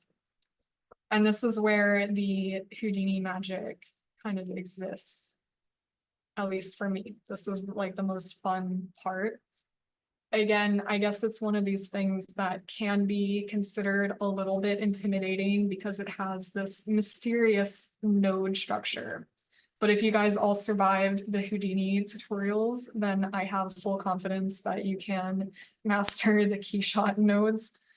And this is just like, once you know how to use it, I just feel like it's a much easier interface actually than like even VRite or I don't know, whatever other rendering software you use. Now, a good place to start with these, just something that I like to do for pretty much every material that I make, regardless of what it is to add either curvature or occlusion or both. And what these do is they just bring out the shape of your model and they make it, or they highlight it, is what I would say. So if your model is nice and fluid and organic, and it has these nice like curved areas or like transitions, like this one that we're making now has, things like the curvature node can be really great to create color gradients on your materials, or it can even be used in other areas that aren't related to color. Like you can use it in reflectivity or transparency or things like that. But I'm getting a little bit ahead of myself. The occlusion is also really good. It doesn't do quite the same thing, but they do very similar things. So I'll just demonstrate now. We'll start with the occlusion. If you take your like paint or whatever, this initial kind of like, actually, I guess what should really happen is this should come and plug in here, sorry. But you can see already instantly after doing that, these shadows just become a little bit darker. So the occlusion is short for ambient occlusion. It's basically factoring in some of these areas where there are pockets in the model. And for instance, like this face of the model is becoming very close to this other face of the model. And therefore it is making the shadow in that area darker. So it's accentuating the depth of your object and whatever you're rendering and showing here. Similarly, the curvature node, which you can just attach kind of directly. Also, sorry, I didn't say this, but when I'm working in here to get this menu, I'm just right clicking. You probably figured that out, but I realized I didn't explicitly say it. So yeah, just right click and you get this menu. And the curvature and occlusion and stuff like that is under textures. So we just grabbed occlusion, which is here. We'll grab the curvature node here now. And I don't personally think it makes a difference what order you have them in. You don't necessarily have to use both of them, but you can, and I frequently do. Just know that if you plug things into the occlusion node, you should plug them into the unoccluded area. If you plug it into occluded, it's not going to work in the way that you expect it to. It's really just like not going to work at all. It's not going to do much. So if you plug it into occluded, then this node will work and whatever you're plugging into it will also work. So now we can see when I added this curvature node, you get these weird pink and purple lines everywhere. So why is that happening? And why do we want pink and purple lines on our model? We don't, but the pink and purple is kind of the default color settings just because it makes it very obvious how this node is working when you're setting it up. But you should definitely always change those colors. I don't recommend using them at all. They're not meant to be used. But here you can see, excuse me, you can see negative curvature gets this pink color or like red. I don't know. I don't know what colors these are, honestly. Maybe it's blue and red, but anyway, the negative curvature gets assigned that color. So this is where you're getting these valleys in your model. These edges are pointing into your model, like away from you.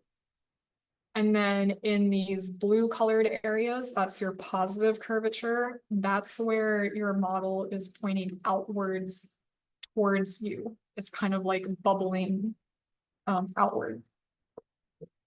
And until you kind of get the balance between these right, you can just leave it as this like red and blue so that you can really see what's happening. For instance, like right now, the blue looks really nice in this particular area. It's kind of soft. It's kind of got this like gradient going on.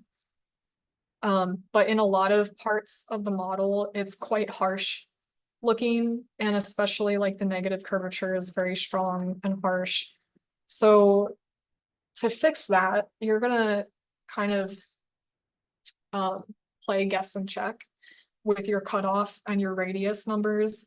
I would probably always start with the cutoff. That's going to make the most difference. And you either want to make it a lot bigger or a lot smaller. And it's kind of hard to know which one without just doing it. So like in this instance, I made it from 1 to 0.1, and you can see like instantly this already got so much more information, right? Because more of the model is now actually colored and not just like white. And you can kind of see now what this curvature node is going to do for your materials. Once you do set colors, it is going to allow for these gradients and this like complexity to come through that highlights your model. It's not distracting from the model. It's just taking what's already there and accentuating it. So honestly, like, I think this looks pretty good. Maybe we can try making that even smaller. It's actually a little bit funny in this one instance, the negative curvature is like so strong, regardless of the settings. So, but that's not a bad thing. It's just usually they kind of correspond a little bit more to each other. But I think maybe something like this looks nice. So this is at 0.05 right now. That's pretty small, but that works. And then I usually don't change the radius too much because sometimes I think it just becomes too much and it kind of takes away from the overall like goal that you're trying to achieve of probably this hyper realistic kind of look. And it becomes like more cartoony, at least in my opinion. But we can just demonstrate it quickly so you can see what I'm talking about here. When we make it smaller, these pixels that are colored become smaller. So for instance, here you can see like in the red areas, if this buffers, maybe you'll be able to see it. The mesh right here has a pretty distinct like line where it becomes this negative value and it's like sort of indented in this vein or this like seam that's occurring here. And right now when this radius is small, you can see that these pixels and these vertices of this mesh are getting colored with like a bunch of little dots, which is okay. You don't always want that because it is obviously, if you make it like this small, instead of like highlighting the curvature, it's more like highlighting the faces and edges of your mesh, which maybe you want that, but I'm guessing that in most cases you don't want that. And then the opposite effect is like if you make it too big, then this is where it becomes like that cartoon drawing. in a weird way. And it just becomes kind of like line work. It's almost as if you like drew it with a pen or something.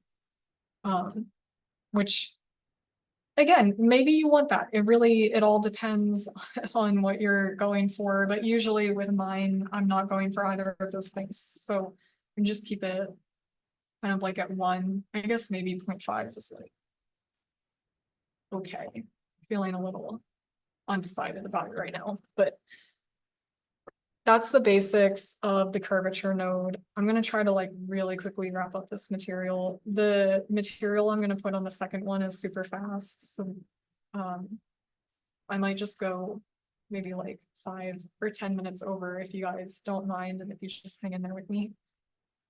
But for this one, let's see, I'm just gonna quickly put in a texture map because I think this is a great way to add more detail and more like delicacy to some of these broad, smooth surfaces that occur in some of my models.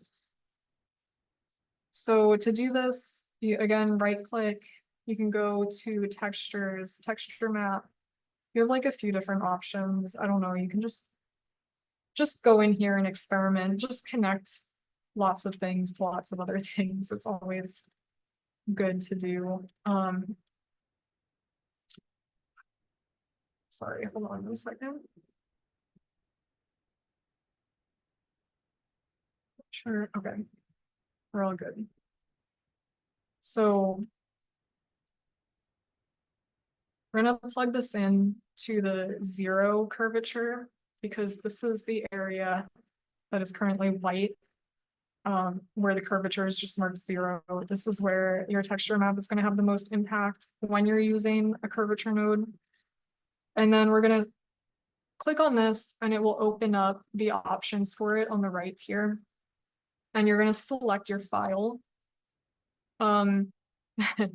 This automatically goes to water textures that I used in one of my renderings. So yeah, this kind of method is great for making better looking water. The water that's pre-built, or like the liquids that are pre-built into Keyshot when you download it, are not very good. So if you add images like that on top of it, it can really help. But I kind of selected like some random images that I thought might be kind of interesting to use for this. None of them are like typically what you would think of to use as a material. Like these are literally still life images. But if you just use them as bump maps, or if you use them to change the reflectivity or things like that, no one's going to know what the image is actually of. You're just going to get a lot of detail. So sometimes these kinds of things can be nice. It just depends how you're using them. For right now, I think I am just going to go with this kind of more simple material, like marble looking texture. I'm going to plug that in. It doesn't really make too much of a difference right now, but you can see like some of this veining is showing up. And then as it loads when I spin it, you can see the texture map. But this is great. This is exactly what we want so far. Usually these texture maps can just be really subtle. And of course, we will change the curvature nodes to kind of match whatever color it is that we ultimately decide we want to go for. I'm not totally sure what I want to do yet, so I'm just going to come in to this texture map and kind of work on adjusting this first for a minute. So if you right click on any of these nodes, you can do this. But for right now, we're going to do the texture map node. I'm actually just going to take a minute to save this quickly because it's getting a little laggy and I don't want it to crash.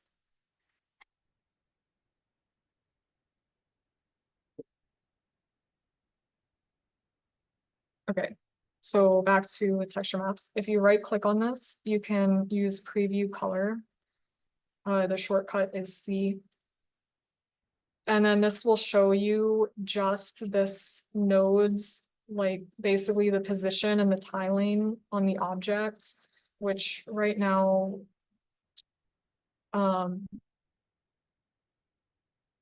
is kind of okay.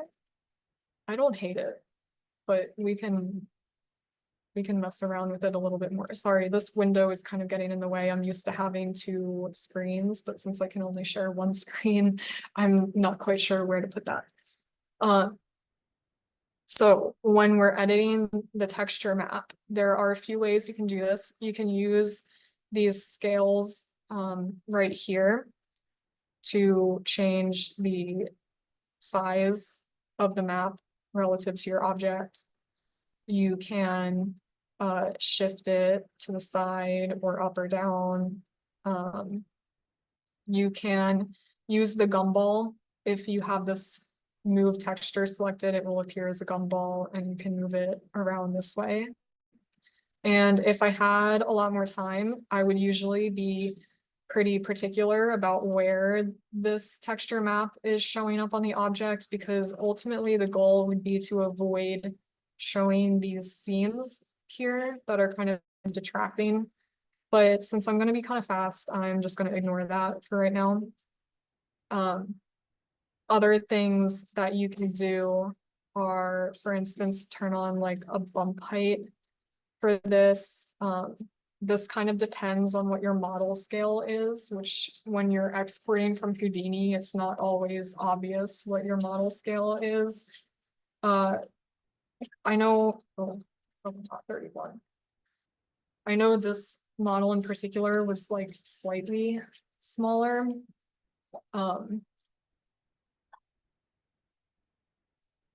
See, that still doesn't even look like it's doing much. That's okay. Sometimes the bump can help you. Sometimes you need, you have to be considerate of scale. So sometimes you might have to make this bump height like way bigger, like 50 or 75 or 100 or something. Sometimes just 1 or like 0.5 is good. Again, it's like depending on the scale of your model. And then the other thing that you can do if the bump height is not really having any noticeable effect is you can add a displacement. So if you wanted to do that, you would have to add a displacement node, which would be under geometry and displace. And you would kind of plug this in here. And then this displace would go into this geometry input all the way at the end. And this can also require a little bit of adjusting. You really want to get the height correct. You want to get sometimes it can start to look like a little bit pixelated because you are literally moving the vertices and like faces and stuff of your mesh. So it can look a little bit ugly. I have a feeling 100 might be big. I'm gonna drop this down to 10. And then the thing that you have to always do when you're using the displace node is execute geometry. If you don't execute geometry, it's never going to update on your model. That is the only node that you have to do that for. And it's just because it's literally changing the geometry of your model. See, even 10 was like way, way too big. So we can come back in here and like, what if I make this 0.1 and re-execute it?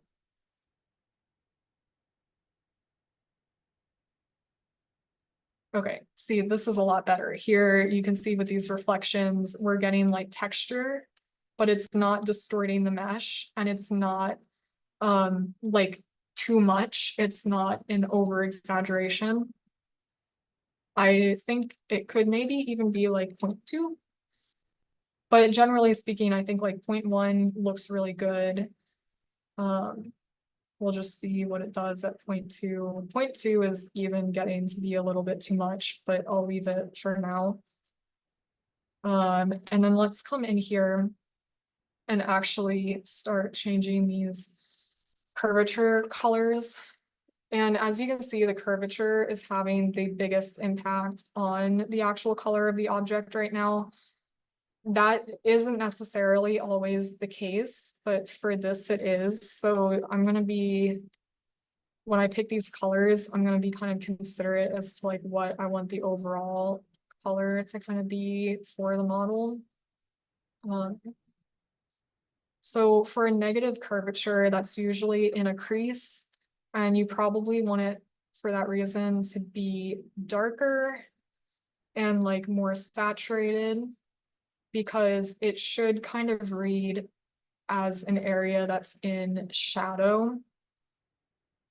In terms of the saturation color, you know, colors that are associated with shadows are usually good for that. I know right now it's a little bit hard to tell what's happening because the positive curvature is also in this kind of blue purple range. But you can kind of see this coming through. So I'm going to leave this with like a blue for right now. And then for the, I just clicked the wrong one. For the positive curvature, these are the areas that are on the edges that are coming out towards you. They're the raised edges. They want to be a little bit lighter. And usually when I am looking at these, it's nice if these colors can be a little bit contrasting, but it sort of depends, again, just on like how much it's impacting your overall color scheme of your model and your personal preference. I think this looks kind of okay, considering it's been 5 hours and the webinar is almost done. So for right now, maybe this is an okay spot. Trying to think, is there anything else I can do to make this look special? For paint and plastics and things like that, refractive index can be important. It can get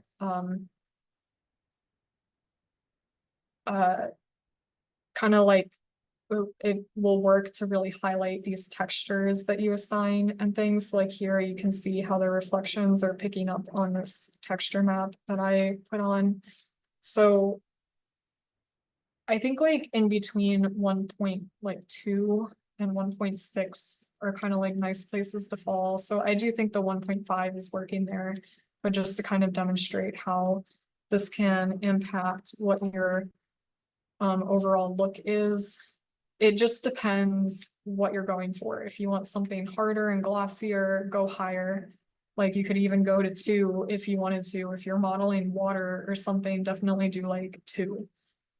If you're kind of going again for just like a typical plastic or something in the middle, 1.5 is great. But you can just, you don't want it to look like too blown out when you render it. So like in some of these areas, it looks very like harsh. So you can just kind of play around with it a little bit until you get something you like. You can also, let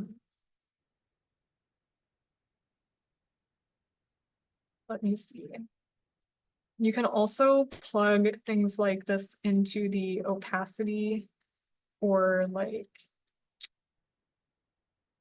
if I were to bring this texture map over to here, you see you have these different options like refractive index.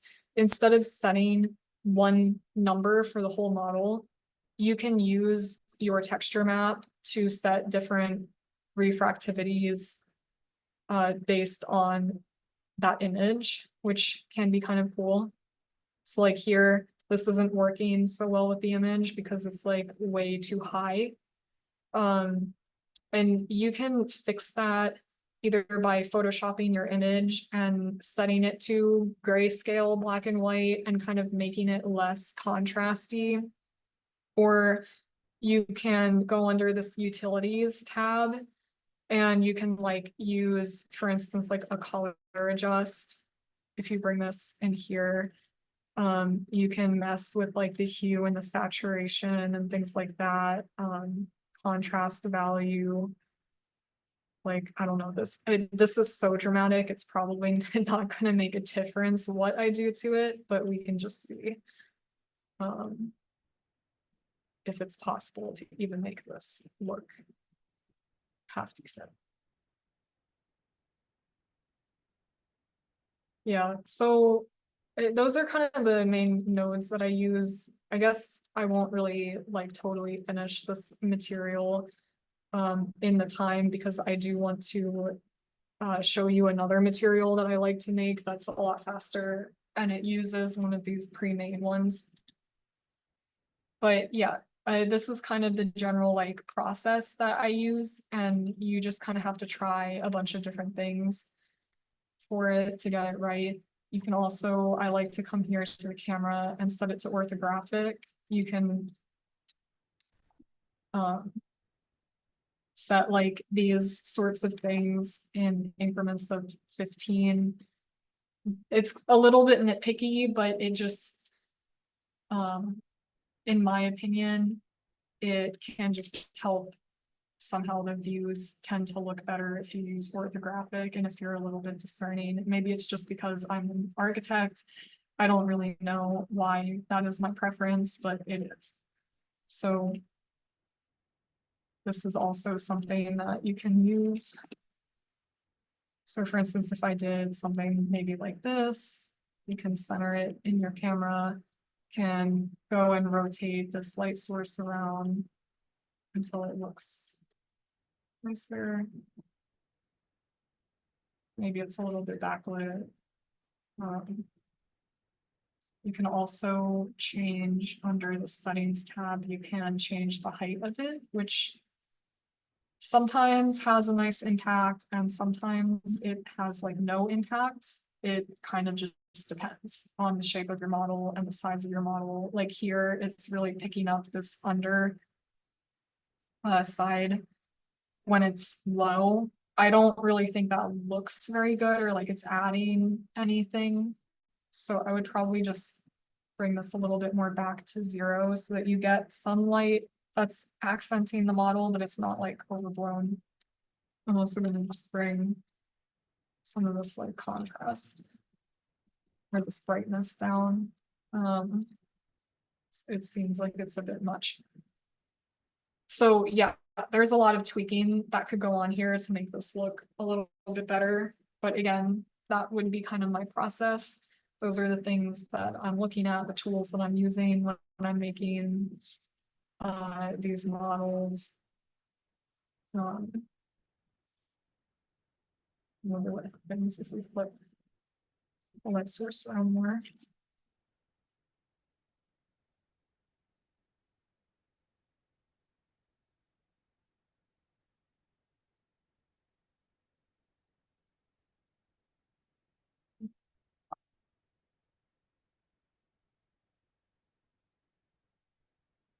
So yeah, just kind of trial and error until you find something that looks good, that you're vibing with, that is kind of working with the model instead of working against it. Okay, I'm gonna hide this one. I am really over time. I'm just gonna take literally 5 minutes and I'm just gonna show you how you can use a pre-made material instead of starting from scratch.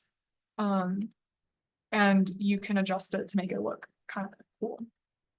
So here for this one, I'm going to set my camera target to this model so that you can see it. Okay, cool. I'm not going to be super picky with the view right now. This is fine. So in this model, I was interested to use like a transparent, I always like using transparent materials. This just looks really dark now. It was all that reflectivity. It was really just going crazy on that last material.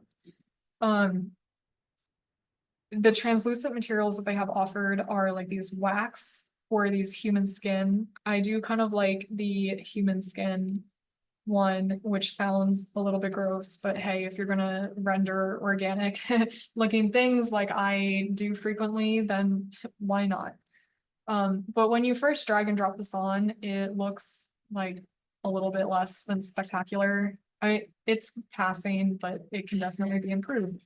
So how I would do that is come in here, go back to your material graph. This is what this material looks like on its own. There are some things you can do really easily to instantly improve this, and the main one is this translucency number here.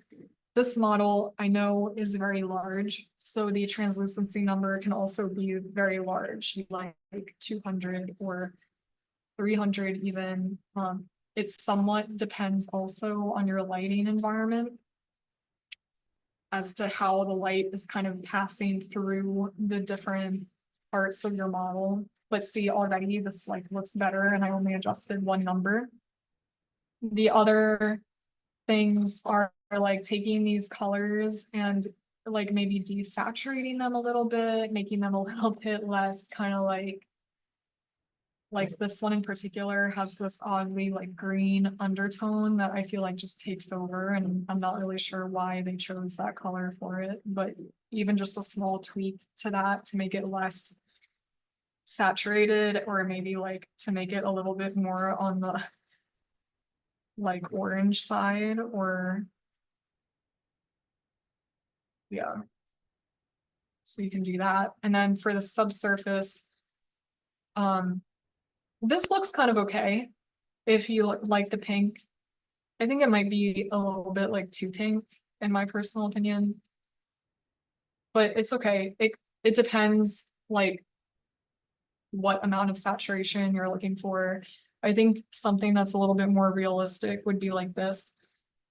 You can also go totally crazy and just make it an alien or make it something that's not actually what it's intended to be. And you can use these surface and subsurface categories more similarly to how we would use the curvature node. And they could literally just be different materiality like colors.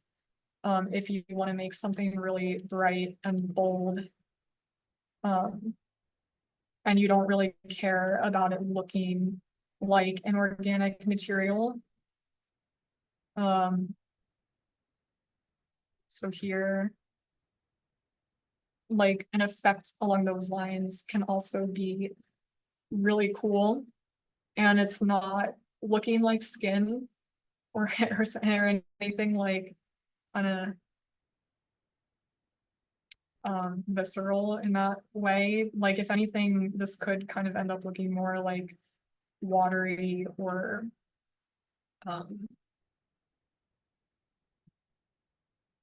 like a translucent plastic or something like that. So these two colors can really dramatically impact the overall look.